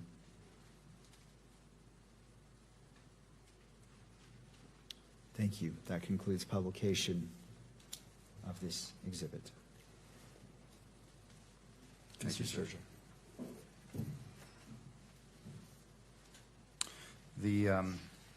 Well, in Mr. Olson's 1102 statement, he references more than one video, does he not? He does, yes. Okay. So you, with regards to the Hall of Flags video, have you seen that particular video? I have, yes. Okay. And that video, what does it depict? It's a view kind of looking what would be east, under the breezeway towards the back of the stage where Mr. Kirk was situated. It shows some movement behind the stage area, and I believe through the gaps you can see some of the crowd in the amphitheater. I've I think I've neglected to do this twice before, so I'm going to do it right this time. Would you please bring up Exhibit 9 without pushing play? Tell me when you see something on your screen. It's on my screen. Okay. Do you recognize what's depicted in that still image? I do, yes. What is that? It's the area underneath the Hall of Flags that I referred to as the breezeway. Okay. And is this the beginning of the video that Mr. It is, yes. Okay, that Mr. Olson provided you? Yes, yes. Judge, the state would seek, the state asks or seeks to admit Exhibit 9. With regards to publication, this is another video that, due to its sensitive, the nature and the graphic nature of the video, we'd ask that it not be published here in the courtroom, nor published in any way that the media camera could capture it. And following your reasoning, Judge, out of deference to the victims and the victims' rights, to have this type of information protected. Ms. Nestor. Thank you, Your Honor. We would object on our standing objection grounds, constitutional issues in terms of the concern about Mr. Robinson's right to a fair trial. We agree it should not be published. We object to its admissibility. Thank you. Based off my analysis that I apply independently to this exhibit, but it tracks with the previous exhibits, I find that it is admissible, and I will admit it into evidence. This is State's Exhibit, I believe, 9. Mr. Sturgill? Play it. No, hold on. Oh, I'm sorry. This is State's Exhibit 9? Right, correct. All right.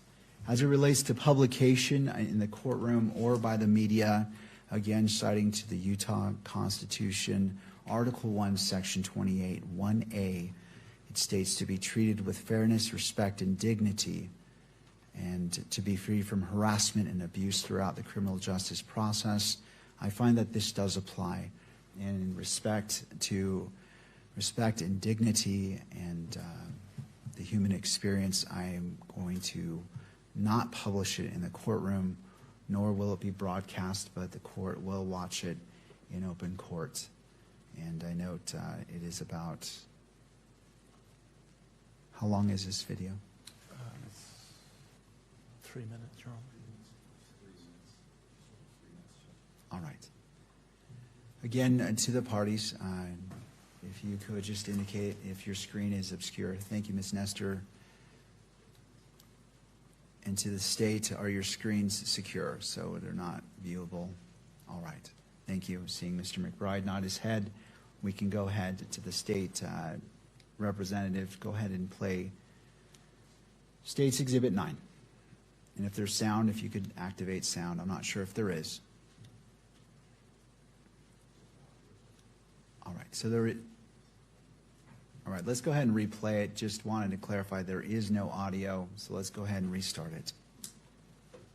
Thank you.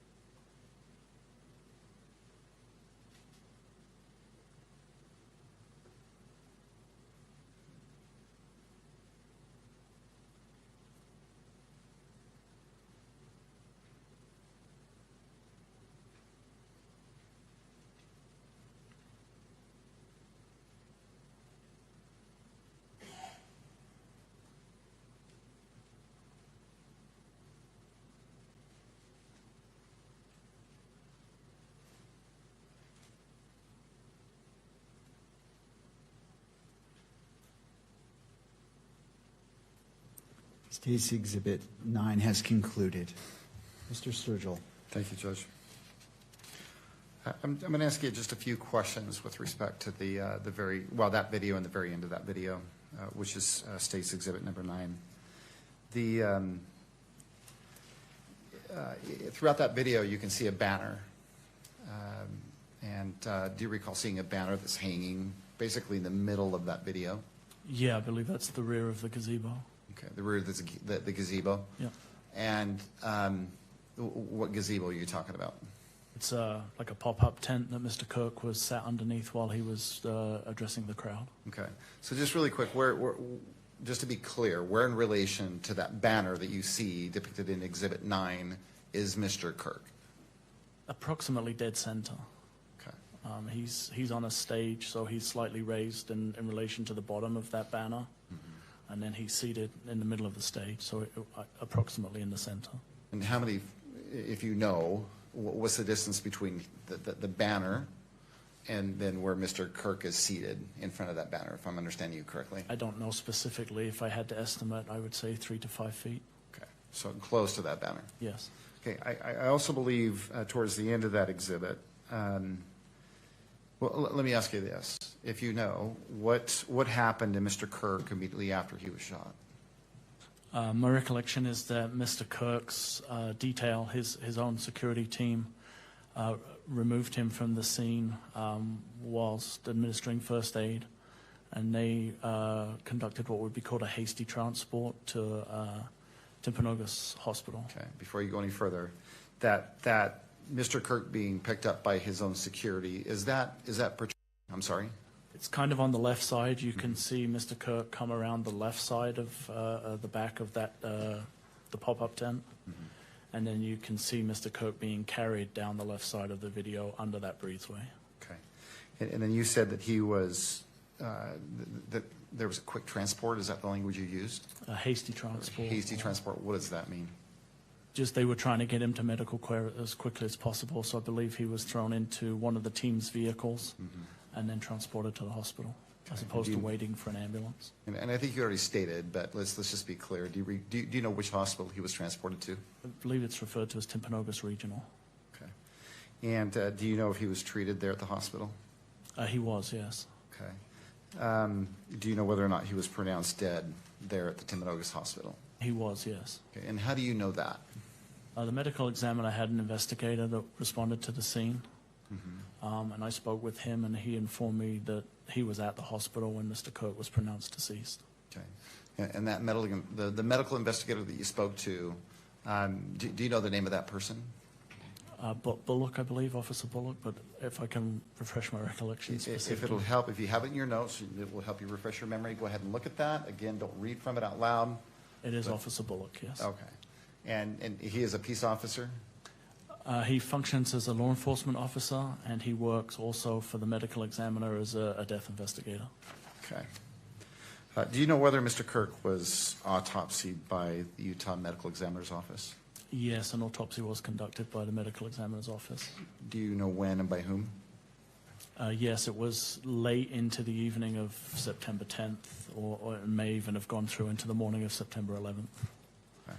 And do you know who I'm going to conducted refresh that my autopsy? recollection because of the pronunciation, if you don't mind. If it'll help you refresh your memory, that'd be great. Again, don't read it out loud. Look at it. Let me know when you've done that, and then we'll go from there. Dr. Guajado, I believe is how it's pronounced. Okay. You want to spell that last name? Yes, Guajardo. Your Honor, if this is not personal knowledge, we object to the hearsay if someone told him all of this. I don't believe this individual was present at the autopsy, so we object to any testimony about the autopsy or what he was told about it. Mr. Sturgill. Well, Judge, if I could, I'll just simply lay foundation for the report itself. And I think this is all information that's included on the report. All right, so as it hasn't been moved into evidence just yet, I'm not making a ruling. I appreciate If you that. wish to lay more foundation, that's certainly your choice. So you are aware that the medical examiner's office did conduct an autopsy? I am, yes. Okay. And did you receive a report from the medical examiner's office? I did, yes. Okay. Detailing the autopsy that was performed? Yes. Prior to receiving the report, myself and Agent Davis visited with the doctor. Okay. You visited personally with the doctor that conducted the autopsy? That's correct. Okay. And then subsequent to that, and did you discuss the autopsy with the doctor at that point in time when you were meeting with him personally? Yes, Agent Davis and I had a fairly in-depth conversation, yes. And where did that conversation take place? At the medical examiner's office. Okay. Do you recall the date and time that that personal visit took place? I don't recall. Okay. Was it within? Soon, it was soon after, within a few days of the incident. Of the autopsy? Yes. Okay. And subsequent to that visit, did you receive a report from that doctor that you visited with? We did, yes. Okay. And that's the Dr. Guajardo that you're struggling to pronounce his name. Is that fair Yeah, I to say? apologize, but yes, that's who it is. And the report that was sent to you, do you recall when you received that report? I don't recall the specific date. Okay. Have you reviewed that report? Yes. Have you, again, you stated earlier that this is not the first murder investigation that you've worked. Correct. Okay. This is, I take it, this is not the first medical examiner's report you've received. Correct. Okay. Do the reports typically look the same? Yes, they're in a standard format that the medical examiner uses. Okay. And this report that you received, Yes. from who you believe was the doctor you spoke to, Yes. that conducted the medical exam, was there anything peculiar about that particular report that stood out to you? No, it appeared to be a standard form as used by the medical examiner when they send us reports. Okay. On your monitor, Exhibit 11, I'm going to have displayed what's been marked State's Exhibit number 11, Judge, for identification. Right.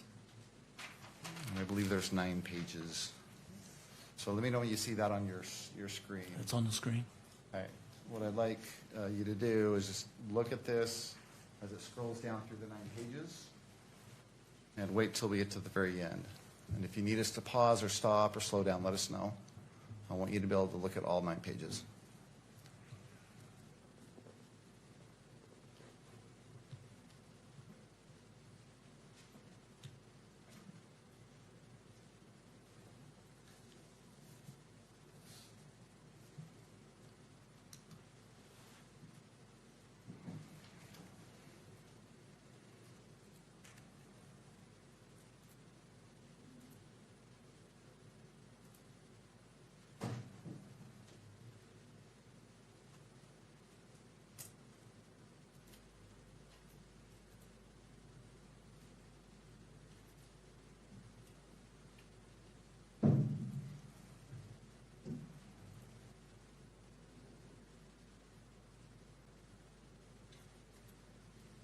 Did you get a look at that? Yes, sir. Okay. Do you recognize what that is? Yes. What is that? That's the medical examiner's report of examination for Mr. Kirk. Yeah, do you recall, you don't recall exactly when you received that? I don't unfortunately remember the specific date when I received it. Do you remember how you received it? Then provided to us electronically. Okay. Via email? Sometimes via email, also on disk, compact disk. Okay. And does there appear to be anything in the exhibit before you? Has that report changed at all? Or does it accurately depict what you received initially from the doctor? It accurately depicts it. Does the state would seek to admit Exhibit 11? Ms. Nestor. Your Honor, this is an expert report without the expert being present, being offered by an individual who's not an expert in this field. If they're presenting him as an expert in this field based on the limited questions about his experience in seeing previous medical exam records, I'd like to voir dire him on his qualifications to opine about it. This is hearsay. It's highly technical. It should be presented only through an expert. It could never come in trial in any other way. We submit that it is hearsay. And to the extent they're going to ask this individual about any opinions about it, that would be improper. He's not qualified to do that. And furthermore, we just think that this is clearly falling under our constitutional concerns about the absence of our ability to be effective, to cross-examine, to question we can't even question the expert's experience or CV or anything that we would normally do to determine if this should even be accepted or considered by the court. And so we strenuously object to its admission and for all those reasons to its publication as well.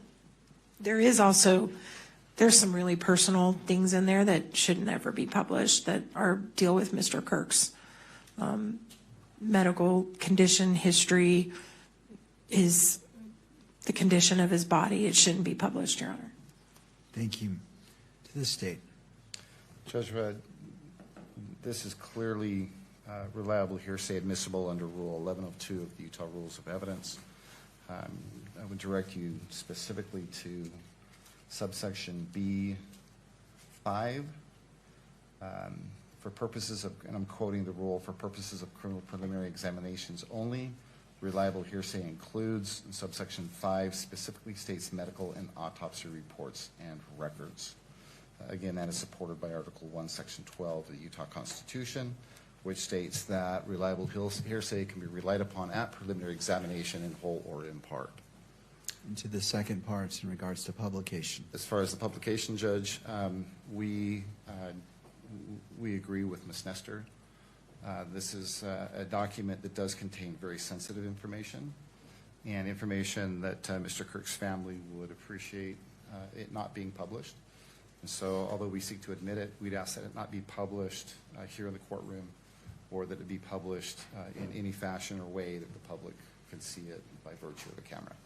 Ms. Nestor. Your Honor, I just want to point out that even though 1102 has a provision about exams, I mean, the court still has the overarching mission under 1102 to make this reliability finding, right? And it's just completely in a vacuum being offered by someone who's a police officer. So again, we would just argue that you're just not, it's hampering you from making the analysis you need to make to admit it, and we object to it. All right. Anything further from the parties? No, Your Honor. No, sir. All right. So again, relying upon the analysis, Utah Constitution, Article 1, Section 12, as it relates to reliable hearsay, and then turning to Utah Rules of Evidence, Rule 1102, B5, specifically notes medical and autopsy reports and records. The court is going to overrule the objection and admit State's Exhibit, I believe it's 11. 11, yes, sir. Citing to Utah Constitution, Article 1, Section 28, dignity, portion, respect, and dignity. It will not be published either in the courtroom or viewable on media by the camera for the reasons previously stated as it relates to the video. And so the court will receive it, and it is admitted into evidence. And that concludes that portion. Mr. Sturgill, is this a good point to stop to take our 15-minute afternoon break? I think it'd be a great idea, Judge. I've just got one last question. All right. With respect to the medical examiner's report. Agent Hull, in that report, does the doctor relate cause and manner of death? He does, yes. Okay. And in that report, what is the stated cause of death? It was stated as a murder. And manner of death? It was a gunshot wound to the neck. I object. It's not stated as a murder. I believe it's stated as a homicide, which is an important distinction. Judge, I'll go back and correct that. All right, so I'm going to sustain, well, first of all, let me look at the report. I need to see that section. I need to be able to draw my own conclusion. So, okay, I see, Ms. Nestor, are you referring to page 1 of this report? I'm sorry, Your Honor. Could you repeat that? I apologize. As it relates to your objection for the misstatements, are you looking at page 1 of the report? Yes. All right. So And, Your Honor, I also Need to make an objection on the best evidence rule, too. Thank you. all right. So I'm going to sustain the objection as it relates to the manner of death. It does not say murder, but in regards to the best evidence rule, again, under 1102 and the Utah Constitution that it permits reliable hearsay, it is, State's Exhibit 11 is admitted. Mr. Sturgill. Agent Hull, I'm going to ask you to look at the first page of Exhibit 11. No? Yes. You see that? Yes. Okay. So let me ask you again, and you can look at it. Yeah. And would you mind relating what the doctor reports as the manner of death? Yes, I misspoke. It does say homicide. And then the immediate cause of death? A gunshot wound of the neck. Nothing further, Judge. Well, at this moment, I think it'd be a great idea that we take a 15-minute break. Right, we'll go ahead and go on break. We'll come back at 3:25 and resume with this witness at that time. Court is in a brief recess.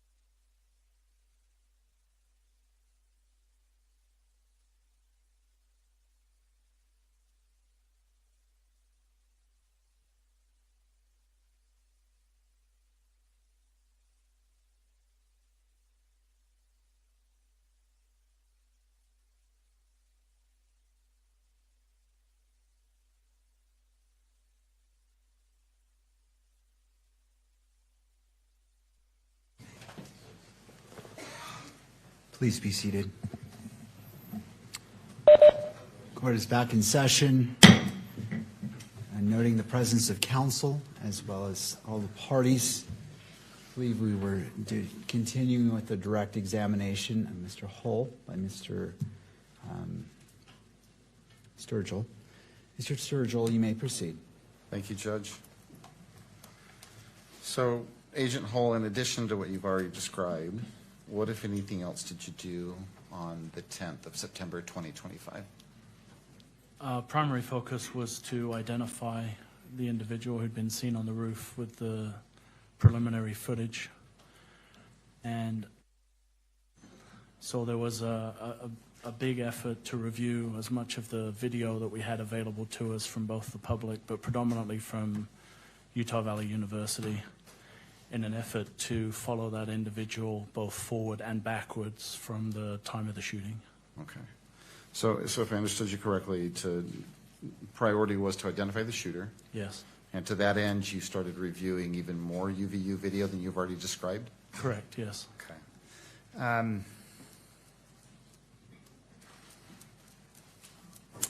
What, if anything else, either did you do or happened initially that helped you identify who that shooter was? So there was hundreds of hours of video that was reviewed, but the predominant focus, again, was on tracking the individual from the roof, either after the shooting had occurred or trying to trace the steps of the individual prior to the shooting. Okay. And we were able to do that through a combined effort of individuals. And the focus was having people reviewing video identify people who could fit the original description of the individual that had jumped off the roof. Okay. At that point, so at this point, approximately how many hours of UVU video do you think you personally had seen or watched? Myself, maybe 10 or 20 hours of video, being called in to look at different camera angles and different views of individuals. But there was a large team of people reviewing video. Okay. Reviewing video? Yeah, from UVU. Were some of them SBI agents? Yes, correct. And combined, how much video do you think you watched that first day on the 10th? It would be in the 10 hours of video was reviewed. Okay. Did anything else come along that helped you identify who that shooter might be? Eventually on the evening of the 11th, we received word from Washington County that an individual in that area had reached out to law enforcement and was wanting to turn themselves in for the incident at UVU. Okay. And did you, at that point in time, did you receive a name from Washington County? Yes, we did. And what was that name? Tyler Robinson. What, if anything, did you do with that information, the name Tyler Robinson? That information was given to our SIAC, or our State Information and Analysis Group, and they put together what would be called a workup. So they would look at driver's license records, DMV records to determine addresses, obtain pictures of individuals, and then any associated vehicles or things like that. So was that done with Mr. Robinson? It was, yes. Driver's license record was pulled? Yes. Did that include, if you remember, or do you know, did that include a photograph of Mr. Robinson? It did include a photograph of Mr. Robinson, yes. How about an address and date of birth? There was an address and a date of birth, and I believe a DMV record with an associated vehicle. All right. And so that DMV record did include a vehicle that was associated with Mr. Robinson? Correct. Okay. Do you remember what the make and model of the vehicle was that was tied to Mr. Robinson? The Dodge Challenger. Anything else beyond that you remember? It was silver in color, and I believe there were two registered owners of the vehicle. Okay, and who were the registered owners? Mr. Robinson and then his mother. Do you recall whether or not a date of birth was included in that driver's license information that you got initially? Yeah, I believe the actual driver's license record was shared, so it would have included a date of birth. All right. With with Tyler Robinson's personal information, were you able to expand your search at all? Yes, once we knew a vehicle that we were looking for and we had an actual image of the individual, then we were able to use that video footage to try and track that specific individual. Okay, and I'm sorry, let me clarify. So when I said expand your search, I'm referencing the UVU surveillance video. Yes, we were able to. Okay. And were you able to identify in that expanded search, did you believe you located that challenger? We did, yes. Okay. Were you able to determine at what time or times Mr. Robinson visited the UVU campus on September 10th? Yeah, we were able to establish that Mr. Robinson had been on campus approximately 4 times throughout the day, twice before the shooting, the time of the shooting, and then after the shooting later in the evening into the early hours of the 11th.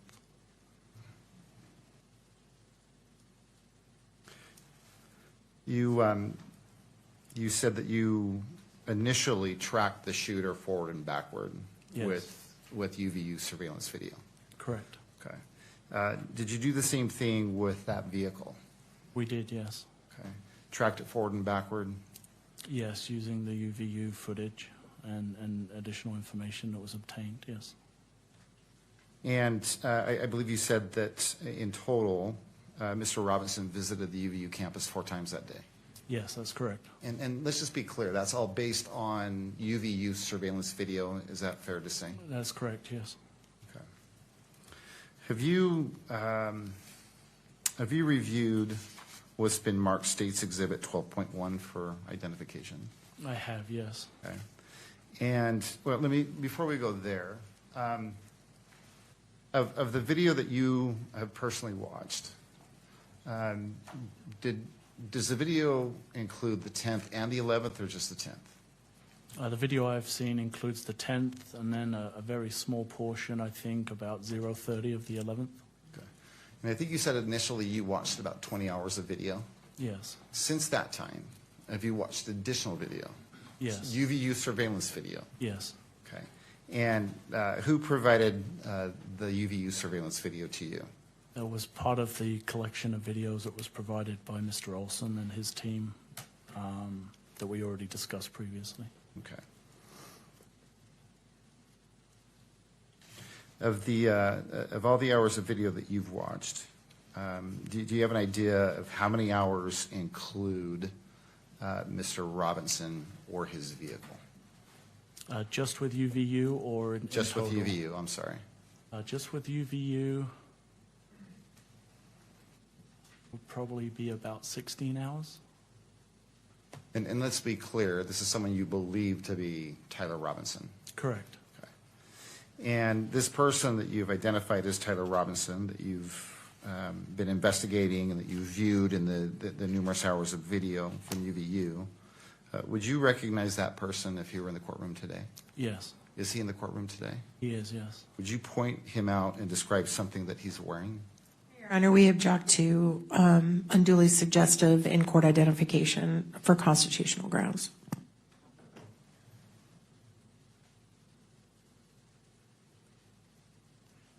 Do you wish to specify an unduly constitutional? I'm trying to understand your objection, so I want to make sure I fully understand. before Your you- Honor, I think there's some, and I'll defer to Mr. Byrd if he wants to jump in, but I believe there's a long line of case law that says, and you ask someone to identify the defendant when they're the only person, sitting at the table with defense counsel, that's unduly suggestive and taints any future or past, definitely future identification. So we object to that happening in this fashion at this time. Mr. Sturgill. Well, Judge, Agent Hull has testified that he has watched numerous hours of video. Take a step back. He has looked at personal identifying information of an individual by the name of Tyler Robinson. He's looked at the driver's license record, and he's also looked at the DMV records and has been able to determine what car that person drives. He's also looked at surveillance video that he believes depicts this Tyler Robinson. And I've simply asked him if that person that he has seen, both in driver's license photos and the surveillance video, if that person is here in the courtroom today. And I don't know that that's unduly prejudicial or suggestive. It's the routine. I don't know of any other way to do it other than the way I just did it, Judge. All right, well, I wanted to verify the format of the question. I remembered it in my mind, but to Ms. Nestor, was that an accurate portrayal of the question that was asked? Yes. Okay. Mr. Sturgill, anything further before I issue my ruling? Well, no, other than, Judge, I believe it's worth noting that Mr. Robinson is in plain clothes. Well, he's in Counsel, plain please clothes. approach the bench.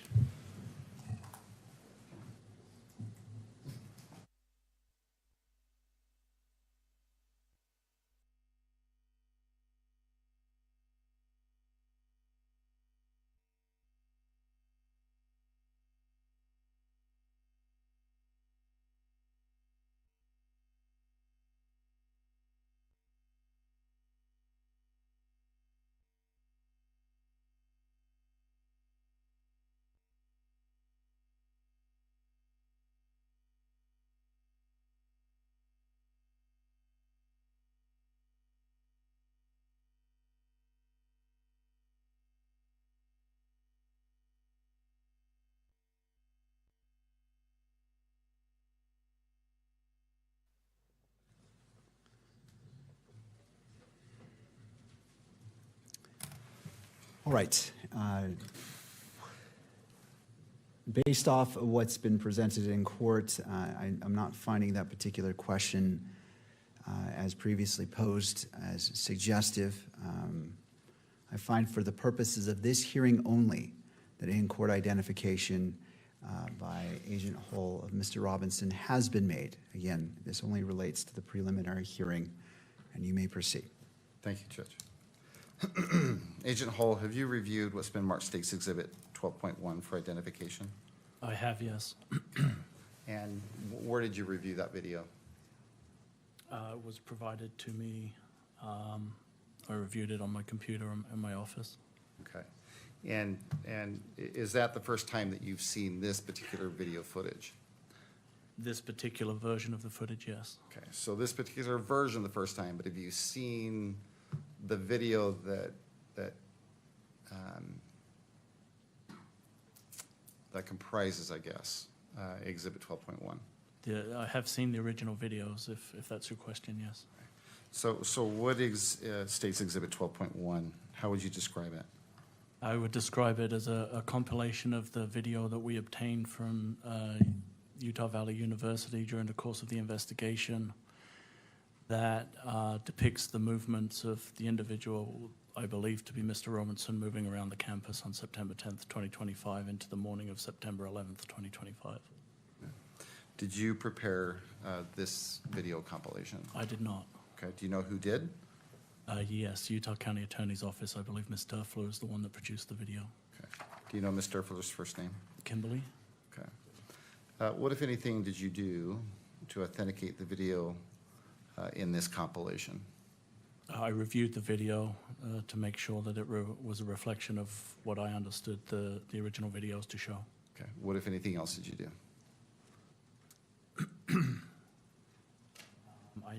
I reviewed it.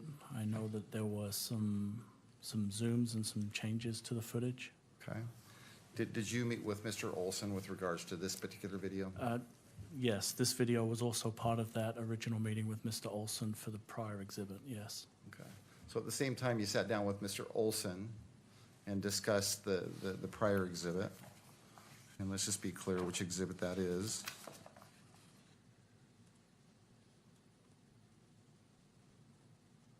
So I believe the 1102 statement that you gathered from him is Exhibit 12.3, correct?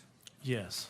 Okay. So the same time that you gathered that 12.3, or that written statement that is State's Exhibit 12.3, you talked to him about this specific exhibit as well?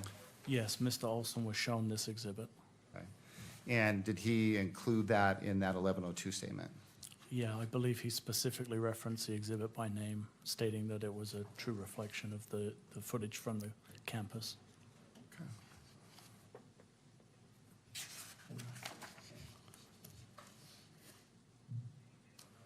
And let's just go back to what you were stating earlier. To you, it appears to be a compilation of videos that you've already seen, Correct. that you received as a mass dump, I guess, for lack of a better term, of view video. Is that fair to say? Yes. Okay.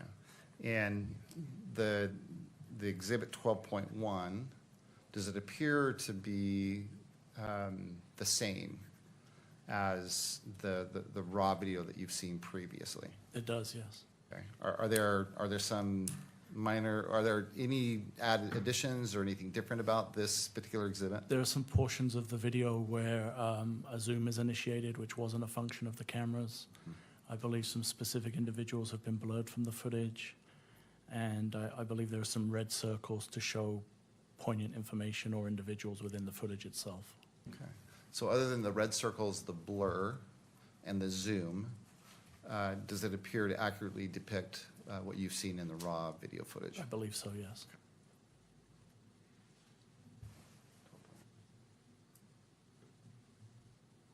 On your screen, I'm going to have displayed an image. Let me know when you see it.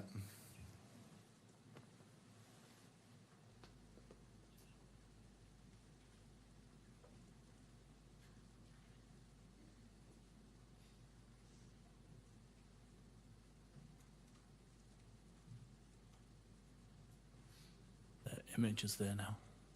It's gone again. Is it there? We're back, yep. Okay, we're back.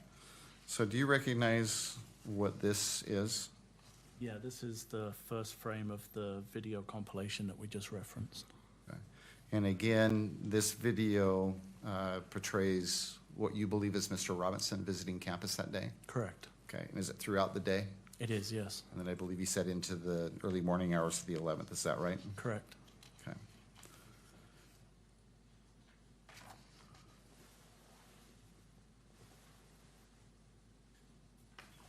Shows the state would seek, or would move to admit what's been marked State's Exhibit 12.1.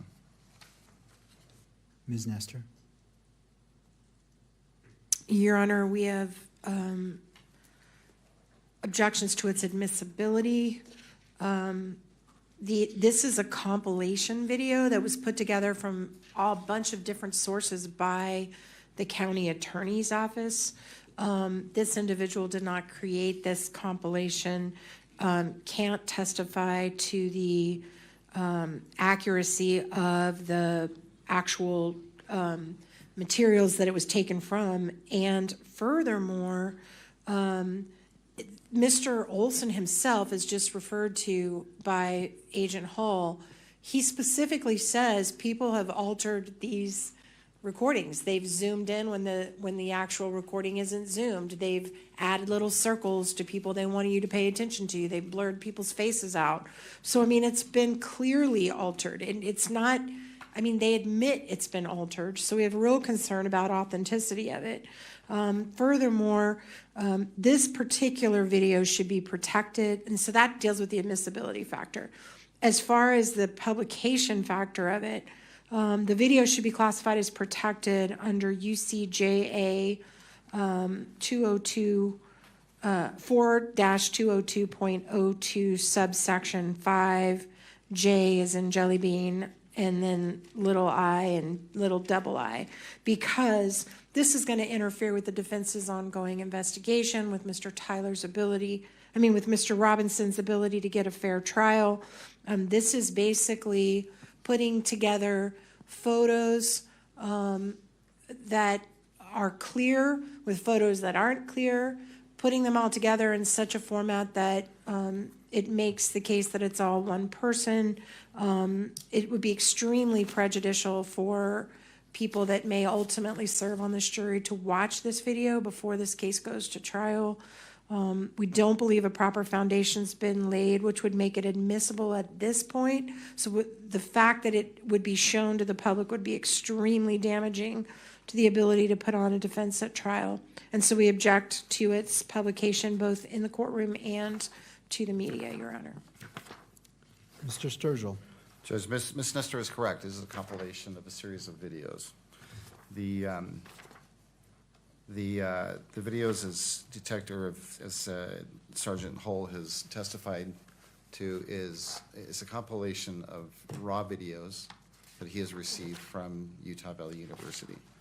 And he has not only seen this video, but he has seen all the raw footage. And by his estimation, or according to his testimony, these are all videos that are accurate, and they depict what the raw footage depicts, other than those minor additions. Judge, if you refer to Mr. Olson's written statement, it's Plaintiff's Exhibit 12.3. He too has reviewed this video, and he has also identified this video as being accurate with the exception of those additions. In his words, it's the zooms and the red highlights. They weren't part of the original recording, according to Mr. Olson. But other than that, as he states, the same as Agent Hull, these videos are accurate, and they were captured by UVU surveillance video. Do you have a version of this video that does not have alterations, such as zooming or circling? My concern is that if the 1102 says what it says about the videos, these were the videos. Right. But then it was altered. And typically an exhibit which has been altered, and if it wasn't done by the person who supplied the 1102, that can become problematic.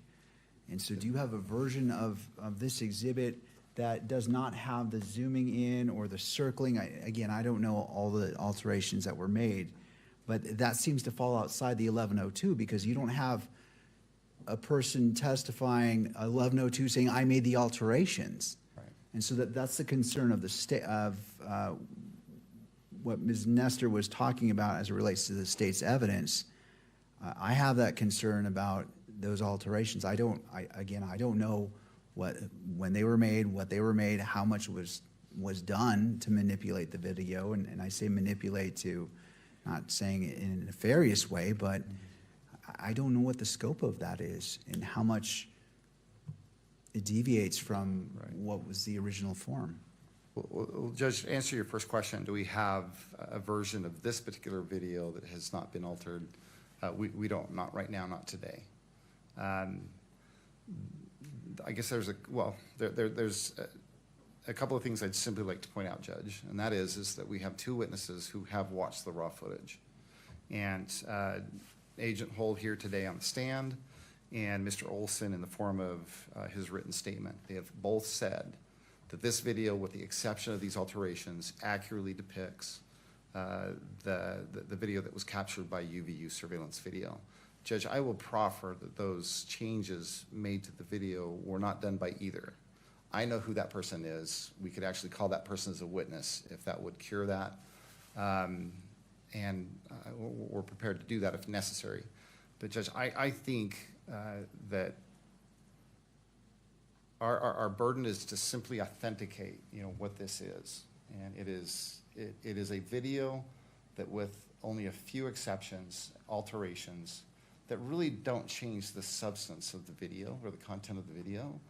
They're accurate. They depict what the cameras captured on September 10th and the 11th. And we have two people who have seen that raw footage, and they've explained that's the only difference between what we have originally in the original videos and what you're seeing here today. And the additions, I will submit, Judge, were only added to make it easier to view. All right. Anything further from the parties? No, Your Honor. All right. I'm going to go ahead and I'm sustaining the objection. Typically, when exhibits are admitted to the court, it is without alteration. If a party circles an exhibit, a photograph, that's not the original format, and I do not have the person who made the alteration, an 1102, to substantiate that. And what I have is the original video, and Mr. Olson saying, this is the video minus the alterations. And we have Agent Hull saying, this is the video and there are alterations, but I'm missing a link. And it may be minor, but in this type of case, I want to be thorough. And I want to make sure that what is minor is still important. And for those reasons, I'm going to sustain the objection and leave it to the parties on how you wish to handle the video. In the future, I don't want to provide guidance either way. Right. But as it stands today, this exhibit, State's Exhibits 12.1 is not admitted. Okay. Judge, could I have just one moment? You may.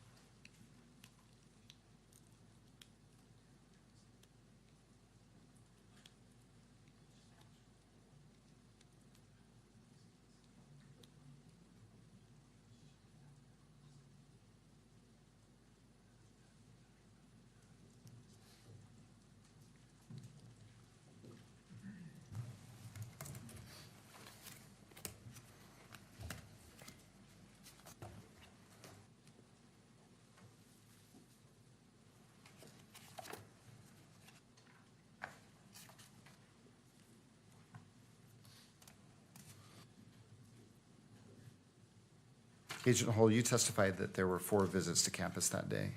Correct, yes. And the first 3 visits, based on what you have observed, it's your opinion that those videos were captured by UVU surveillance video, is that correct? That is correct, yes. Okay. The 4th visit,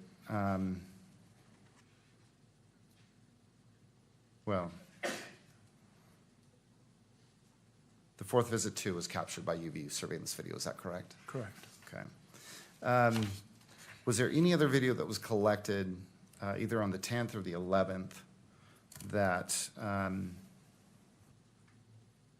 you believe might be important or relevant to today's hearing? There was a large amount of video that Well, was, I'm going to be a little bit more specific. Was there, other than UVU surveillance video, was there any other video that you collected and subsequently gathered an 1102 statement for? yes, we collected Ring doorbell footage from the surrounding neighborhoods. Okay. Let me ask you this. Did that include video from a